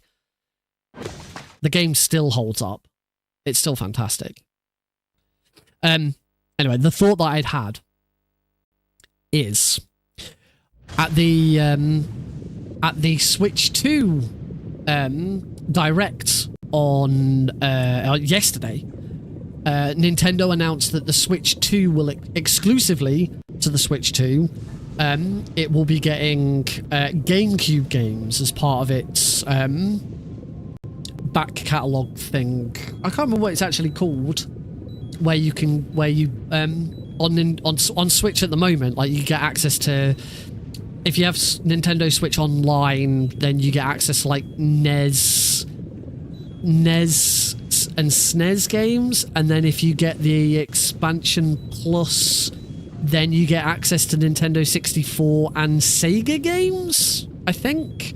Pretty sure that's what I heard, what I recall. But then exclusively to the Switch 2, and it will be launching with the launch of Switch 2. Switch 2 will also get GameCube games, and 3 games were announced at launch, which is ridiculous. We talked about this earlier. We looked at it. I looked at it on Wikipedia, and the GameCube had 615 games. And of those 615 games, Nintendo were launching with 3 of them, which were Legend of Zelda Wind Waker, it was Wind Waker, F-Zero, F-Zero FX. I can't remember what the name of the exact name of the F-Zero game was, and something else, which I can't remember. Can anyone remember what the third? Can anyone remember what the Oh, that it was Soul Calibur 2. Good shout. So yeah, it's to me it seems didn't get shot by the rifle. Oh.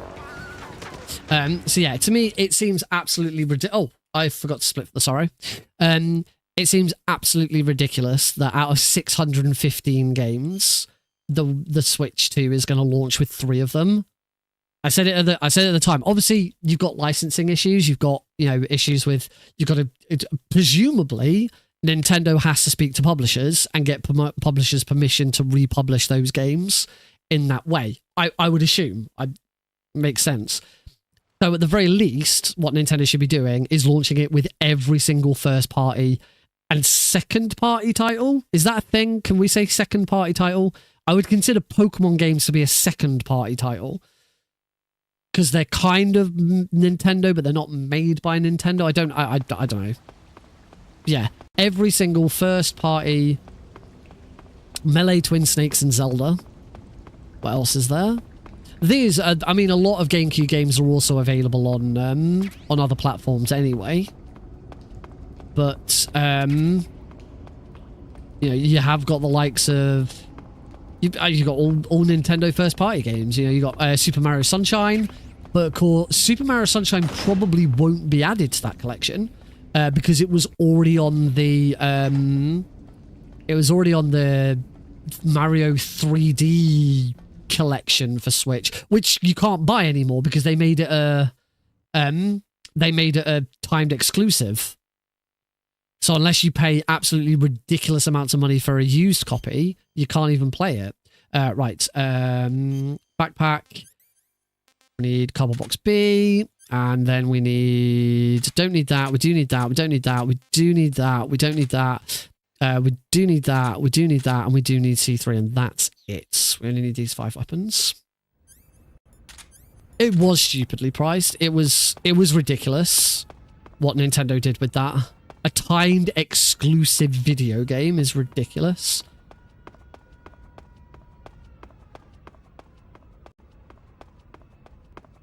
I'm surprised actually that hasn't taken off.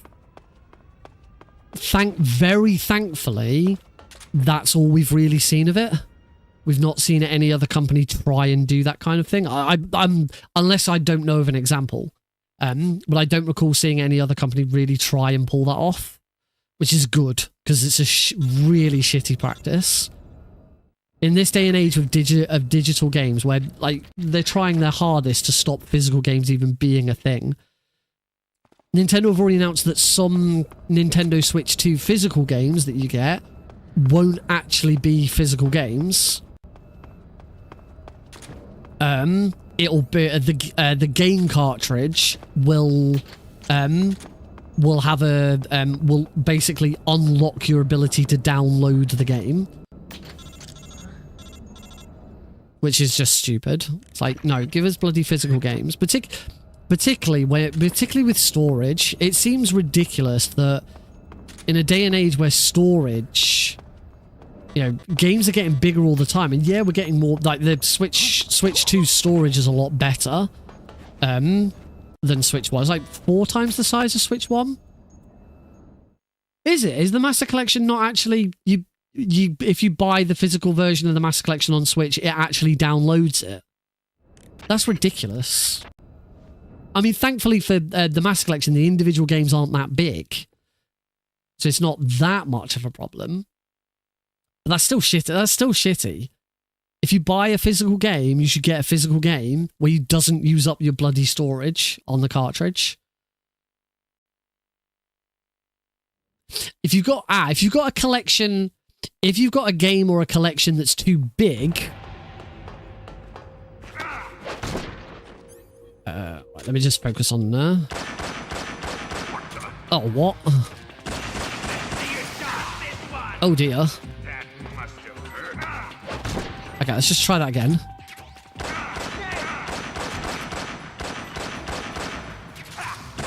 Oh god, this is horrible.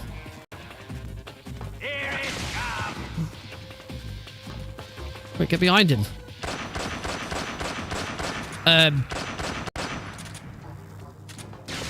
What the frick is happening? Don't let him beat you. This is awful.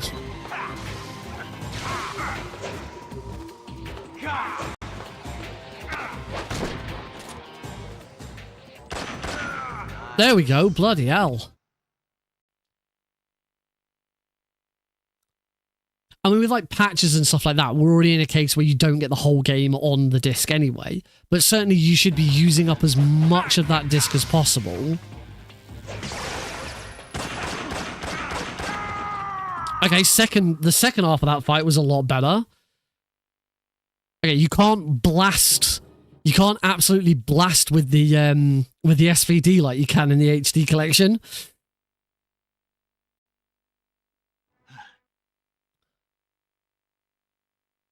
All right, on to Bike Chase, where it is my understanding that we are on kind of PS2. Can I still, like, absolutely blast away with this? We are going to get in... Oh, my... I can still blast away like this. There they are. They're over here. Well, I believe because there's probably going to be frame rate lag, my best option is to do the old look up in the air. It's 3DS again. Oh, yes, I did say something horrible. What if Twin Snakes does come to that service? Because if Twin Snakes does come to that service, that gives you the option to play Twin Snakes on an official Nintendo console. As a result, that version of the game is valid for speedrunning. It's not...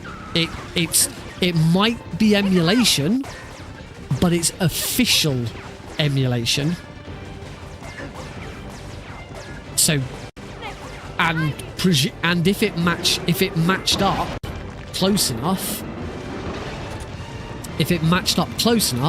then the argument would be that it doesn't, because it's because it's playing the game on official hardware, it doesn't need to be separated on the speedrun boards.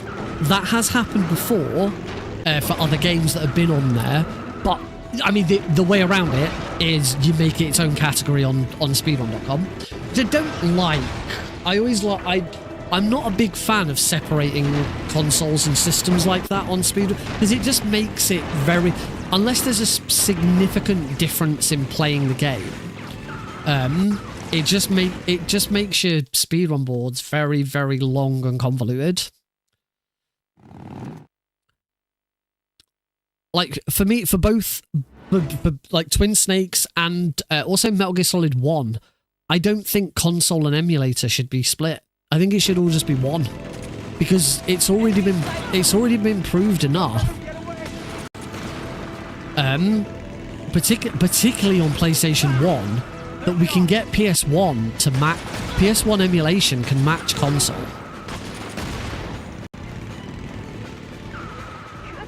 Particularly because the fastest way of playing MGS1 is on a PSTV anyway. It's not on a PS1. It's on PSTV. So if you're gonna do a... So as long as you can get PS1 emulation to match the speed of a PSTV. Oh, that's in... Oh no. Oh yeah, this is... Yeah, I keep forgetting about this.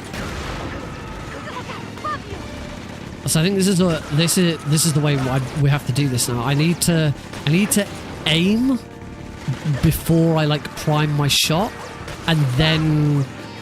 But oh, we've got a second raid of the evening. Welcome, Rusi.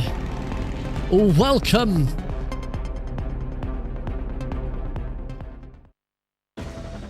Everything's played out of order again. Incoming raid from Rusi_Mon_ with 1 Raiders. Hey, Rusi, thank you very much for the raid. Right, there's going to be some lag here, so I'm just gonna look straight up in the air. Try and get rid of that lag. Alright, the scene will go back. There we go. For some reason, the order of things isn't playing correctly. The message saying incoming raid should play at the start, and then everything else should play during the delay. I don't quite know why it's out of sync. Another thing to add to the fix-it list. We're getting quite a big fix-it list tonight.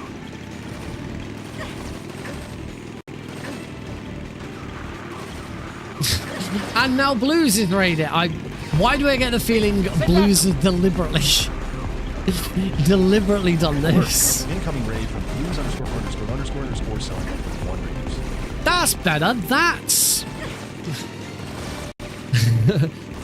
how that should have. No, it's still not right. The message from the bot should come in right at the start. It should go beep beep beep, incoming raid. So I don't know why it's not doing it. Oh my! Shut up, mouth! Shut up! Blues is right there.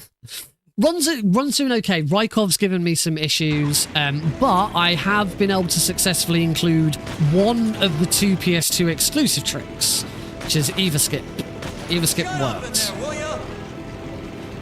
So I was really pleased that I got Eva Skip off. I thought Lab Skip, which hasn't really been done in a lot of PS2 ones because it's very, very tricky. I've not been able to get right yet. So Lab Skip I'm going to work on and hopefully get it into a run in the future. I imagine doing this is probably introducing some input lag, so as soon as I feel like I've done enough damage to the Shaggerhod here, and I've done enough, I'm going to look up. No, Eva Skip's been known about for a very, very long time, but I believe it's only doable on PAL versions of the PS2 game. So either Snake Eater or Subsistence, you can do either. But it's it might be that it's you can do it on either version of Subsistence, but you can only do it on PAL version of Snake Eater. I can't remember exactly. But it's relatively straightforward. I'll show it if you're still around. I'll show it off at the end of the run. Yeah, it's been known about for a very long time. It's just nobody does it because you can't do it on the HD collection, and everyone speedruns the HD collection now. I planted one C3 charge. But I'm deliberately playing Subsistence over Snake Eater because Subsistence plays a lot closer to the HD edition. Snake Eater is technically fast, particularly on PAL. Snake Eater is technically faster, but it doesn't play as nice. Keep your aim steady. It's here. I will not run. Good. Thank you. Right, Shaggerhod time. I'm assuming the setup for this is the same. I guess we'll find out in a second.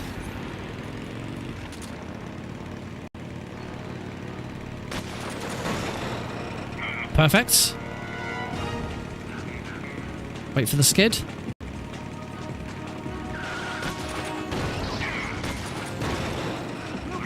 Good, good. I don't want to mash this because otherwise I'm going to get input lag. There we go. Perfect first stage. Beautiful. On to stage 2. Part 2. Shoot there. SVD. And once in the head. Done. Fantastic Shaggerhod fight. That was spot on. Mwah.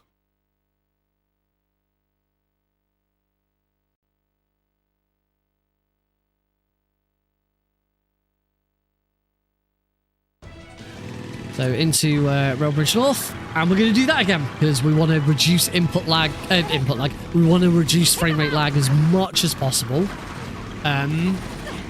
For very easy, it doesn't matter. I'm also playing new. I'm also playing New Game rather than New Game Plus. See, because that's the thing. If you play, you should do this on New Game Plus. It saves you about 10 seconds at the end of the run if you play New Game Plus. And on New Game Plus, you don't get the choice. It doesn't ask. The only time it matters is if you're playing European Extreme and you're doing a new game. You're doing new game on European Extreme. It might matter. Actually, it might matter for like Extreme and Hard, but at very easy, it doesn't make a difference. If you're playing European Extreme, you should always pick I like MGS3, and that's because it gives you the Orscam camo, and the Orscam camo reduces damage, so you use it at the end of the game. But apart from that, it doesn't actually matter.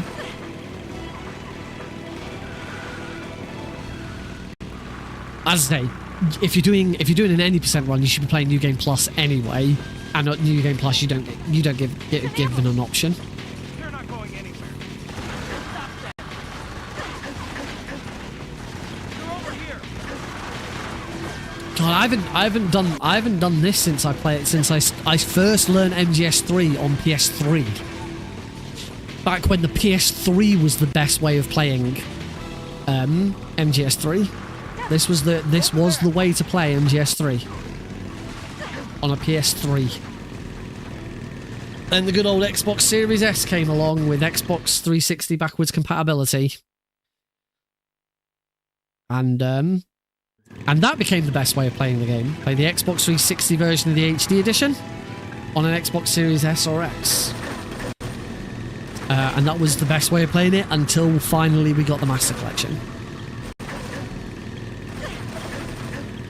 During this, just because I don't need to do anything, I'm just going to quickly wash my can of drink. Can of drink got a bit sticky and my hands feel a bit sticky, so I'm just going to quickly wash my hands.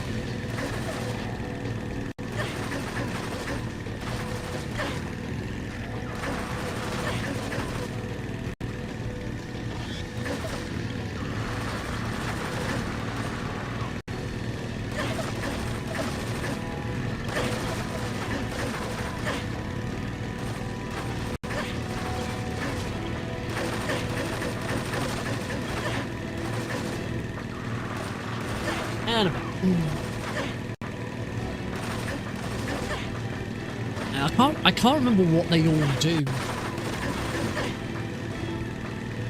They all do various different things. I know saying I like Metal Gear Solid 2 gives you the Rykov mask from the start. There's an extra cutscene. Yeah.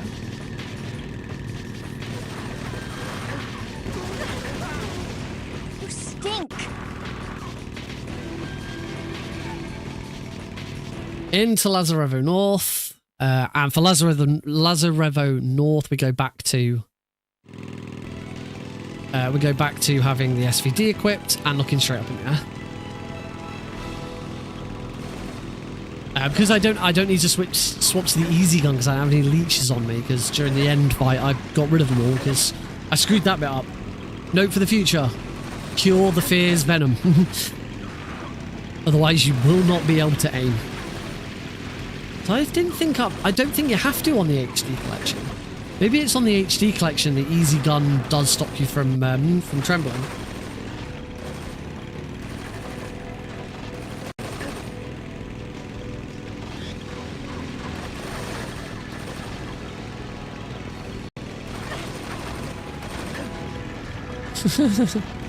Sorry, mates sent me a meme on Instagram. That's pretty good. Just seeing if there's I got nothing to do at this point. A couple of people liked that I was playing this tonight on stream. Like I said before, this does open up the opportunity now for me to do some more PS2 runs again, which might be nice. Maybe learn some more PS2 games. Do some more MGS2. Because this is looking so much better. Are you the new manager at work yet? No, but I did talk to my director today about it. My director asked me in for a meeting. I assumed it was about I assumed it was about my manager leaving.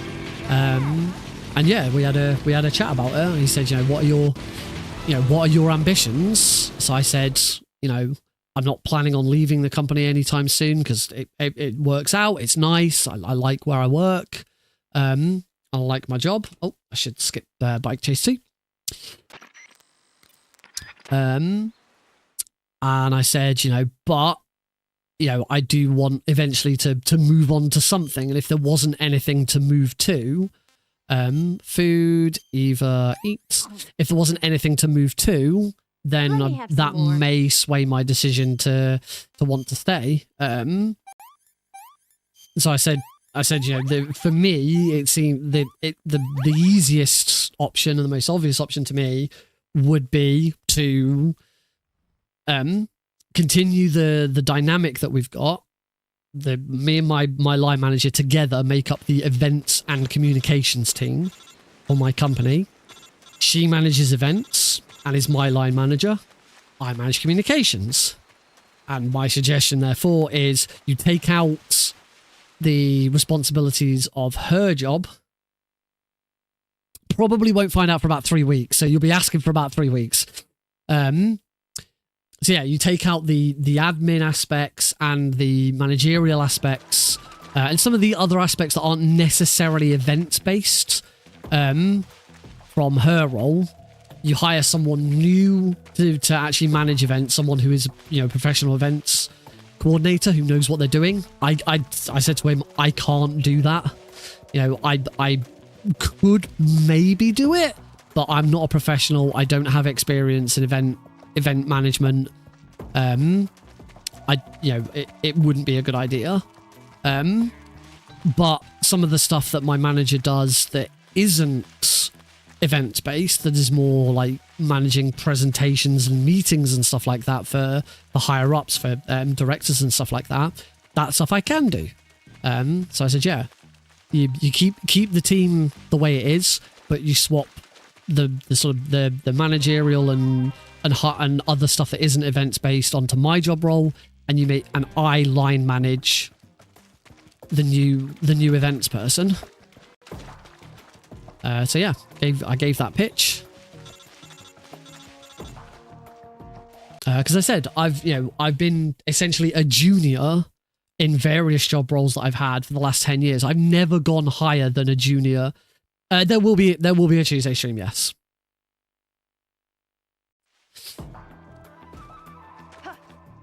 But thank you for popping in, Cosmic. Good to have you as always.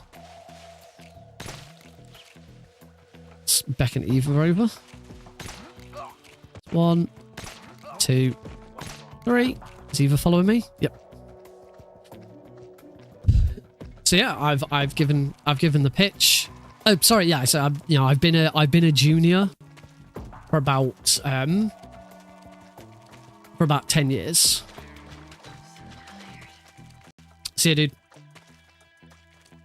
I've been a junior for about 10 years. I'm coming up to 30. I'm 35 and a half years old, and I've never been more than a junior in any job role I've had. The closest I've ever had is I was a supervisor when I used to work in an entertainer store temporarily over Christmas.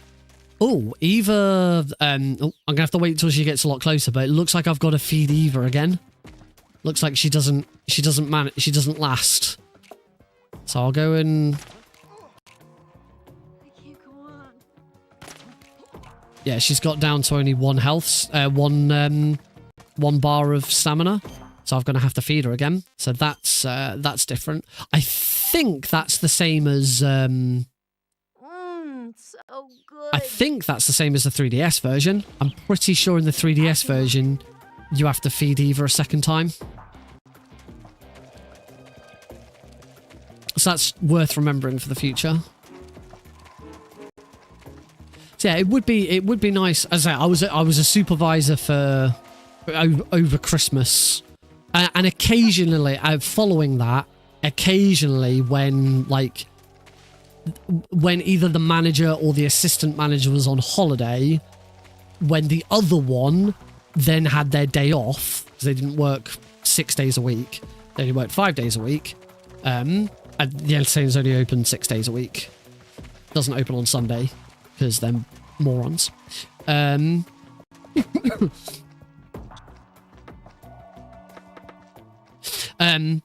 Yeah, so then when the manager was off, I would then take on the manager. And I would take on a managerial role. I would be shift manager for that day. I wouldn't wear my usual uniform. I'd wear a suit and I'd wear a shirt and tie. I'd be very official. I don't think I ever got paid properly for that. I don't think I ever got paid extra for doing that, which is wrong, but it's too late now. I'm going to probably concentrate on this fight a little bit. This is going to be a little bit awkward with, aiming.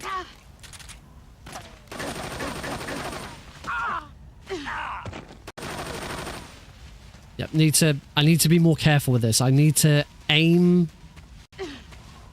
Brace yourself. Oh, she bloody moved. You'd better run. I'm trying to reset her again. Reset.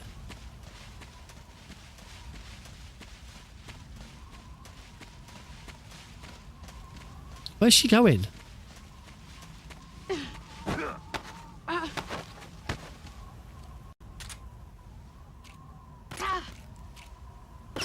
Oh, wow. The timing for this is so much...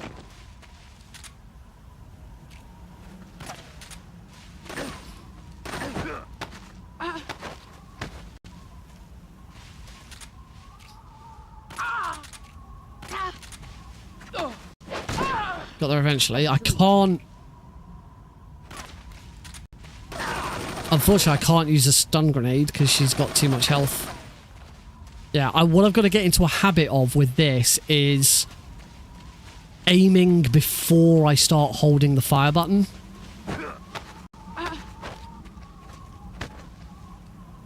So I gotta aim, then fire.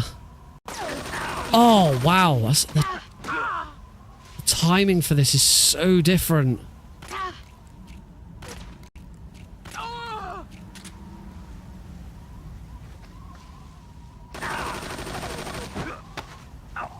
Oh, this is horrible.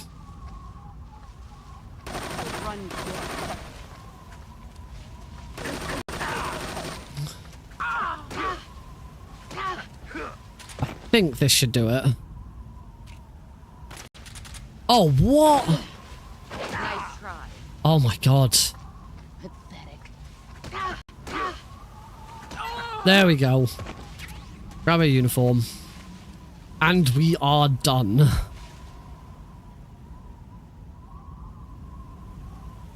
Cool. We get an automatic time save on the next go because we don't have to wait for the uniform.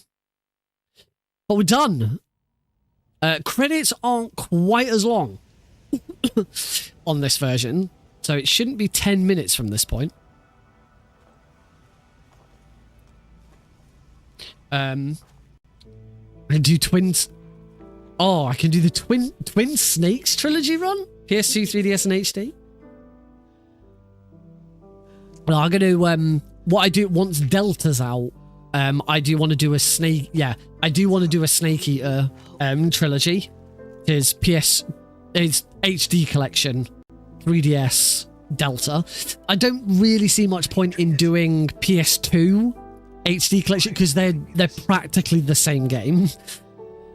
You could do, but it'd be a bit pointless. Whereas 3DS is different. It's a different engine. It's a different control scheme. The environments and everything are all the same. But I think there is it is worth doing a trilogy, but probably not a quadrilogy. It would be pretty good. Ugh.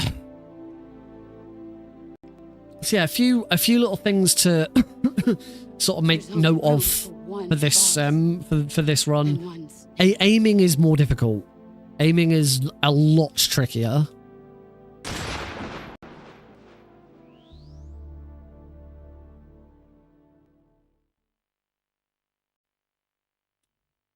So basically for aiming, I've got to make sure that I aim and then hold square to start to actually put my gun up, because the sensitivity goes down so much, and there's nothing to change that.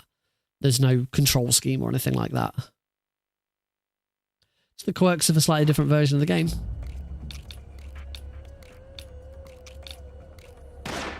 There we go. That's the Ocelot bit. Got a couple more cutscenes to skip.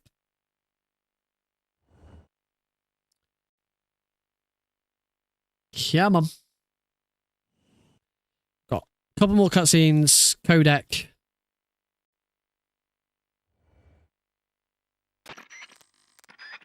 Well, the thing with doing that way, the thing with doing that way is it means they can only release it on Switch or Switch 2 now, and they're not releasing anything on 3DS anytime now. 3DS is dead. But the advantage of the Master Collection is the Master Collection can be on every console. I'm pretty certain when Master Collection Volume 2 gets announced, it will only be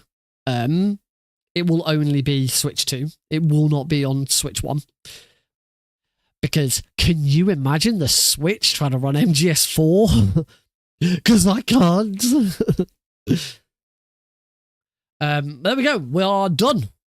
First attempt at MGS3 on PS2 is complete. It's a little off.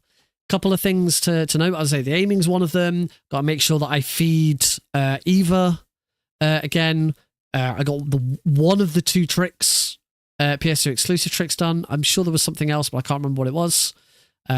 Which I'll remember at some point. Nothing can run. I mean, the PS3 couldn't run MGS4. A decent PC on emulator will run MGS4 though. And hopefully, when Master Collection Volume 2 comes out, I'm pretty sure that version of MGS4 will work pretty well. I'd certainly hope so. That it was difficult to develop for. That's the big problem with the PS3. It's very difficult to develop for. Very, very good hardware.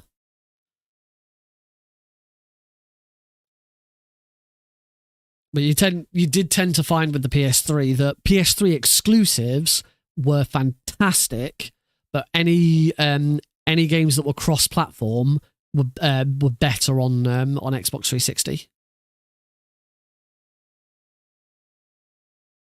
or on the Wii, but not really. Yeah, very I understand, very difficult to develop for. But if you could develop for it well, you get a lot out of the system. You're going to look at MGS4, look at The Last of Us, Uncharted, Ratchet and Clank. Really good first-party games. MGS4 is not even a first-party game; it's a third-party game.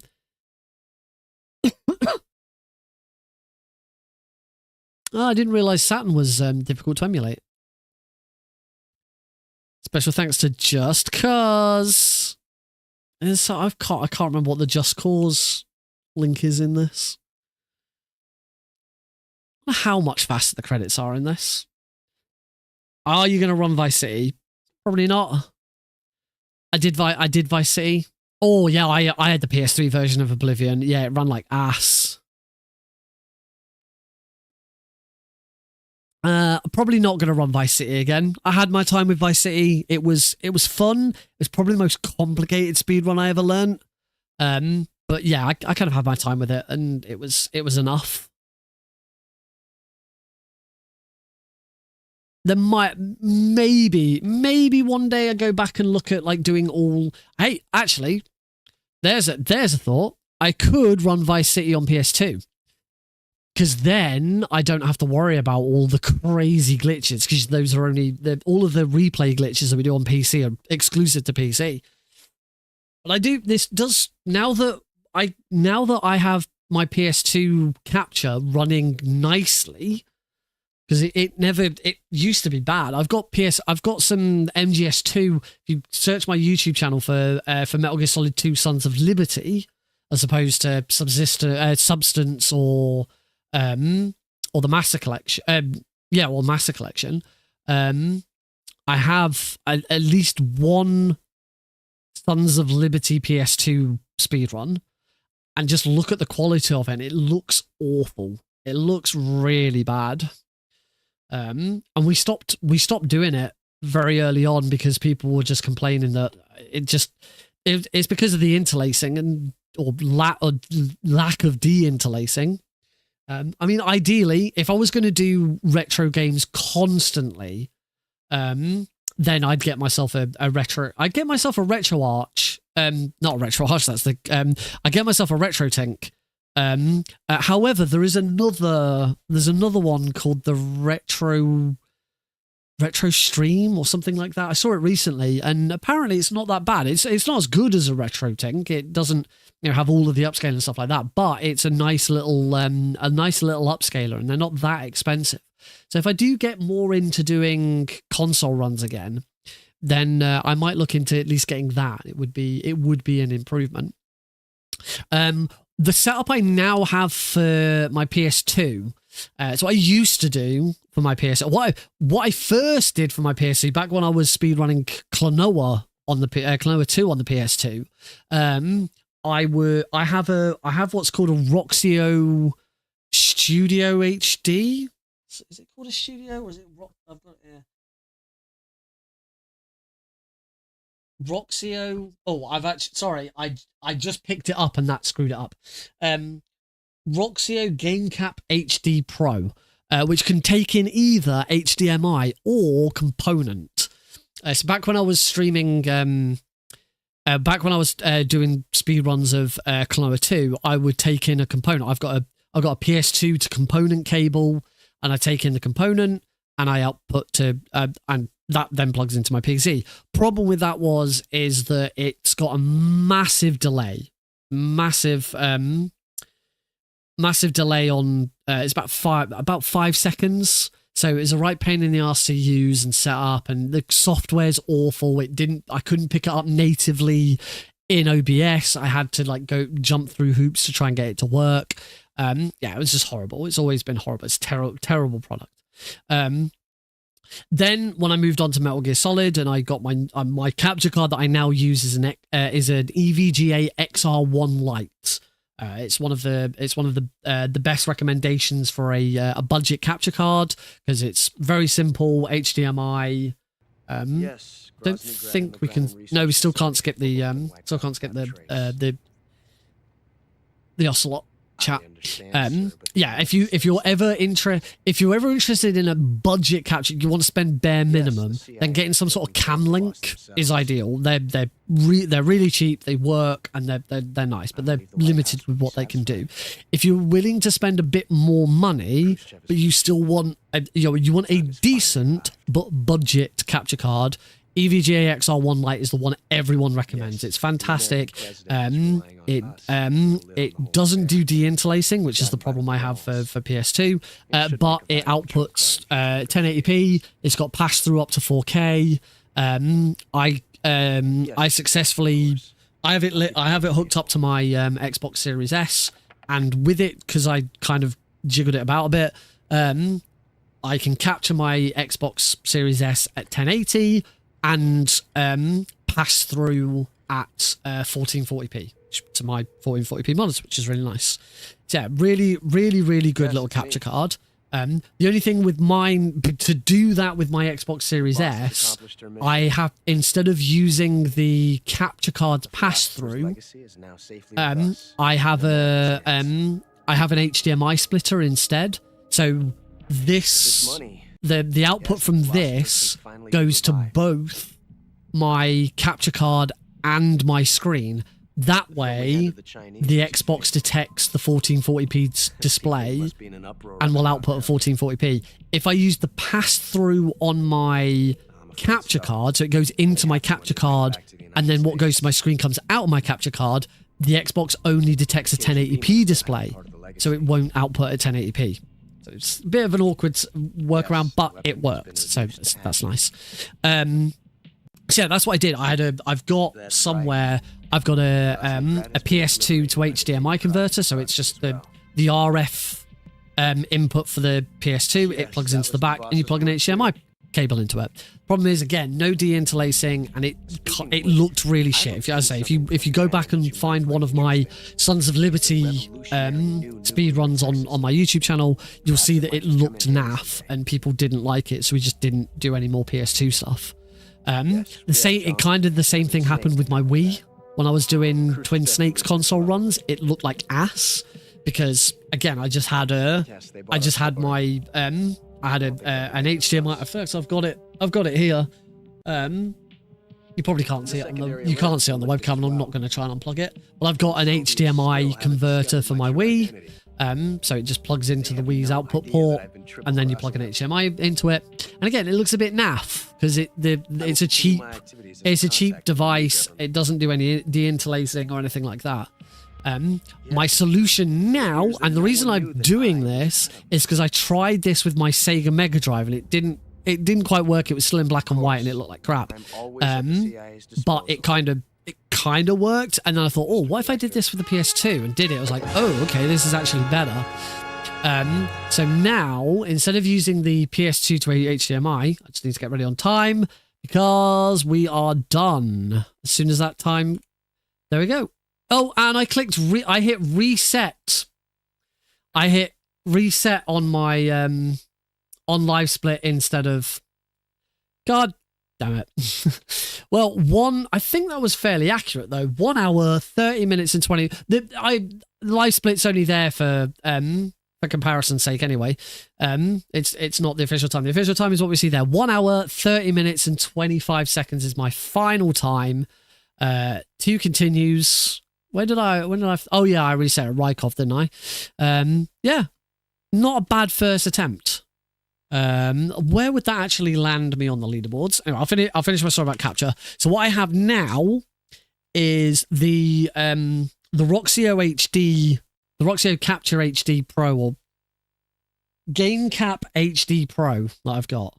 That has component input and output, but it also has HDMI input and output, and they cross over. So I've got my PS2 capturing component, outputting through a component cable into my Roxio, and then my Roxio is outputting via HDMI. So it is plugged into my computer because it needs to be plugged into my computer for power. But all I'm using it for is to convert the component signal into an HDMI signal, and using that instead. That's better than the HDMI converter I have for my PS2. And then the HDMI output for that is going into my XR1, and that's what we're seeing on stream. So it does look better than it did before. So I do want to try it with my Wii, because I think it will make a difference. It will make Twin Snakes console running look better. As far as leaderboard goes, a 130.25 would put me out of 7. I would be runner number 7. I'd be the 7th runner to do this run. But it would put me in 3rd place. Third place. The 2nd place is 1 hour 25:46, and 3rd place currently is 1:32:22. So yeah, I am already on with this run, and I'm not even going to submit this run. This run could easily be better. I can make massive gains on this. So next week we'll do this again and then submit. But yeah, I'm already on the podium, and it shouldn't be too much to knock this down to at least 125. The problem with trying to beat that 120 is that was done on a backwards compatible PS3, so loading times are much better. But maybe getting this down to a 130 is a 125 and getting 2nd place is doable. The way to get this down to 120 and shave that time would be to get lab skip right. Let's make sure I save it so that I have New Game Plus, because that'll save me a bit of time. There's the Auscam. Save, yes please. Slot 2, because my slot 1 is full.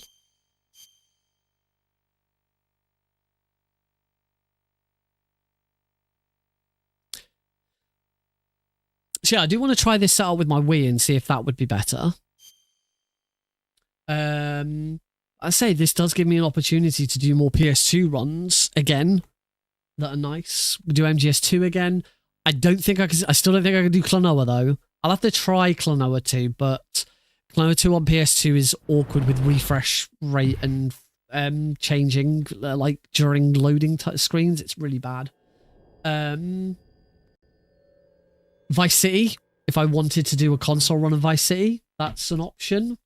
Probably not a good option, but it's an option. Just looking up on my get Wacky Races I've already done, so I could do that again. I don't think there's many PS2 games that I actually own that I've already done speedruns of.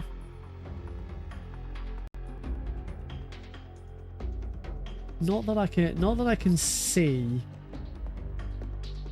I've discussed the idea of potentially learning Crash Bandicoot Wrath of Cortex, but I probably want to emulate that, because the loading screens on that game are ridiculous.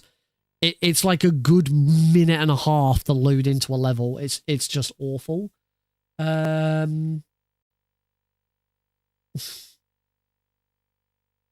One thing I have considered in the past is maybe learning a Tony Hawk's game. I've been playing Thug 2 Remix on my Vita lately, and I've been really enjoying it again. I've never attempted a Tony Hawk's speedrun, so that would be an option. I wouldn't want to do Tony Hawk's Pro Skater 1 and 2. It'd be good to do like one of the OG. Well, it'd be, if I was going to learn one, it'd either be, I'd want to do PS2 now because I have the option to do it. It'd either be 3, which is my favorite, so it'd probably be 3, or depending on times and what's easier. I think I've got Thug 1, Thug 2, and 4. Actually, I think I've got American Wasteland as well. My PS2 games are up on a shelf up there.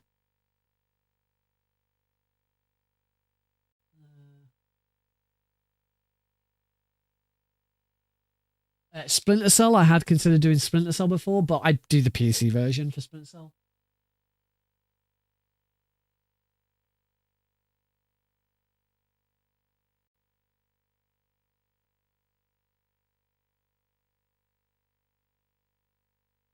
Ooh, I could play True Crime Streets of LA again. I've got True Crime Streets of LA on PC, but it doesn't work on Windows 11. Only work, like, you have to play it on 98 or XP. And backwards compatibility doesn't work. Like, running it in compatibility mode doesn't work.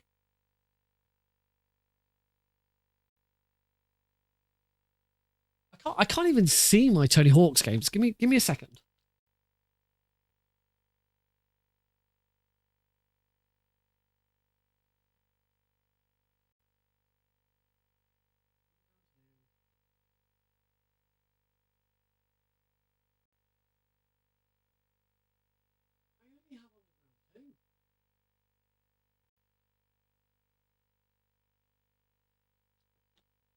I only have Underground 2.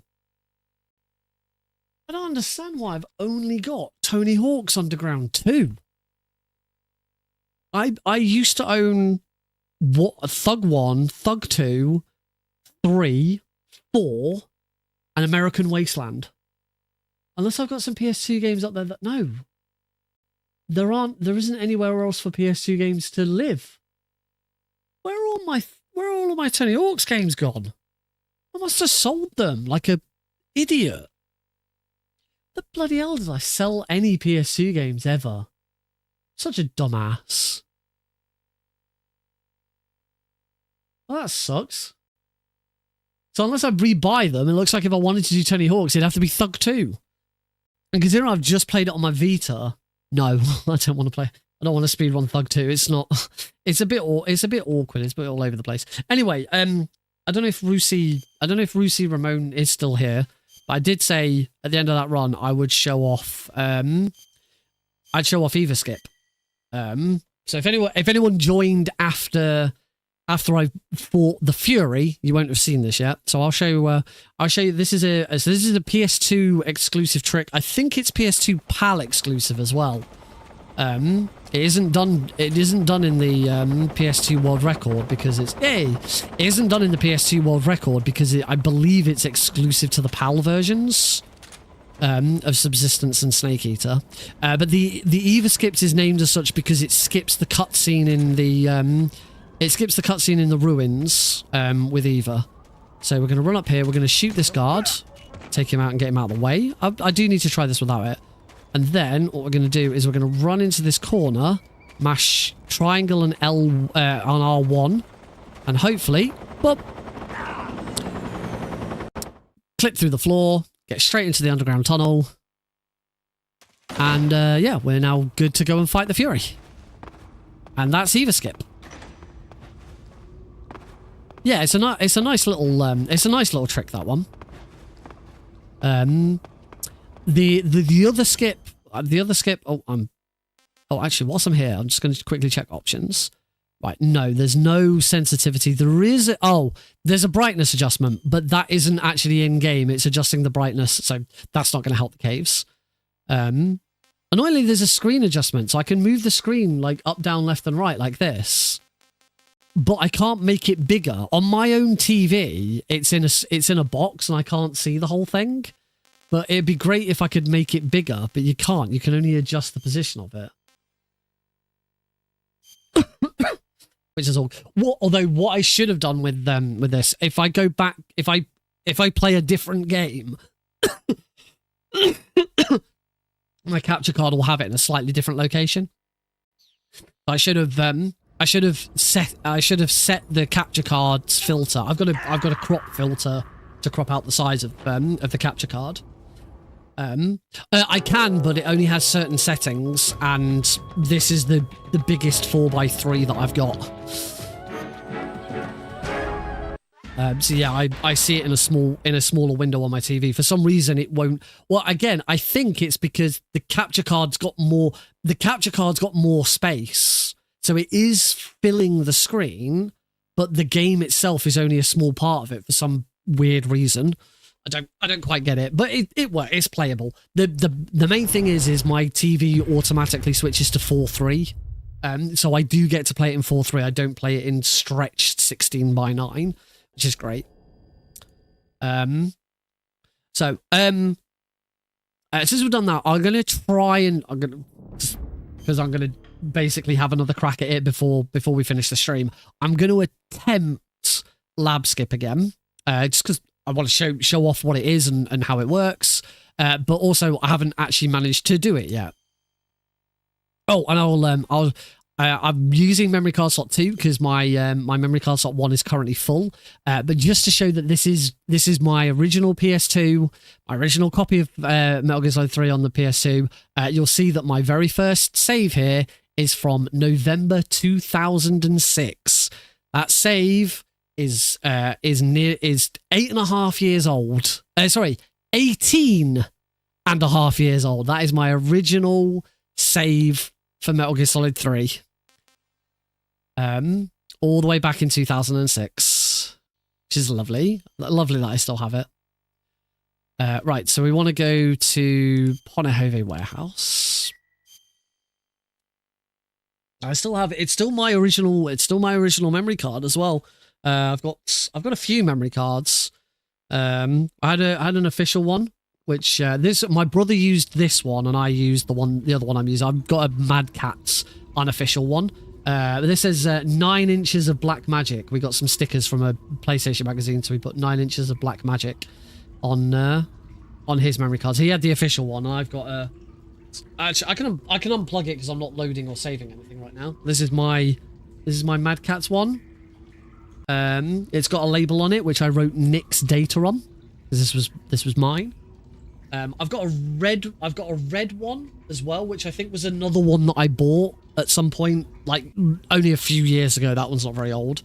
I've got another official black one, but this one I bought off Amazon because it's got Free McBoot installed on it. So this is the memory card that I use when I want to use my hard drive and hack my PS2. But if I don't plug this in, it's not hacked and I don't do anything with it. I've got another one somewhere, which is a big fat 16 megabyte one, but someone set it on fire at some point. Someone decided to set it on fire, and it doesn't work anymore. And also the unofficial bigger ones were a lot more prone to failing. Okay, it wasn't quite in the right position. So this is lab skip. So for lab skip, what we're trying to do is we are trying to get out of bounds and exit the warehouse via the second exit, which I have so far been unsuccessful at doing. It's quite similar. Yay! So we're now out of bounds.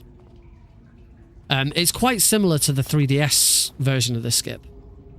So now we are on the other side of this door. The problem is, at this point, there's a light here. The problem is, I can run up the stairs, but the top of the stairs and the trigger to go out of the loading zone trigger to go into the next room haven't spawned, because there's the trigger for loading those is going through this door. When you go through this door, there's a camera change. So you're outside you're in the main bit of the warehouse. When you go through this door, the camera switches to Snake being in this corridor, and that change is what loads all of the assets inside here. So until that happens, that area won't load. The problem is, if I try and lean up against this door, Snake will instantly fall through the ground, because the ground at the point where that door is hasn't loaded, and if I lean up against it, I'll fall through the floor. So what you kind of got to do is you kind of got to lean up against it very, very quickly, so that it loads. It triggers the camera, but Snake doesn't fall through the floor. We'll know that it's worked correctly because Snake's model will disappear. I'm just gonna. I had a video that I was using to watch this, so I'm gonna reopen that video and see if I can work it from there again. So just bear with me whilst I get this video loaded back up again. I'm gonna try and find it.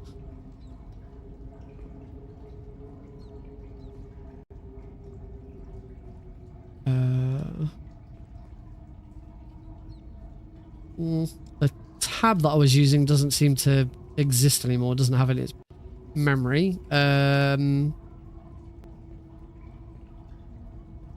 YouTube fast. Lab skip done fast. Found it.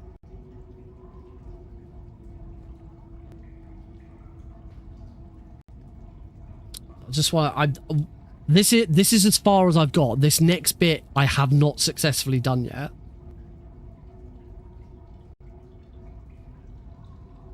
Oh, he's actually I don't know if he's doing it deliberately, but he's actually tapping L3.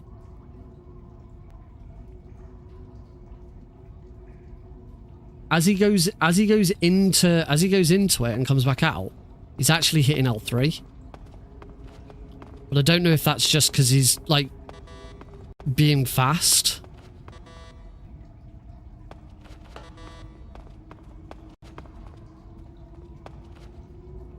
There we go. So that's what we don't want to do. That's falling through the floor. There was another version of this video. I want to see if I can find it. YouTube lab.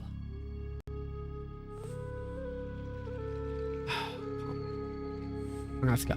I just want to see a different version of the skip, just to see if I can find it. I'm gonna have to go back to the Metal Gear Solid 3 wiki. So that's where the link was.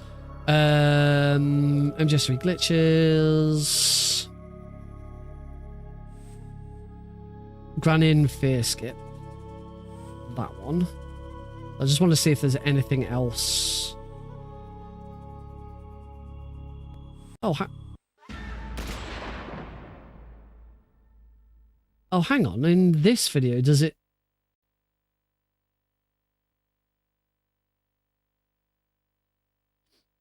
Oh no, there's a bit there, and once you've done it, once you've successfully done it, you can I don't think you have to push L3. No, he's just very quickly coming back out of it. But once you've moved away a little bit, once it's loaded in, you can go back and load in all of the assets so that you can see where you're going. So let's set this up again. So there, turn around. There. The problem that we've had with this is the roll. So you have to, once Snake's kind of climbed up onto this box out of bounds, you then have to roll off of it. And the roll is very, very, the timing for the roll has to be precise, otherwise Snake just falls out of bounds. And oh, I can't seem to, you know what, I'm just going to go with the old.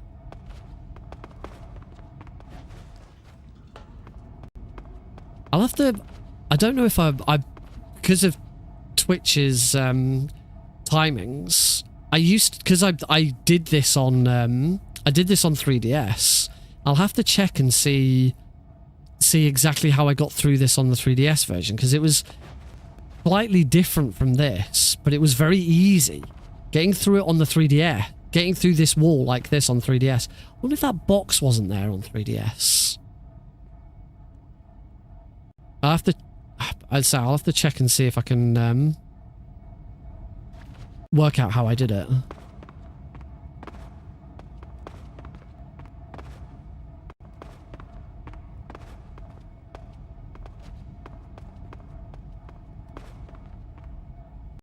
There we go. So that's doing it without like doing the setup. But yeah, you have a very, very small window to do that, to do a roll. And that's the hard bit. I'm pretty sure the 3DS version actually was this. It was getting up on top of this box.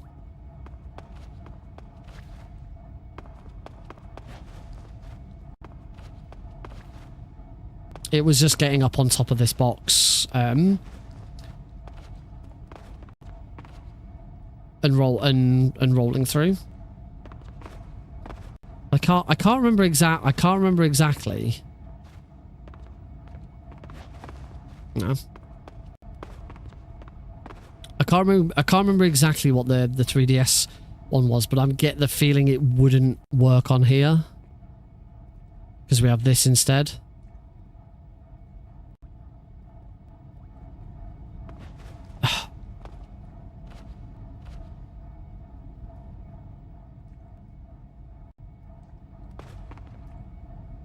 Yeah, this is the problem that I'm having with this, is getting that roll down is very... It seems like the X button has to be hit on a particular frame. I tried adding turbo and it the way I added turbo didn't work. I need to look at a different way of adding turbo.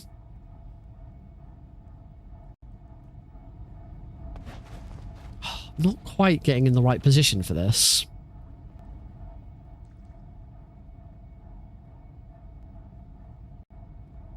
And if I need a different... I don't think I need a different cue. Can't. This is where I can't get the roll. I say I didn't have this problem of the roll with the 3DS version because it was slightly different.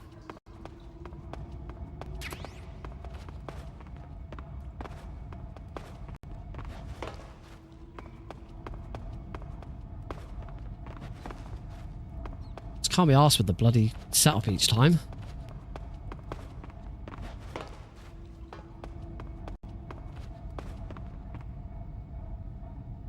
I can get through, but the roll is kind of a coin flip. And that was the problem I was having with the 3DS version. Like, I get through all the way to the end of the skip. That's the thing. At least this rolls right at the start of the skip. So if it goes wrong, I don't have to redo everything. There we go.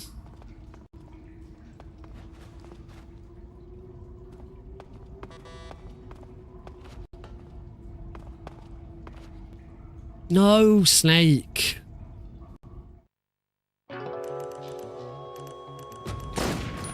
But as I say, because...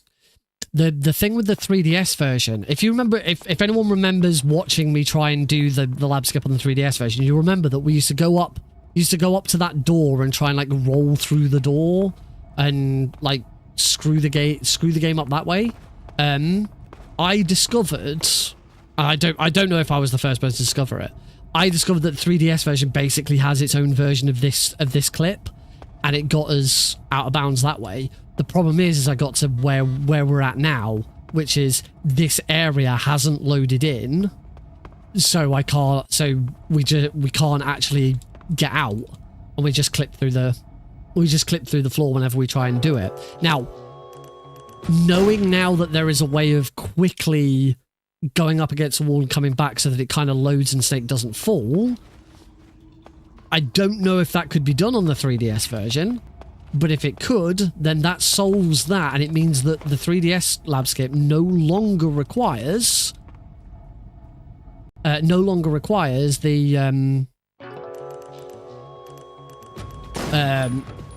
whole rolling into the door. There is a much the 3DS version will become like so easy to do, but it just requires this extra bit that I can't do here.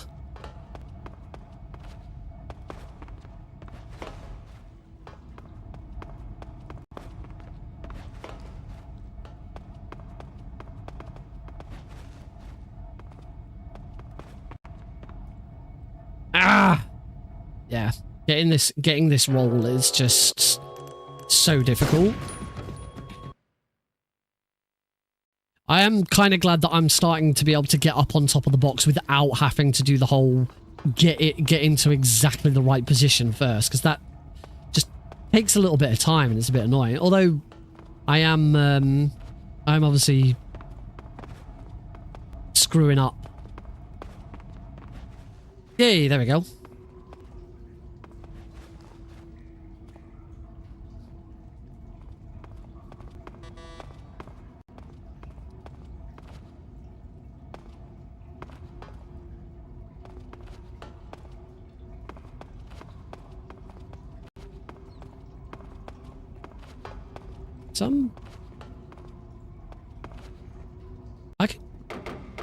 I can go up against this door.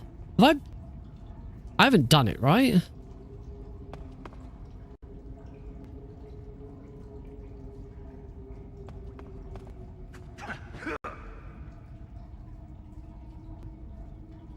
That area over there is deloaded. Nope, I haven't done it. Ladder glitch you can't do. I don't know if you can do ladder glitch on PS2, but you can't do ladder glitch in a you can't do ladder glitch in a single segment run. You can only do ladder glitch in a multi-segment run because it requires loading a save for it to work. You can on some consoles you can do it without loading a save first. There is a good chance you brick your console, particularly the Xbox. Doing ladder glitch on Xbox without, or doing any food zip on Xbox without loading a save first, there is a chance you will brick your console. It's that weird.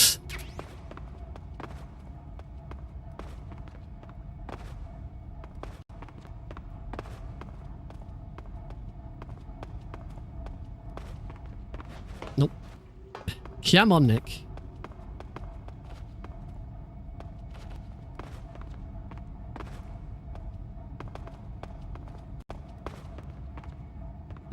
Don't want to have to... I don't want to have to do the setup. The setup's really awkward. The setup's really annoying. There we go. I can get up. See, now that I can do it without having to do the whole lean, turn, look, I can get into this bit a bit quicker. It's just... Again, it's just the bloody, Hey, Deherminator. Welcome.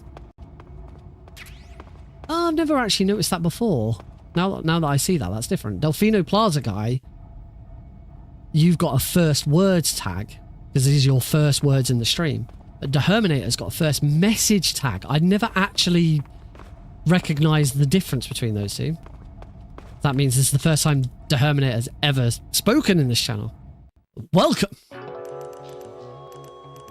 I'm currently trying to do lab skip on the PS2 version of Subsistence.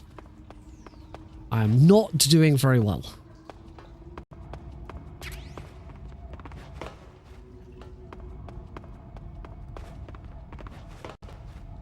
So I want to clip. We need to try and clip through this wall here. Like that, and then roll off the end of it, but trying to... Apparently not, unless you've watched on YouTube and done it there. But yeah, according to... And I know for a fact Delfino Plaza guy has been here before. Yeah, according to Twitch, this is your first message.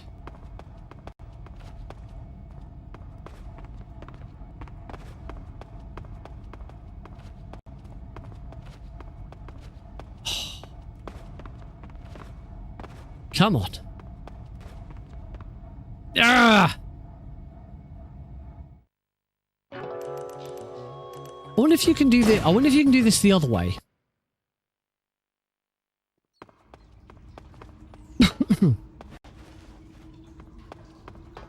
I wonder if you can do this way instead. Yes, you can. Yes, you can. You can do it that way as well.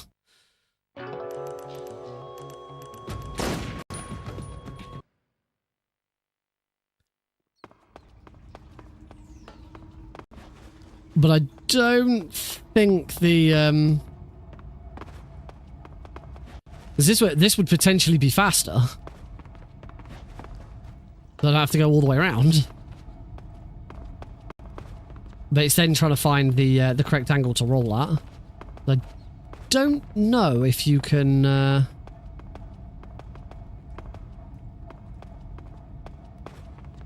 I don't know if you can just like roll to the side. I mean, I've got to get a roll off to even attempt it. I can't even.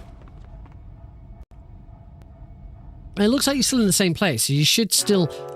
I don't think... might be too high. I might be too high up enough. Might be too high to do a 45-degree upright, because that would put me over. Ah, you can't do immediately right. That would put you over. So no, it has to be done from the bottom, because if you do it from anywhere else, it doesn't work. The only other thing is are there any other boxes in this room?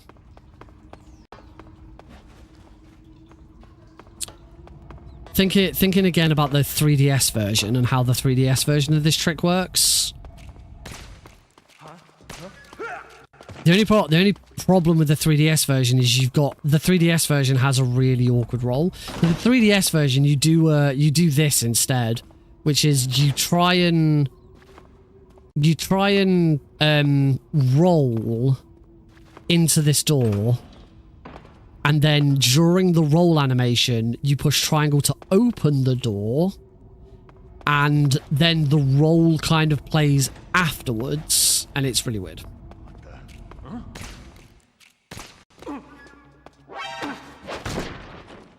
But yeah, there's no other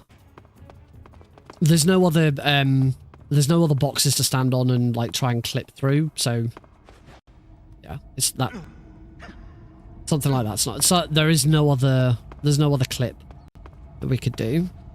There's this, but all that would do is put you inside this box, and that doesn't. Which I've now successfully done. I've now put Snake inside a box. I believe I'm now trapped inside this box. Yes, I am now trapped inside this box and cannot get out. I successfully softlock the game. Unless I can roll out?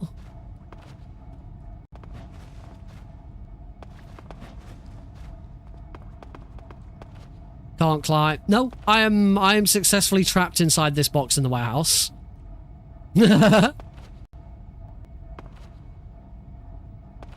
Sorry, Snake, you're here forever. There is one way out.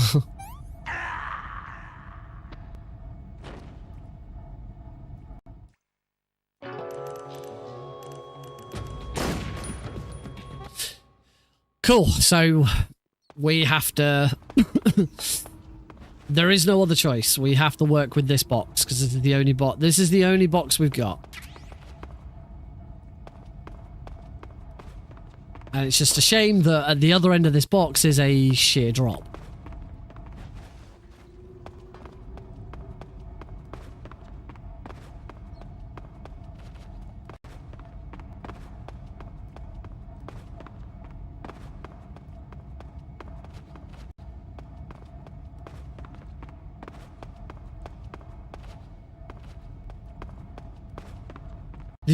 The other option would be to try and... I don't think he could get back in bounds again. I'm not doing a very good job of... Ah! And this bloody roll is the tricky part. It just... If I could get this, it would be such a massive time save over... so many other runners that don't... No other runner... from what I saw anyway, no other runner has put this into an actual full run. Probably because it's so tricky and inconsistent. Alright, let's go back. I'm gonna go back to setting it up the long way.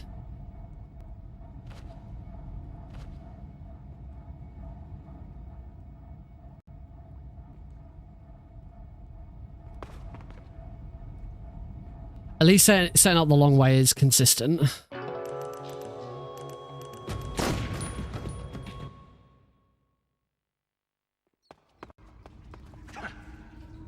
I say I do think if I could get turbo to work in a different way instead of like L3 like I'd done before, if I try and actually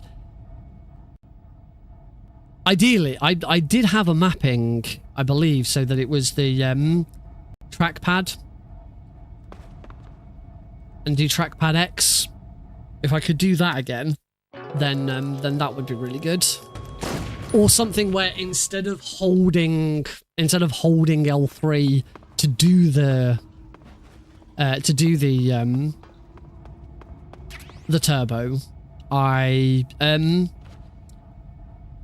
hold L3 to activate turbo on X. I might have another look. The only thing when I looked at turbo earlier, I couldn't get Snake to like bounce up and down correctly. Let's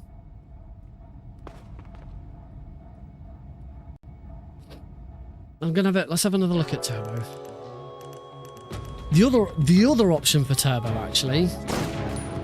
The other option for turbo would actually would be to use rapid fire on Rewazda and do it that way. But I'm gonna have a quick. I'll swap over to my webcam stream so that webcam stream. I'll swap over to my desktop so you can see what I'm doing. So here we are on my desktop. Here's live split. I'll leave live split there. Why not? Right. So let's shift escape that. So I do have some other options. So we've got MGS1 console R3 face buttons, which this one might be a good one to use instead. Let's have a look at the config. Controller type DualShock 3. The problem with this one is this is all set to an Xbox controller. So I'd have to go through and change all of those. I've got loads here.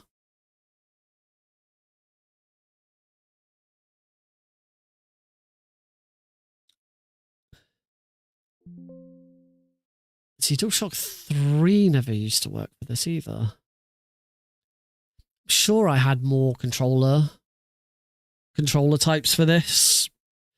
I used to have more profiles.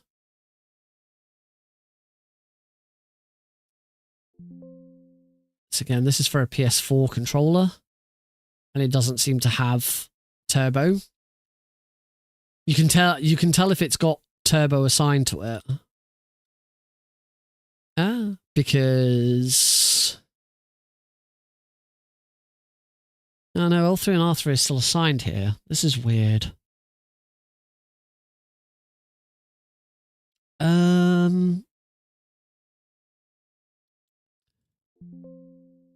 I could quickly try and re-input all of these. It wouldn't take that long.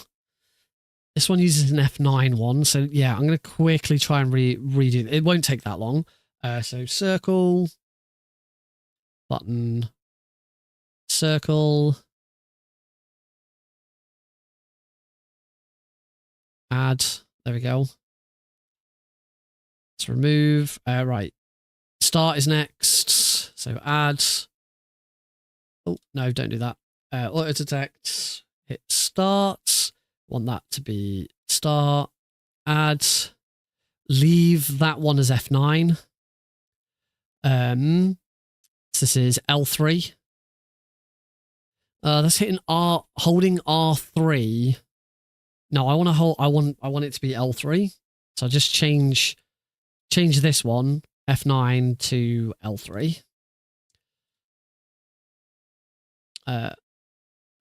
Apply. Remove this one, and we just want to set R3. So auto detect, push R3. R3, add, remember to add it.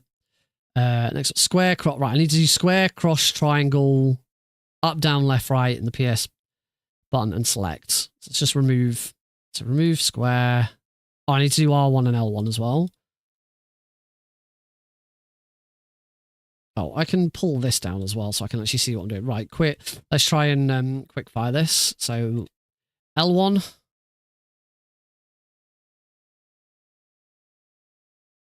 Left. Up. Right. Down. Square. I've already done circle. Cross. Triangle. Triangle, cross, square, circle, start. I need to select. Select, and PlayStation button actually won't do anything. I don't need to do anything with that. So L, but oh, these have all got the label F9. Oh well. But it's actually L3 that is assigned to the button F9. It is not assigned to L3. So L3 does nothing at the moment. And then just quickly do the axis as well. I'll have to do circle as well on the axis. Remove that. So axis. Remove. Add a button. Auto detect. That one. For circle. Then back to axis. Also detect that one. That's L2. Actually, do we add these as... Oh, actually, I think we add these as buttons. Let me see.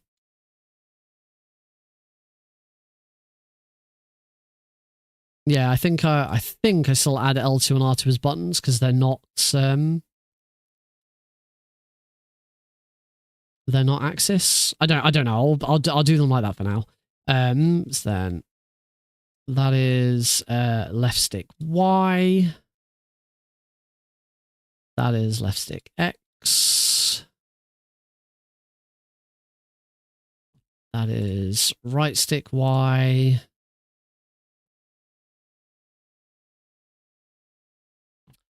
And that is right stick X. And that should be it. I shouldn't need anything else.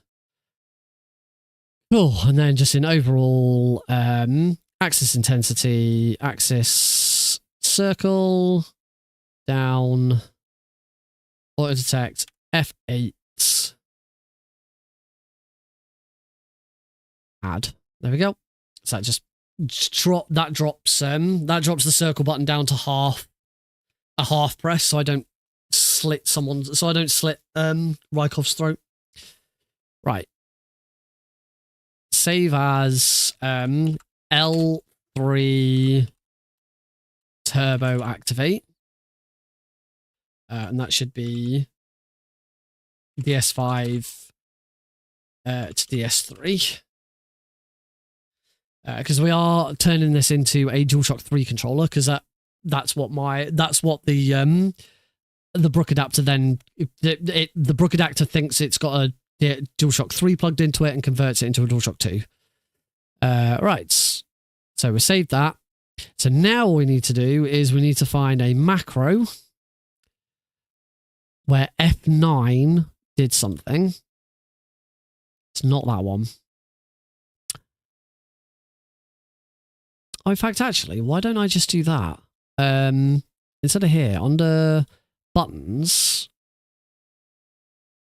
let's change this. Let's remove this F9 one.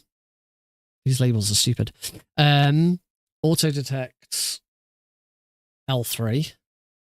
So we want that to be L3. Add. And then we want another button, auto detect.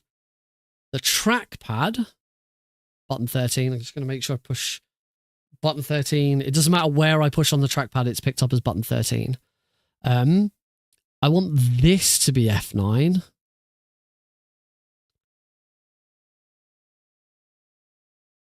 Oh, I don't think I can.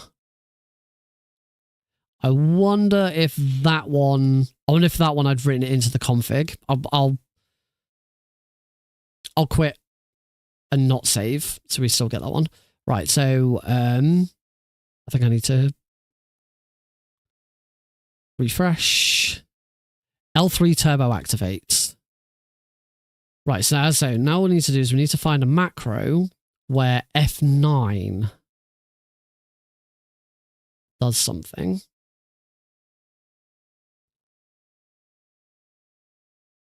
So I must have one, because I must have done something with this before. It doesn't seem to be this one. Turbo face buttons. This still isn't it. This is L3 turbo. We've got trackpad turbo X. Trackpad turbo off X. So I think it's there. I think it's this. So I just need to change it to macro key down F. Let's just try this. Macro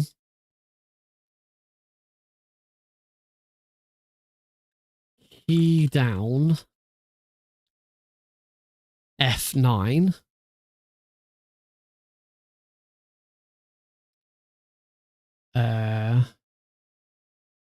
Macro key up F9. Get rid of them. Save as MGS3 trackpad X.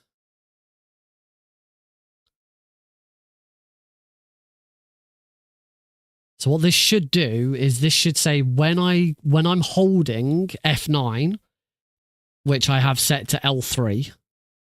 I've called it trackpad, but that's not right. Which is set to L3. When I push the J button down, it turbos.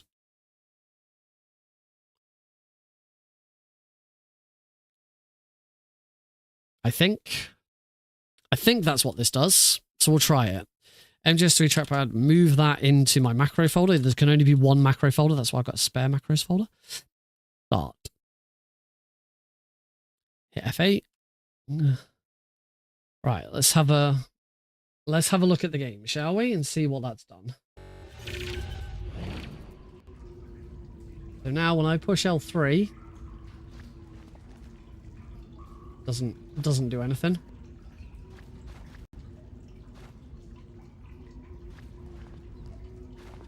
Oh, in fact, actually, my trackpad has now become... Yeah, my trackpad's now become X. And it is turboing. You can see, I can see that it's turboing very, very quickly. So fuck it, I'll try it. X is now turboing very, very quickly by me pushing the trackpad. Isn't what I wanted. But it might work. Let's try it.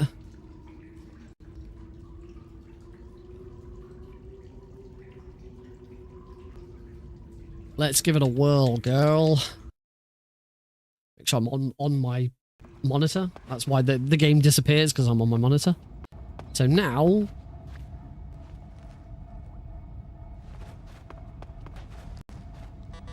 So now I can roll with the trackpad. So let's see if that makes a difference.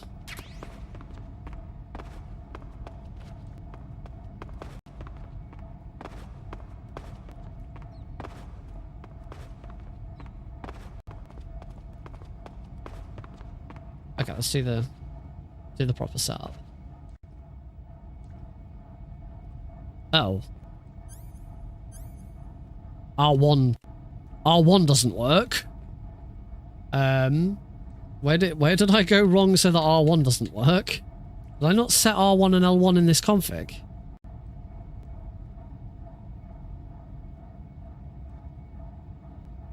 Edit config.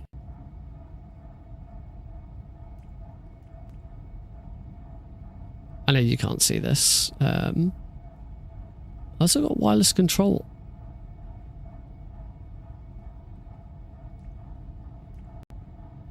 That's weird. It was still saying that it couldn't find... It couldn't fire... when I loaded the profile, it said it couldn't find a X input, but I'm not using it. I haven't set anything to X input. That's weird. Okay, never mind. I set L1. I set L1 and R. Oh, I set L1. Didn't set R1. Completely forgot to set R1. That's why. Alright, R1.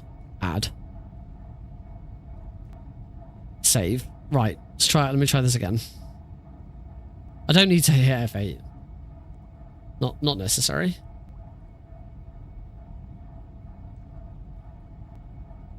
Right. Let's try this again. Right. Now I can go into first person. Okay. That was a good start. Obviously I died. But I rolled. I rolled instantly.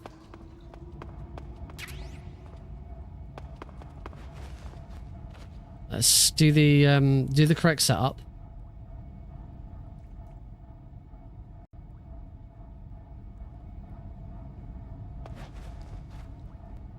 Oh, fuck it, it won't. Okay, I held it that time and it didn't work. So it doesn't look like this is going to be a... It doesn't look like this is going to be a complete solve. Oh, Christ. I wasn't expecting to get up straight away there. Let's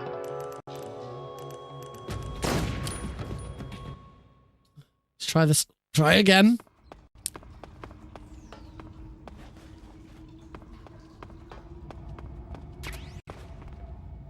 No. It's still not enough.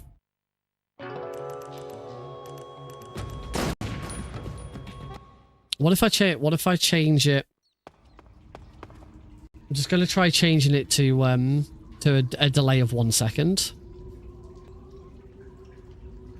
Sorry, 1 millisecond. So it's firing every millisecond.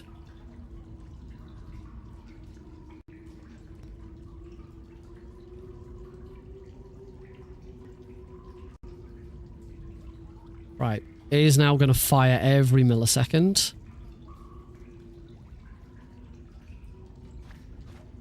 Yep, I see that fire. I see that firing every millisecond. Right, let's try that.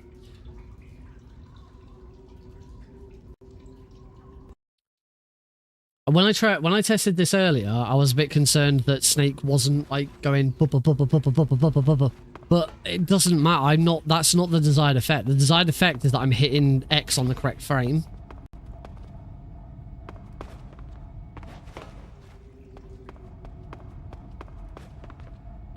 It just might be that I can't, like, unless the frames are synced correctly. It might be that see, Snake doesn't seem to be rolling every time.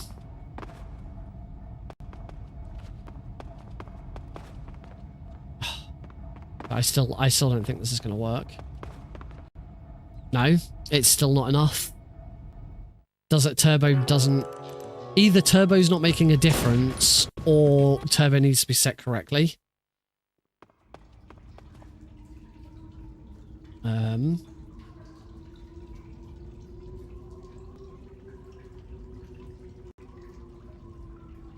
me try this again.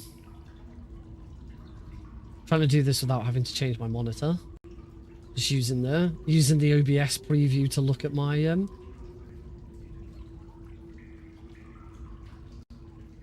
if I can do this and pull notepad and into my other screen, that would help.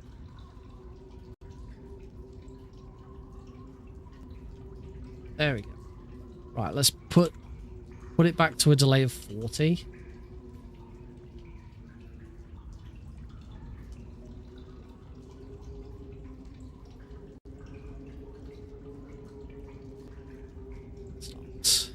Right. Successfully made all the changes. See, that looks close. That is so that's a delay of 40 milliseconds. So that is firing every single frame. Or it certainly should be firing every single frame. The problem that I see is I imagine it's not firing every single frame because it's 40 milliseconds. It's not synced up. It's like it might be I don't know.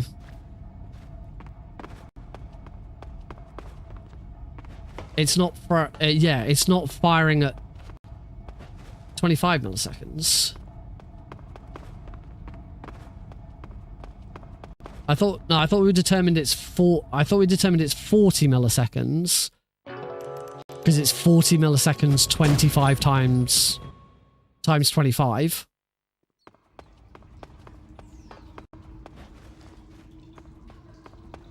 Twenty-five frames a second. That's 40 frames. That's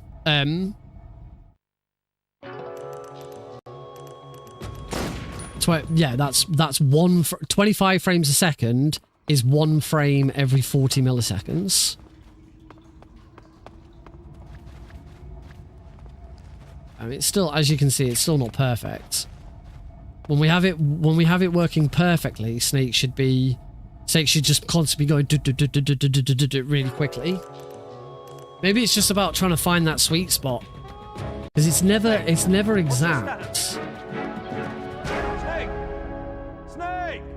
So I'm just gonna attempt. I'm gonna try and move everything over to a different monitor.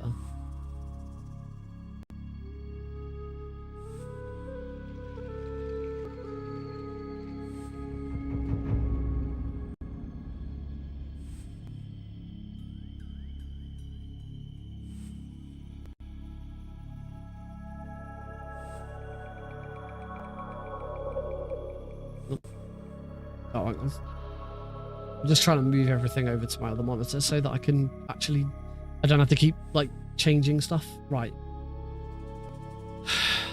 I'm just gonna brute force it. I'm just gonna brute force it, and I'm gonna try a new delay and increase the delay every time until I get to what feels like. So this doesn't feel too bad, but obviously it's not right. So delay of 12. Save. Start.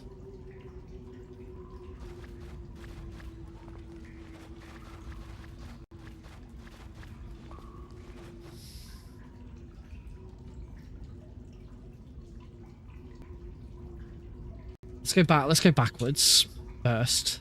Delay of 9.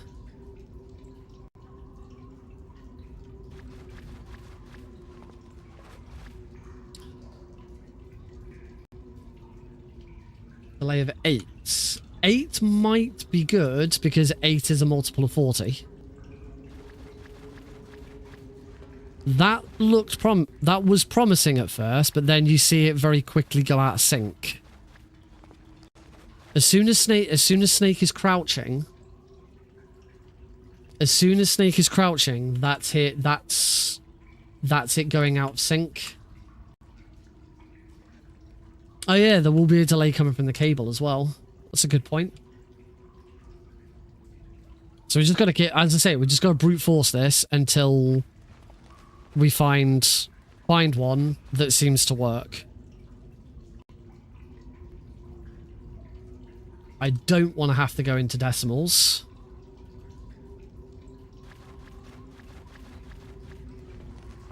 That's 6.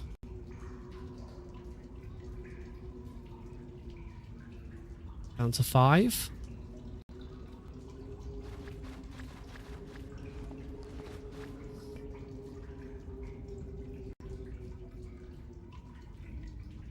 Because Because we actually do want it to fire more than the frames per second, because we just want it to be in sync with the number of frames per second.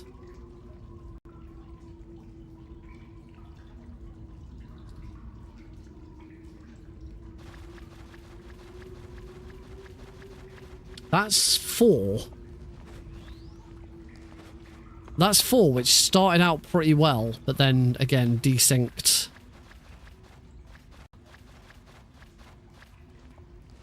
Very quickly. Not very quickly, but not as quick as others. So I really don't want to have to get into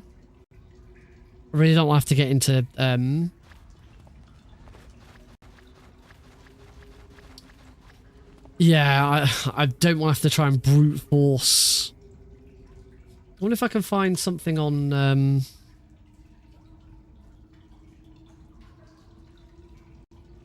what if I say like 0.1? Every 0.1 milliseconds? I don't even know if that's doable.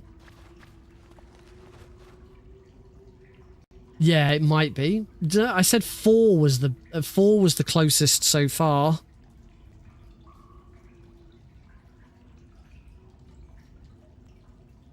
So what if I go like 4.1?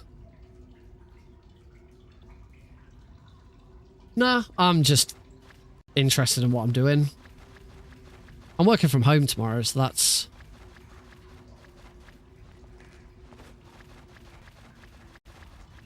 This is better. It still desyncs, but we're getting there, so maybe, let's try 4.2. Let's try 4.2, and as soon as we see it get worse...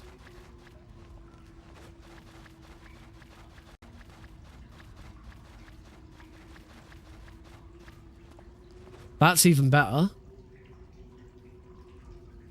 4.3. So as soon as we see it get like significantly worse, we'll just go backwards. Okay, that's now worse.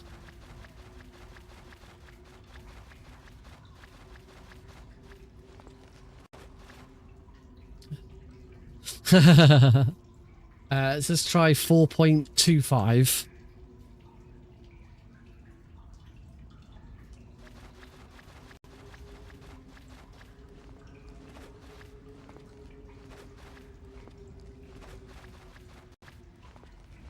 That still seems worse. Let's try 4.22. Go in the middle. Helps if I save it.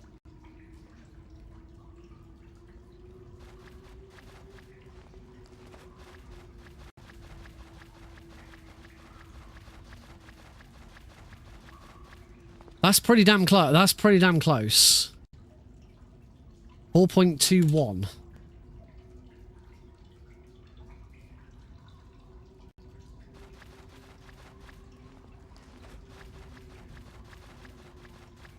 That seems worse. Maybe I went the wrong way.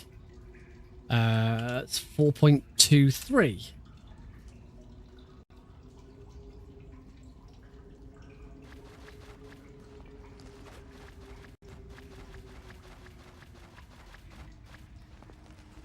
Yeah, it lasts a while, so I mean, even if I can make it last a while, that's probably enough. But I'll try 4.24.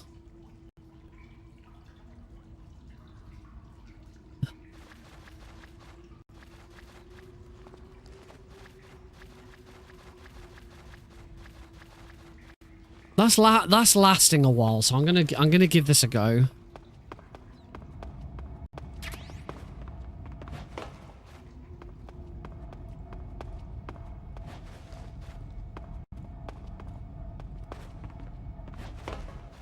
See, I get up on top and already you can see that I'm not rolling.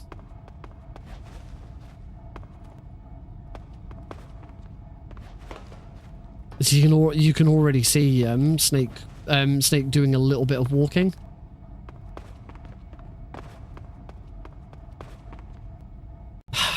It's still not right.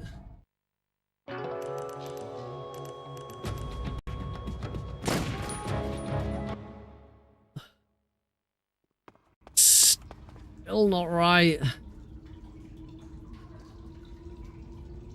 Let's try in some more numbers. Going backwards a bit. Like 4.19. No. Surely someone out there must already know this. Someone must have already checked this and be like, oh yeah, this is the...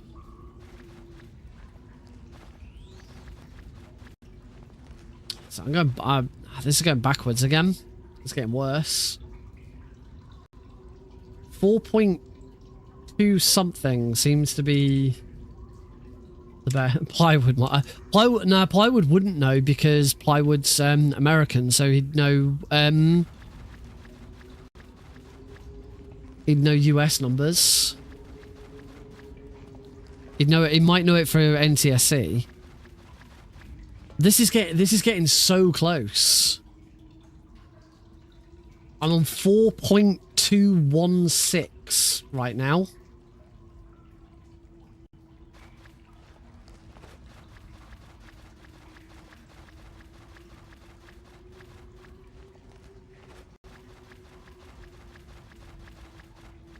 So to me, this gets just a little bit of delay, meaning it's slightly too slow to hit the next one. Or it's so fast that it's skipping one.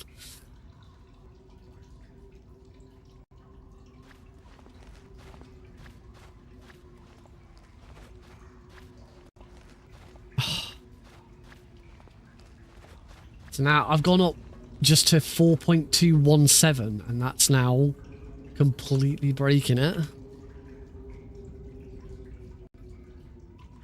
So I'm going to assume that this is this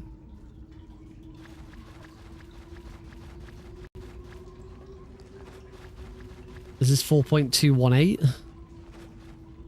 We seem to have now gone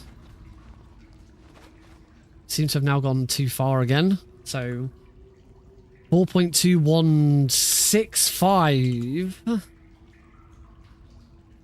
So I don't know how deep we can get. How many decimal places can you go? It probably does. Eventually, it's got to get to a point where like no more decimal places make any difference whatsoever. This, however, is pretty damn close.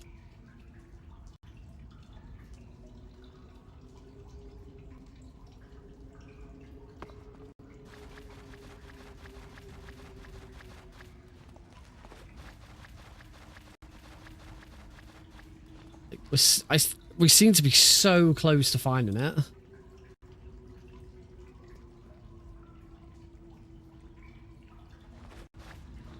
Oh, helps if I get up.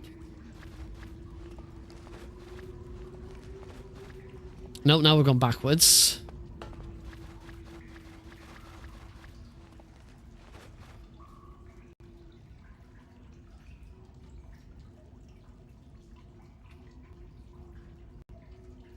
Come on.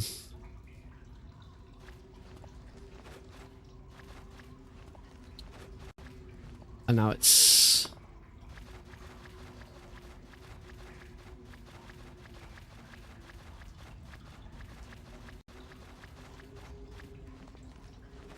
Yeah, that was very... That lasted ages, so I'm gonna go with this.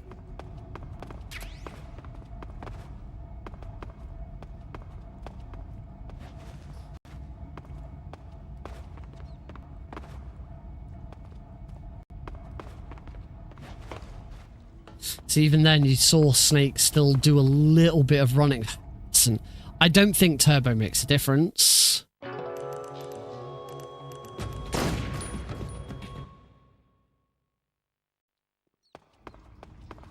Which doesn't make much sense that Turbo doesn't make a difference.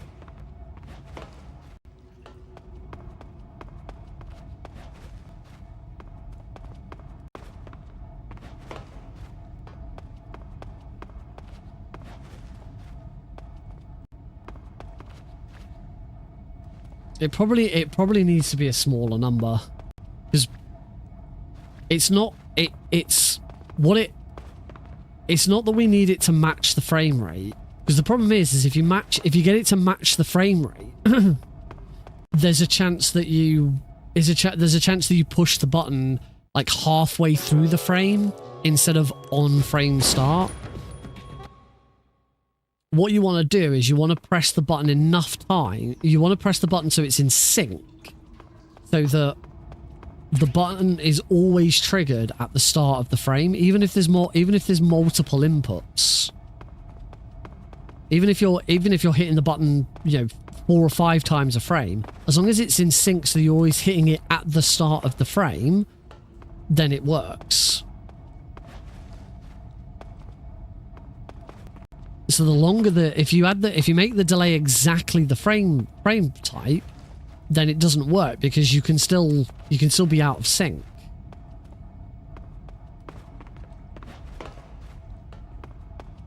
Which is why you'd think 1 millisecond would work, because that's, that's a button press every millisecond.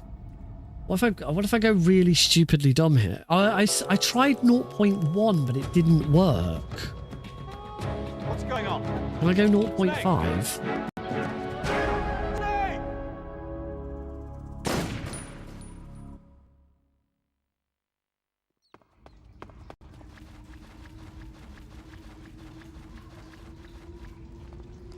Zero 0.5 lasted a lot longer.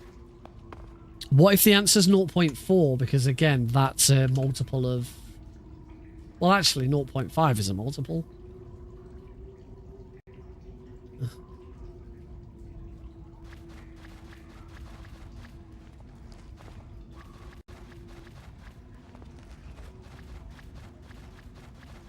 Let's just try. Let's just try it. That's what happens. It shouldn't, as I said, the rolling crouching animation shouldn't actually matter. It's all about when that hitting the X button at the start of that frame.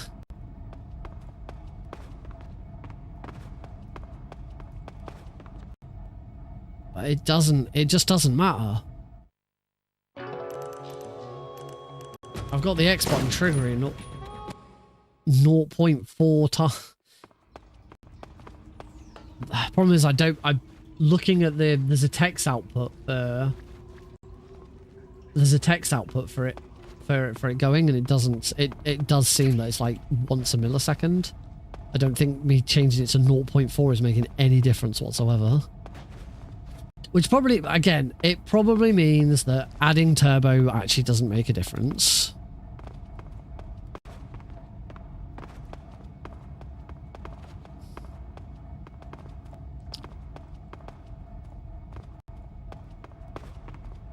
This is just going to be one of those things that's super annoying.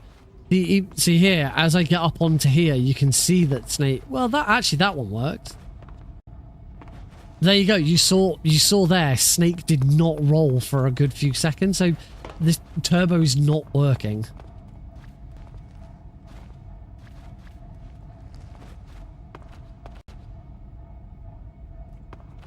Turbo is not doing what I need it to do.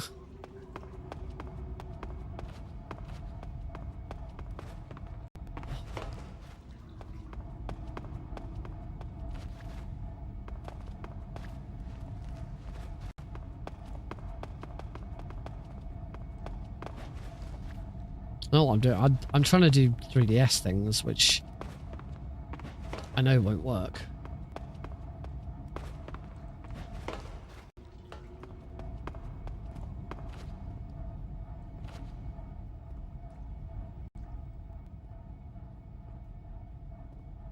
I think I'm in the wrong...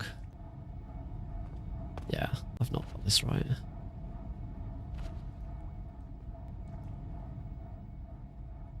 That's better. Or not.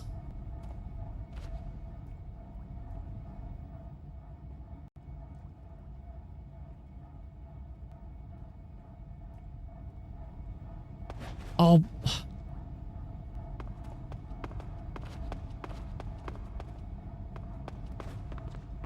Ah!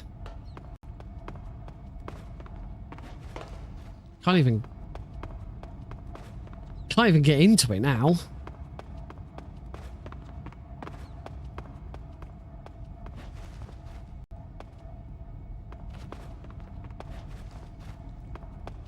I wonder.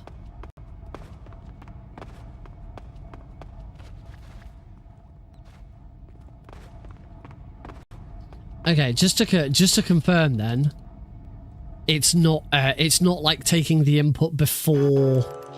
It's not taking the input before the climb is finished. It is the moment the climb is finished. It's then taking the input there. So maybe I'm starting to mash X a little too fast.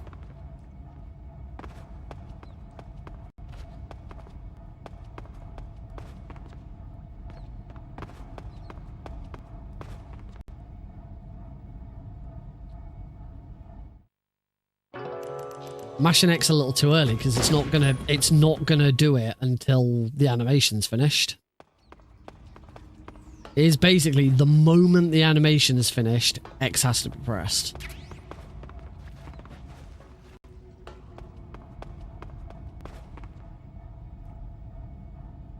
I'm giving up with Turbo. I don't think Turbo's gonna work. Well, I might try in my own time. I might try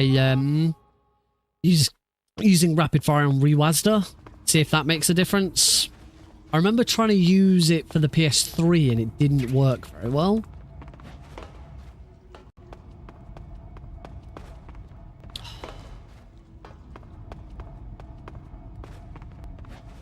Yay, there we go. First time in a while. Oh, I thought I was going to fall off then. Problem is now is this bit. So I think... Yeah, you can go up against this... You can go up against this... You can go up against the door. You can go up against the door, but you can't go up against the walls. The other walls obviously haven't loaded in yet.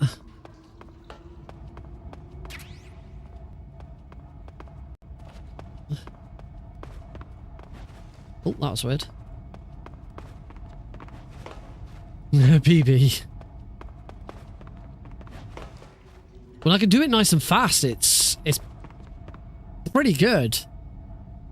I say I like that I'm now in a situation where I don't actually need to do the whole lean up against the wall, turn, look, because that's quite slow. So there's a good chance that, you know, if I ever got this right in a speed run, it could be pretty fast. Because I can just basically run straight up to here, go through the wall, roll, and we're in. If I could do that in a speed run, that'd be pretty sick. But it's...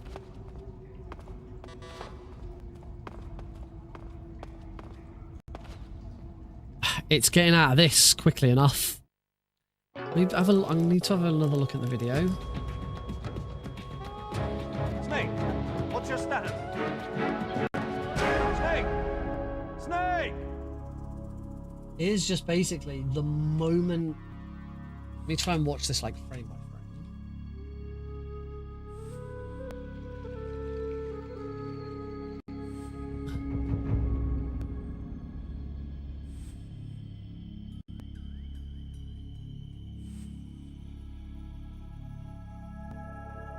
The moment Snake starts to go in the way, he actually does like a turn. He actually, so he's got it up and he actually turns down like that. So maybe that's it. It's basically the moment Snake starts to turn into the wall. Oh no, hang on. That was I just watched a failed attempt. I need to actually watch a real attempt. Okay, I've got one.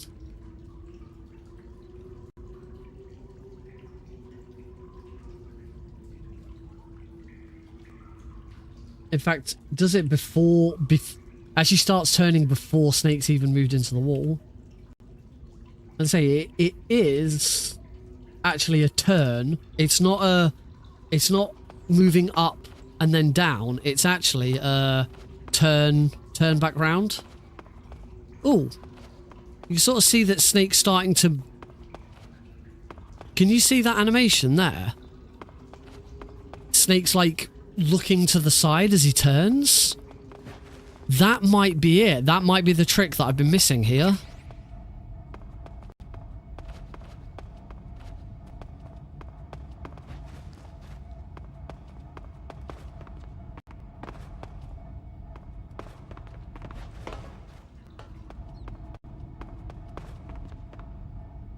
All I've got to do is get through the bloody wall again. This could end up being a bit of a grindy run. You know, it's get to here. Do I get through this? No. How many attempts has it taken me? Okay. Reset. But this would be a pretty cool world record. If I could get this in a run and get the world record, it'd be pretty cool. It's just this coin. It's just this coin flip.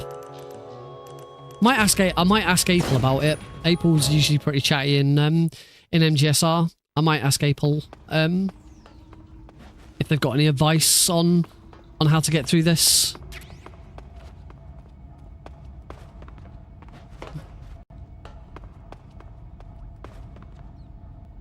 Yeah, I understand why no one's done this in a run, because it's such a pain in the arse.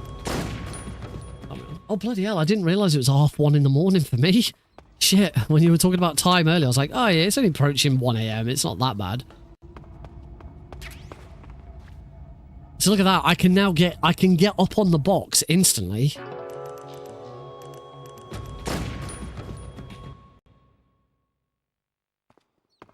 If I do it right, I can get up on the box straight away. Yeah, British summertime as well. Luckily, it hasn't affected Alex. Alex doesn't seem to be bothered. He's been a bit... He has been a bit tireder later. He's been, like... It's been very, very clear that he's been ready to go to bed. Beforehand, he would...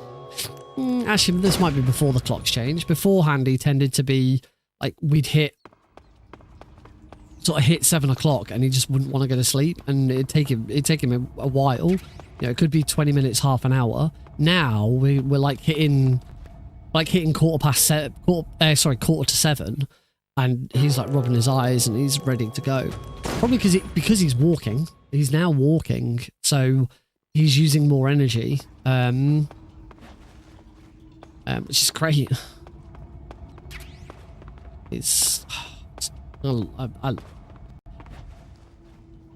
I love being a dad. Oh, what? Finally get through. And that happens. I just adore being a dad. It's the best thing that's ever happened to me.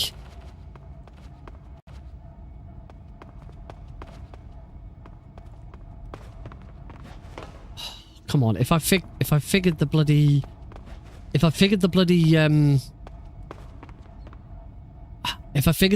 out with the trigger, with getting the loading trigger to work, then shit. All I've got to do is get this bit right. All I've got to do is deal with the coin flip of this. And then we're good. We're good to put this in a run.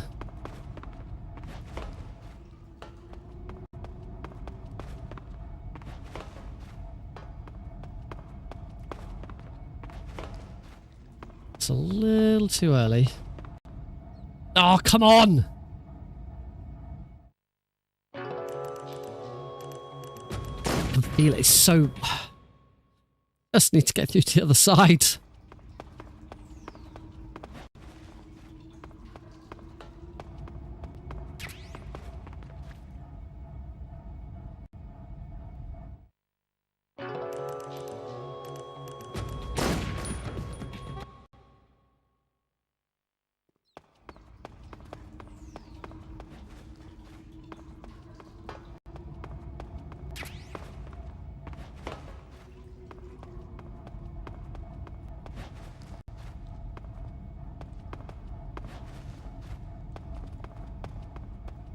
I've been thinking about, oh, this could make the 3DS version better, but I'm pretty sure in the 3DS version, when you go up against a wall, you can't move. And this is why this works. The reason this works the way it does is because you can go up against a wall and sort of move from side to side. I'm pretty sure in the 3DS version, you just go, because it's the Peace Walker engine, you go up against a wall and you just go still. So there wouldn't be a way of replicating this move. Which is annoying, because if we could get rid of the whole door thing. If you've seen me do the 3DS version, I said earlier about like clipping through the floor using the door, you wouldn't have to do it. There's a really easy clip.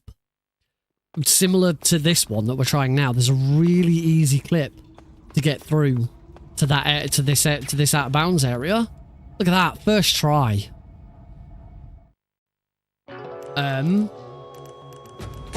But once you're through to the other side, nothing's loaded in. And so we need this second half of this like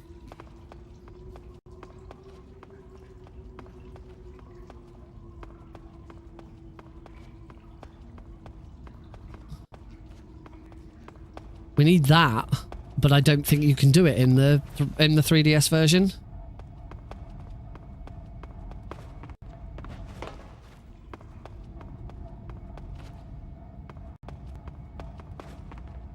Oh, come on. Oh, I'm pretty sure I figured the second part out. I just need to get through. I really need to emulate this so that I can use save states and practice.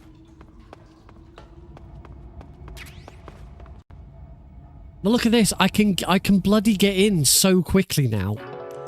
It's just this roll.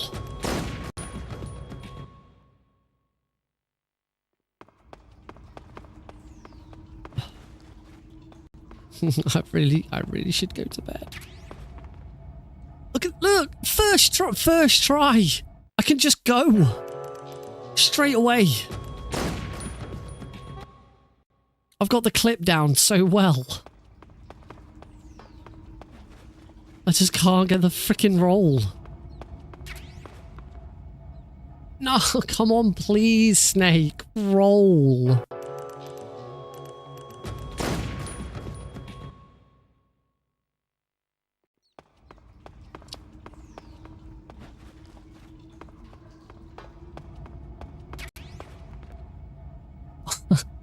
Oh my god, I can't believe I'm just doing this clip instantly. Instantly every time now. This is insane. Okay, maybe not every time.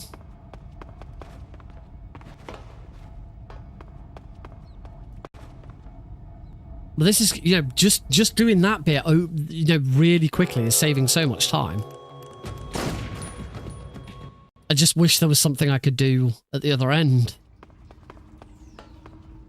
I've got a gun out. I don't know. What if it was a stun grenade? What if I had a different weapon out? There's a different weapon's not going to make a difference, but you never know.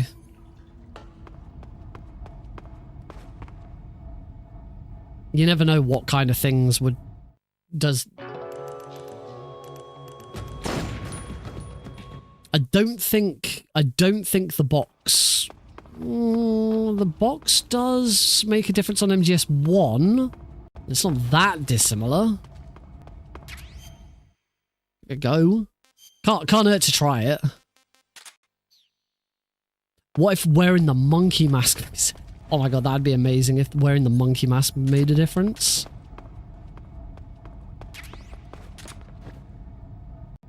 Nope, you just fall through the floor with the box.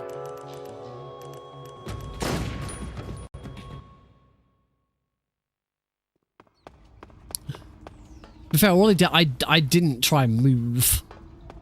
But... Yay! Right. Come on, Nick. Don't fuck this up.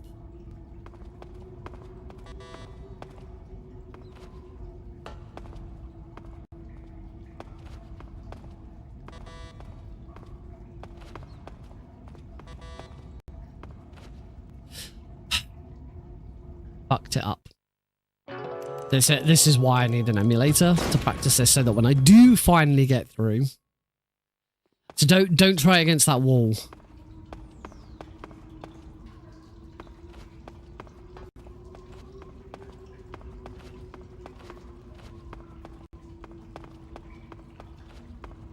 So that's what I'm trying to do. Trying to do this.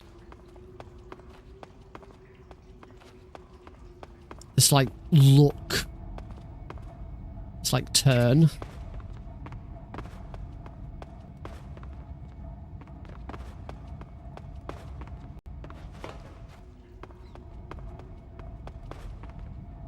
Ah!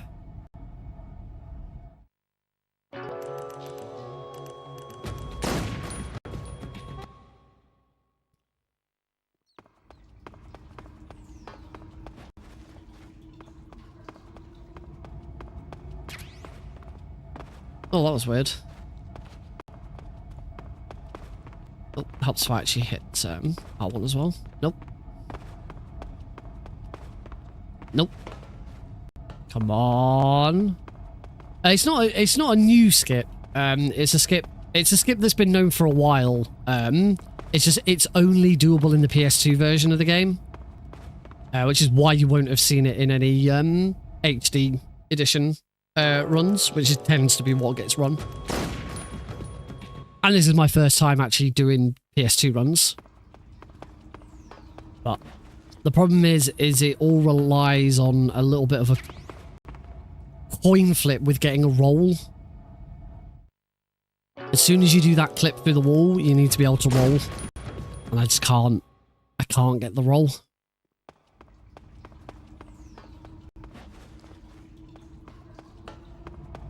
The thing is if I could get this roll, and I could get this like consistent, this is a massive time save, which the world record of this run doesn't use.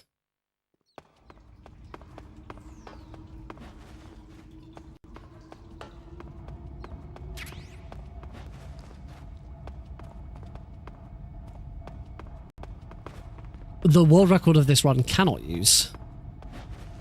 Because I believe this trick is only doable on PAL versions of the game, and the world record was done on actually the Japanese version of Snake Eater.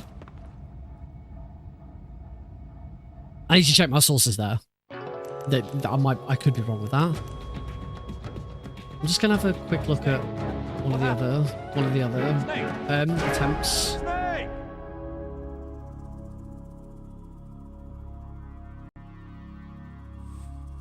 Just as soon as Snake gets up onto the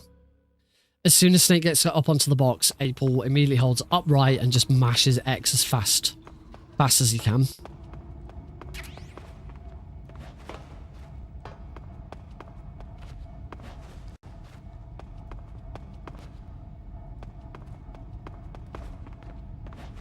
I am holding up and right correctly, aren't I?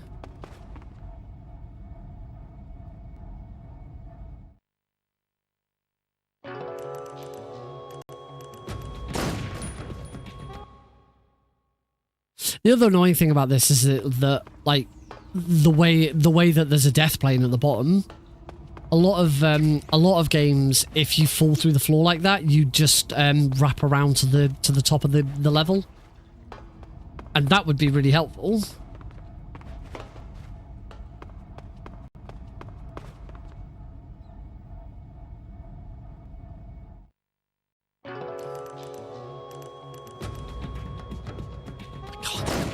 Can't push these buttons any further than I already am.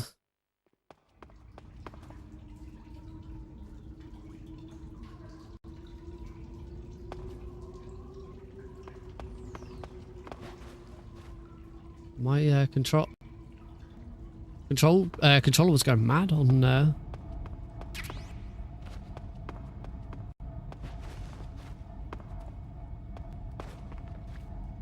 Come on, Snake, please roll at the end. I am gonna have to call it at some point because it's nearly 1:45 in the morning. I'm kind of making up for the fact that I had to end Tuesday's stream a little earlier.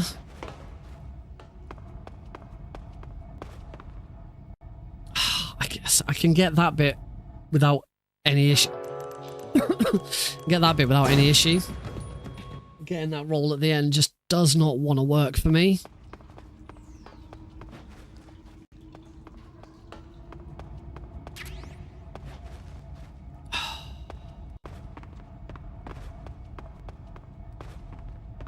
Yay! Finally.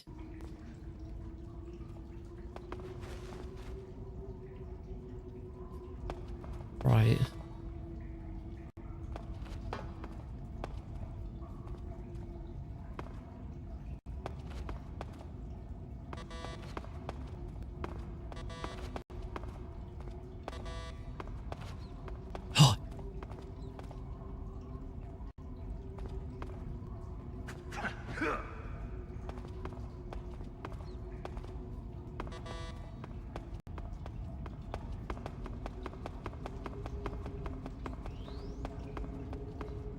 Yes!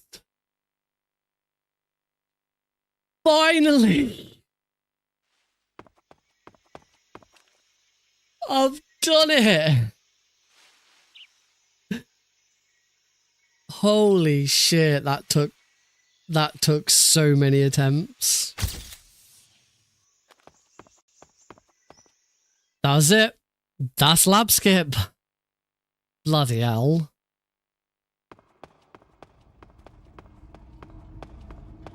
Yep. With that, you can skip the lab and the fear. I do believe it now also completely locks you out. I don't think I I can go back unless there's like some sort of trigger that's been hit. Nope. It registers that we need the key. But there we go. Several hours of attempts, and yeah, in the end, this was it. Just had to do that a few times, and it worked. Do that, move away, move back a little bit so that we can see, and then get out. All I've got to do now is try and get it somewhat consistent. But the thing is now, I'm pretty sure it. I kind of want to try. I kind of want to try one more time, because now, if I'm right in that I've got the turnaround down correctly, and that's no longer required. If I can not make that a coin flip, it's just the roll. All it is the roll, and then I can put this into a run.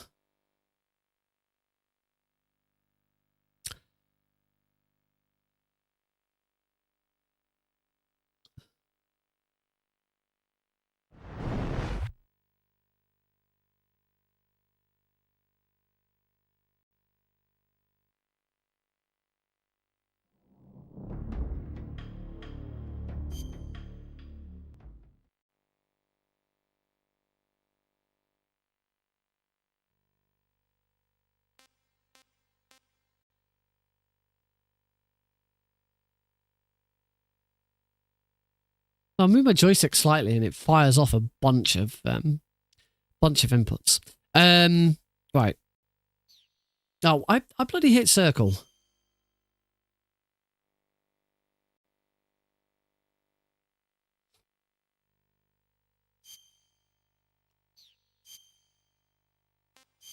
New follower. Oh.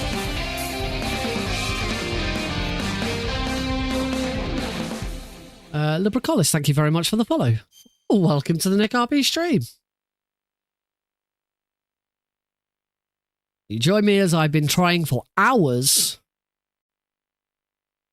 to get this one trick down. What's going on? Why have you just opened that? But I just got it right.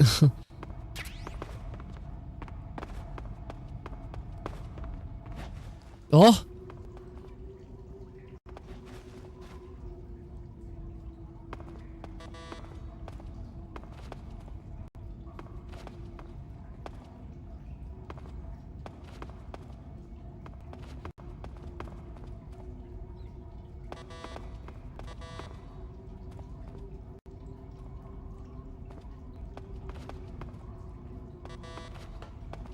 It's not over yet, Snake.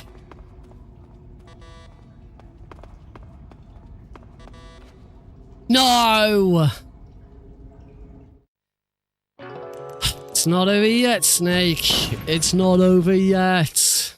Yeah, this is the trick. This is the trick. This is a... You probably... Why... I don't understand why it's opening the... My select button isn't working. No.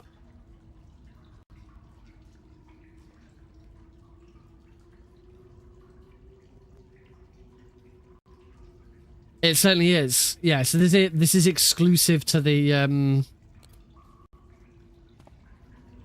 We're going to go back to an old...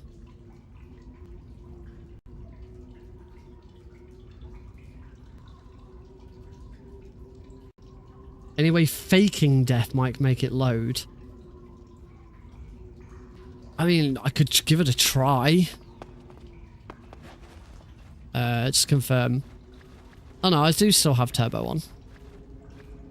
I thought turbo would have disappeared. Never mind.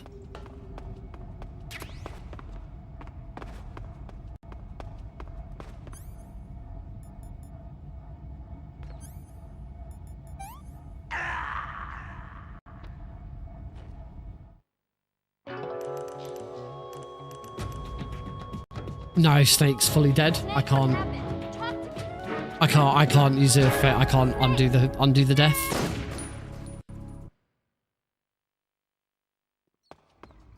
Nice thought. I also thought that might be enough to just like push Snake. Unfortunately, we've got no items or anything that like push Snake over. The only other thing, when I used the cardboard box earlier, I didn't really move afterwards. Problem is it's quite a long reach, so I don't think the cardboard. I'm not going to try it. I don't think the cardboard box would make any difference.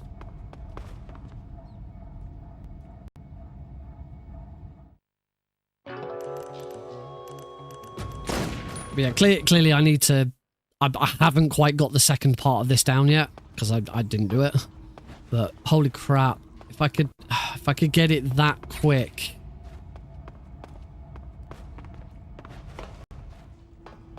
If I could get through as quick as I did a minute ago, and then not fudge the second half, we would be on for this working in a run.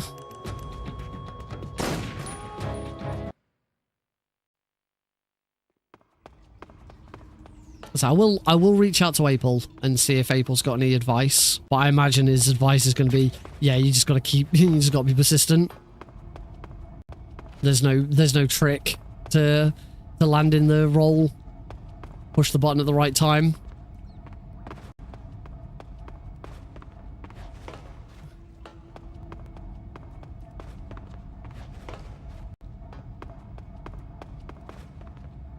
I am super pleased that I can actually do the clip like instantly. Sometimes instantly, not every time, but I can get the clip fairly consistent without having to do the whole, get into position. That wasn't quite it, but very close. Still not quite it.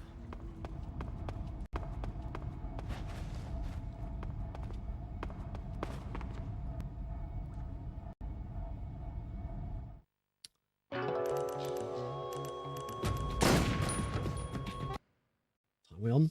Okay, when we hit 2 AM, whatever state I'm in, 2 AM, we're finishing. I really have to. Come on, Snake, roll for me, please. Can't remember how far into the run this is, time-wise, as to how much we'd have to reset. The other thing I'd have to check is how long. Like, how many attempts is it worth until... How many attempts is it worth doing until we actually start losing time compared to... What I need to do is I need to make sure I split in this room. Split as we start this room. And, and then just know how long it takes to get through if you go through the lab. Bizarre.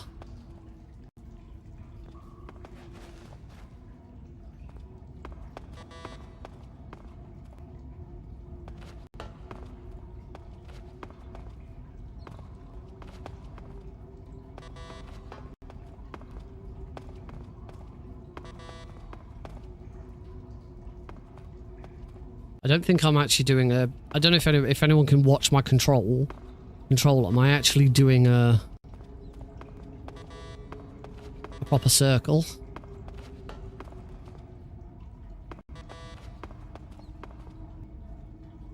Oh, try fake death once I'm here. I suppose I could...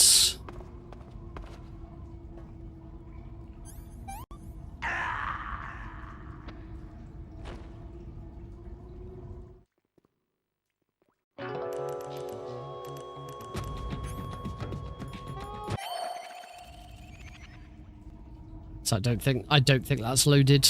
That's not loaded anything in. Well, no, because as soon as I move towards that wall, thing is, I'm pretty sure it's this. Let's do that and do it here. So when Snake gets back up, well, sometimes it's like as Snake gets back up, he like backs up a little further. No. The thing is that, as we know, the door doesn't load. It's the door frame. It's the door frame that does it. So what we got to do is hit the door frame.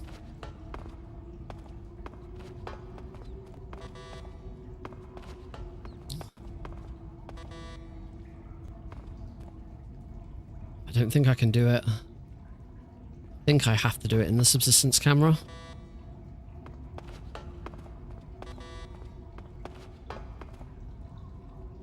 I have indeed bought that game. Oh, hey, Salimar. Yeah, so I haven't got this second half down yet.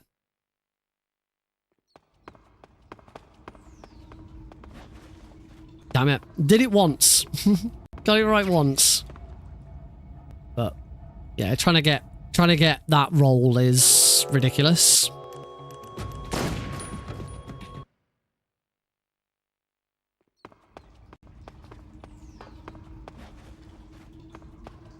Can you do the Prozac skip technique in the frame? Why not? Let's try it. Cool, we got through, so that's that sets us up to try it. Yeah, this is called lab skip. It's a PS2 exclusive trick. So yeah, by doing this, you completely skip the lab and skip the fear.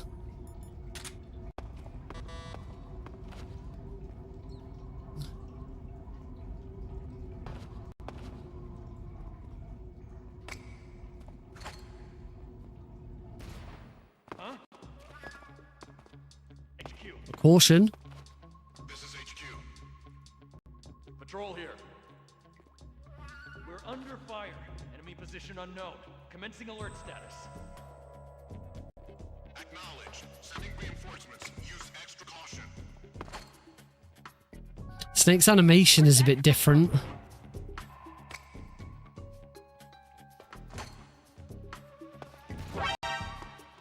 I've got an alert. Radio, call HQ. I don't know. I don't know if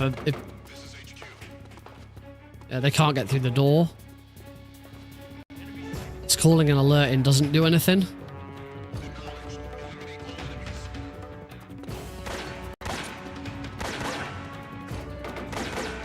I can't CQC or anything like that.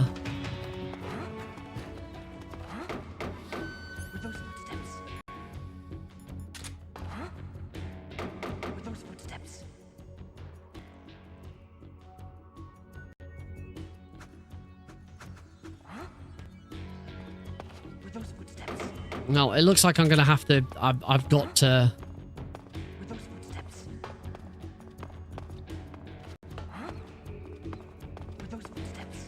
So what we're trying to do is we're trying to lean into that. Were those footsteps? Lean into the door frame. Control here. We lost sight of you. Commence alert formation. There we go. That's it. Done. Lab skip. Were those footsteps?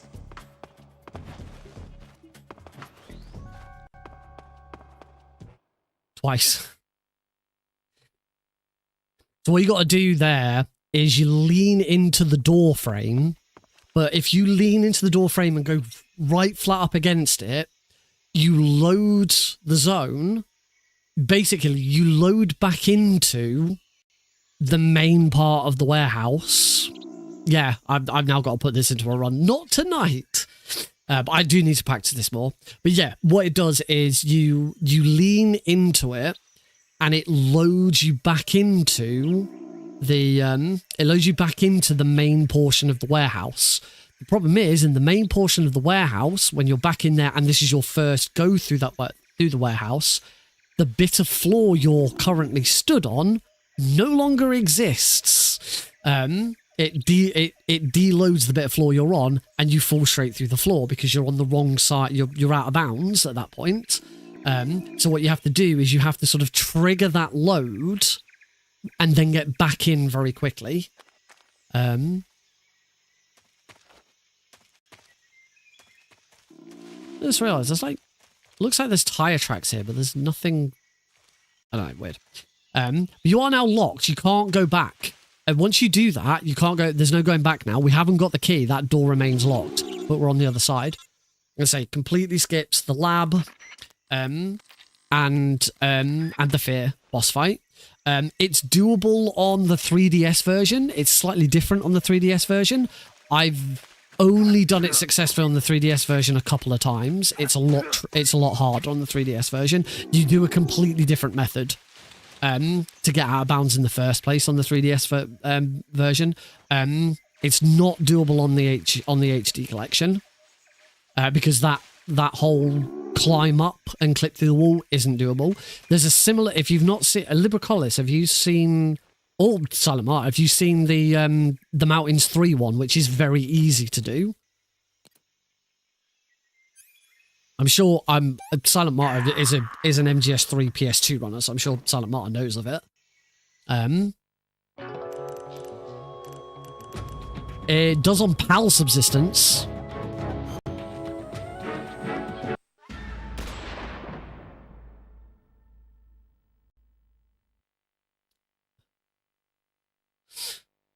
I'm pretty sure it doesn't. Yeah. Yeah, it works on PAL subsistence. And I believe Lab Skip only works on PAL as well. Oh, I'll show you the Mountains one then, because the Mountains one's really easy.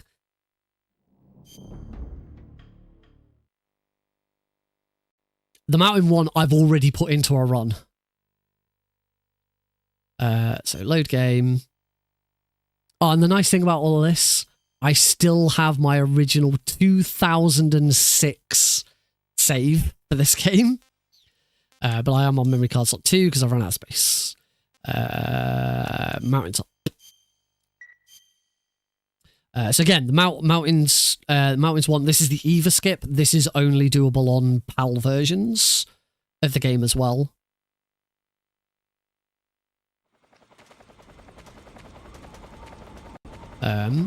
So by doing this, we are going to skip Eva's cutscene. We're not going to go into the ruins. We're going to go straight from here to the Fury. Very, very, very, very similar trick. I'm going to try something actually. I'm going to see if it's doable without having to deal with that guard. I've been shooting that guard. Yeah, that guard doesn't get in the way. We don't need to shoot him. Come on. I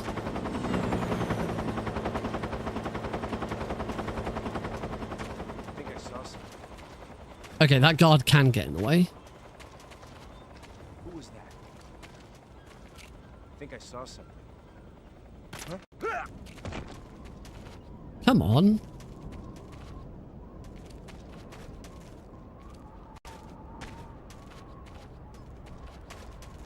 Now I can't bloody do it.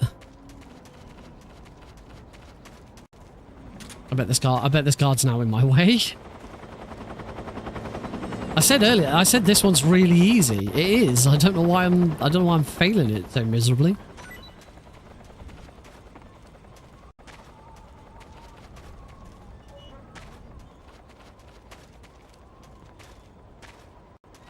I love when Snake does that really high roll to get out of it.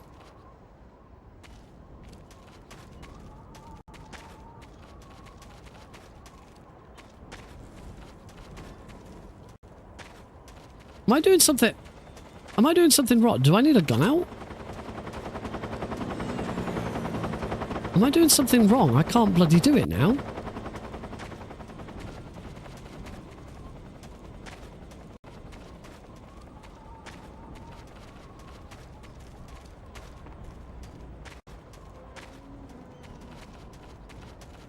Is this...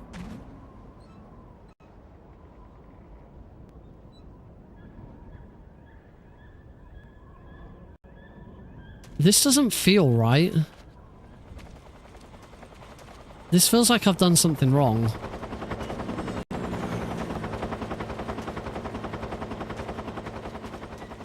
It doesn't feel like Snake's disappearing.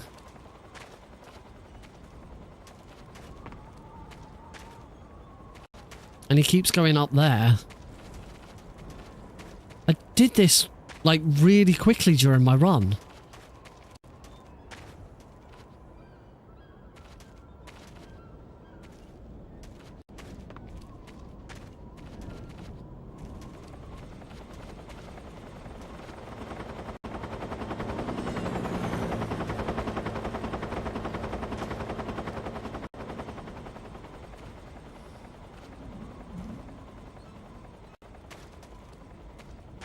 I'm really sorry that I'm completely fucking this up. I say, when I did a run earlier and I got this like straight away. I've been doing the other one so much that I've completely forgotten how to do this one now. I'm definitely up against the right.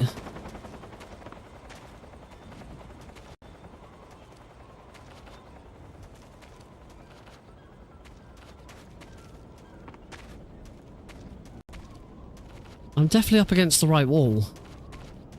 But this feels wrong. Like, the way the camera's, like, shifting. I don't have to be in the subsistence cam? I'm confused. I'll have to watch my run back and see what I did.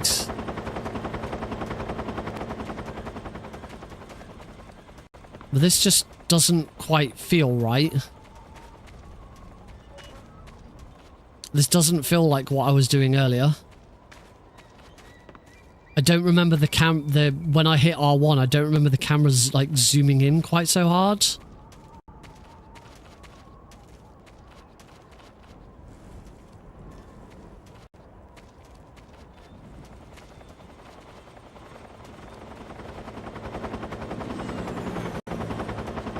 So yeah, something's definitely up.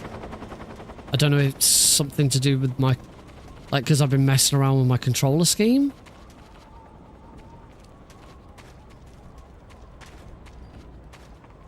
Oh, I'll have to,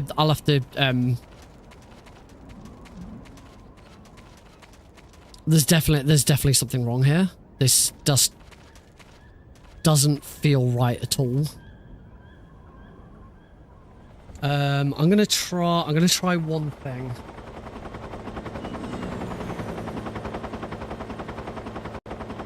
I'm gonna try plugging my controller directly. I've got a wire. Plugging my controller directly in. I don't understand why this now feels so. Oh, that's not the right one. Why this now feels so wrong. was going to try plugging my controller directly into the gimmick. So, it's like everything that I've done with turbo and screwing around with that and stuff. Oh god, this guard's woken up. There we go.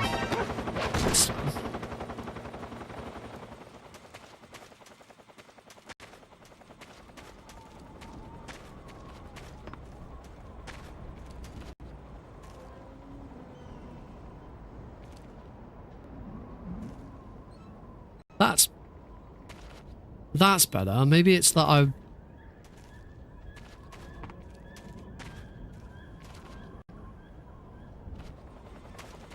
No, I'm very confused. I mean, what tell you what, I'm gonna bloody go and find April's video of it.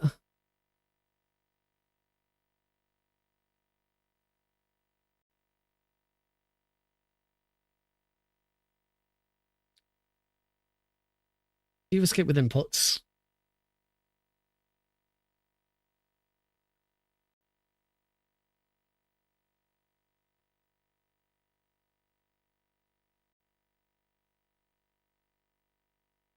Yeah, I'm doing it. I'm doing it correctly. It just feels wrong.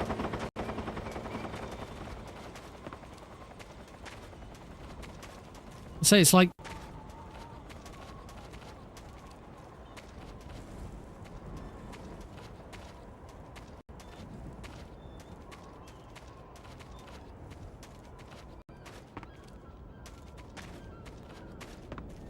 No, I don't know. I got no idea why I now can't do this when I did it with relative ease earlier.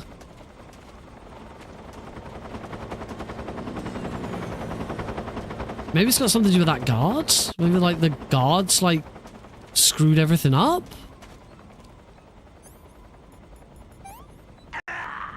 Well, I said I was going to finish at 2 AM and it's now 10 past 2. So we are going to finish. So, thank you all very much for watching. I do have five people currently live. If my stream deck wants to show me them. Do it without the guard. Alright. Quickly. Oh, very quick. I'll do what I did before. I did shoot the guard before. A drinkable monster. I do have work in the morning. Luckily it's a Friday and it's quiet. And I'm not too slammed for work at the moment. Right, I'll do what I did before. So I shot that guard so he was right out of the way. All-nighter? God, I haven't done an all-nighter in... Genuinely can't remember the last time I did an all-nighter. It would actually, the last all-nighter I did would have been... Last all-nighter I did would have been, 20... would have been my, SGD... My,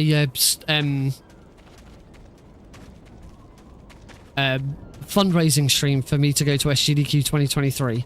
April 2023 was the last time I did an all-nighter. I used to do them once a year. That was nearly it. Yeah, it looks like it had nothing to do with the guard.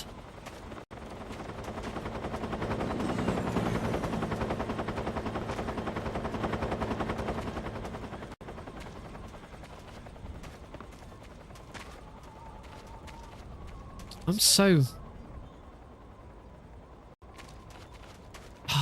I don't...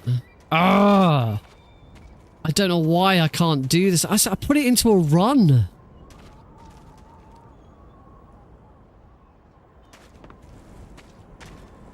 I'm trying to see if there's like a position I could stand in.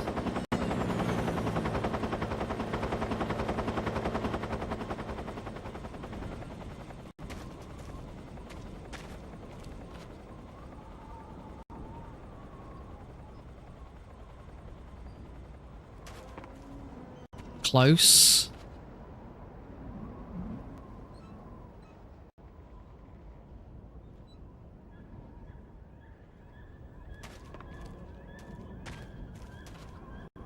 Close.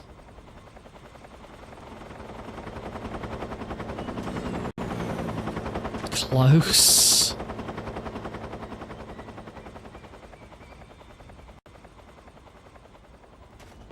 Hey, there we go. Got there eventually. Okay, there is a position I can stand in. I think I saw. I'm gonna clip that quick. Clip it so I can see what the position was. That was weird. I did that so well in my run earlier. Yeah, that skips meeting Eva in the ruins, behind the ruins, going through the ruins, and that's the Eva skip. So yeah, I will try and do some practice of both of those off stream. Because like I said, if I can get lab skip into an actual run, oh my god, that is such a time save. Yeah, let's have a look and see who we could raid if there's anyone. I do need to have a look at like some of who I'm following. There's some that I definitely don't want to raid.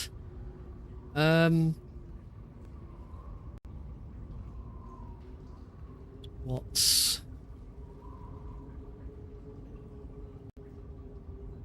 No, I think we're just gonna... To be honest, I think we're just gonna leave it. I'm not that fussed.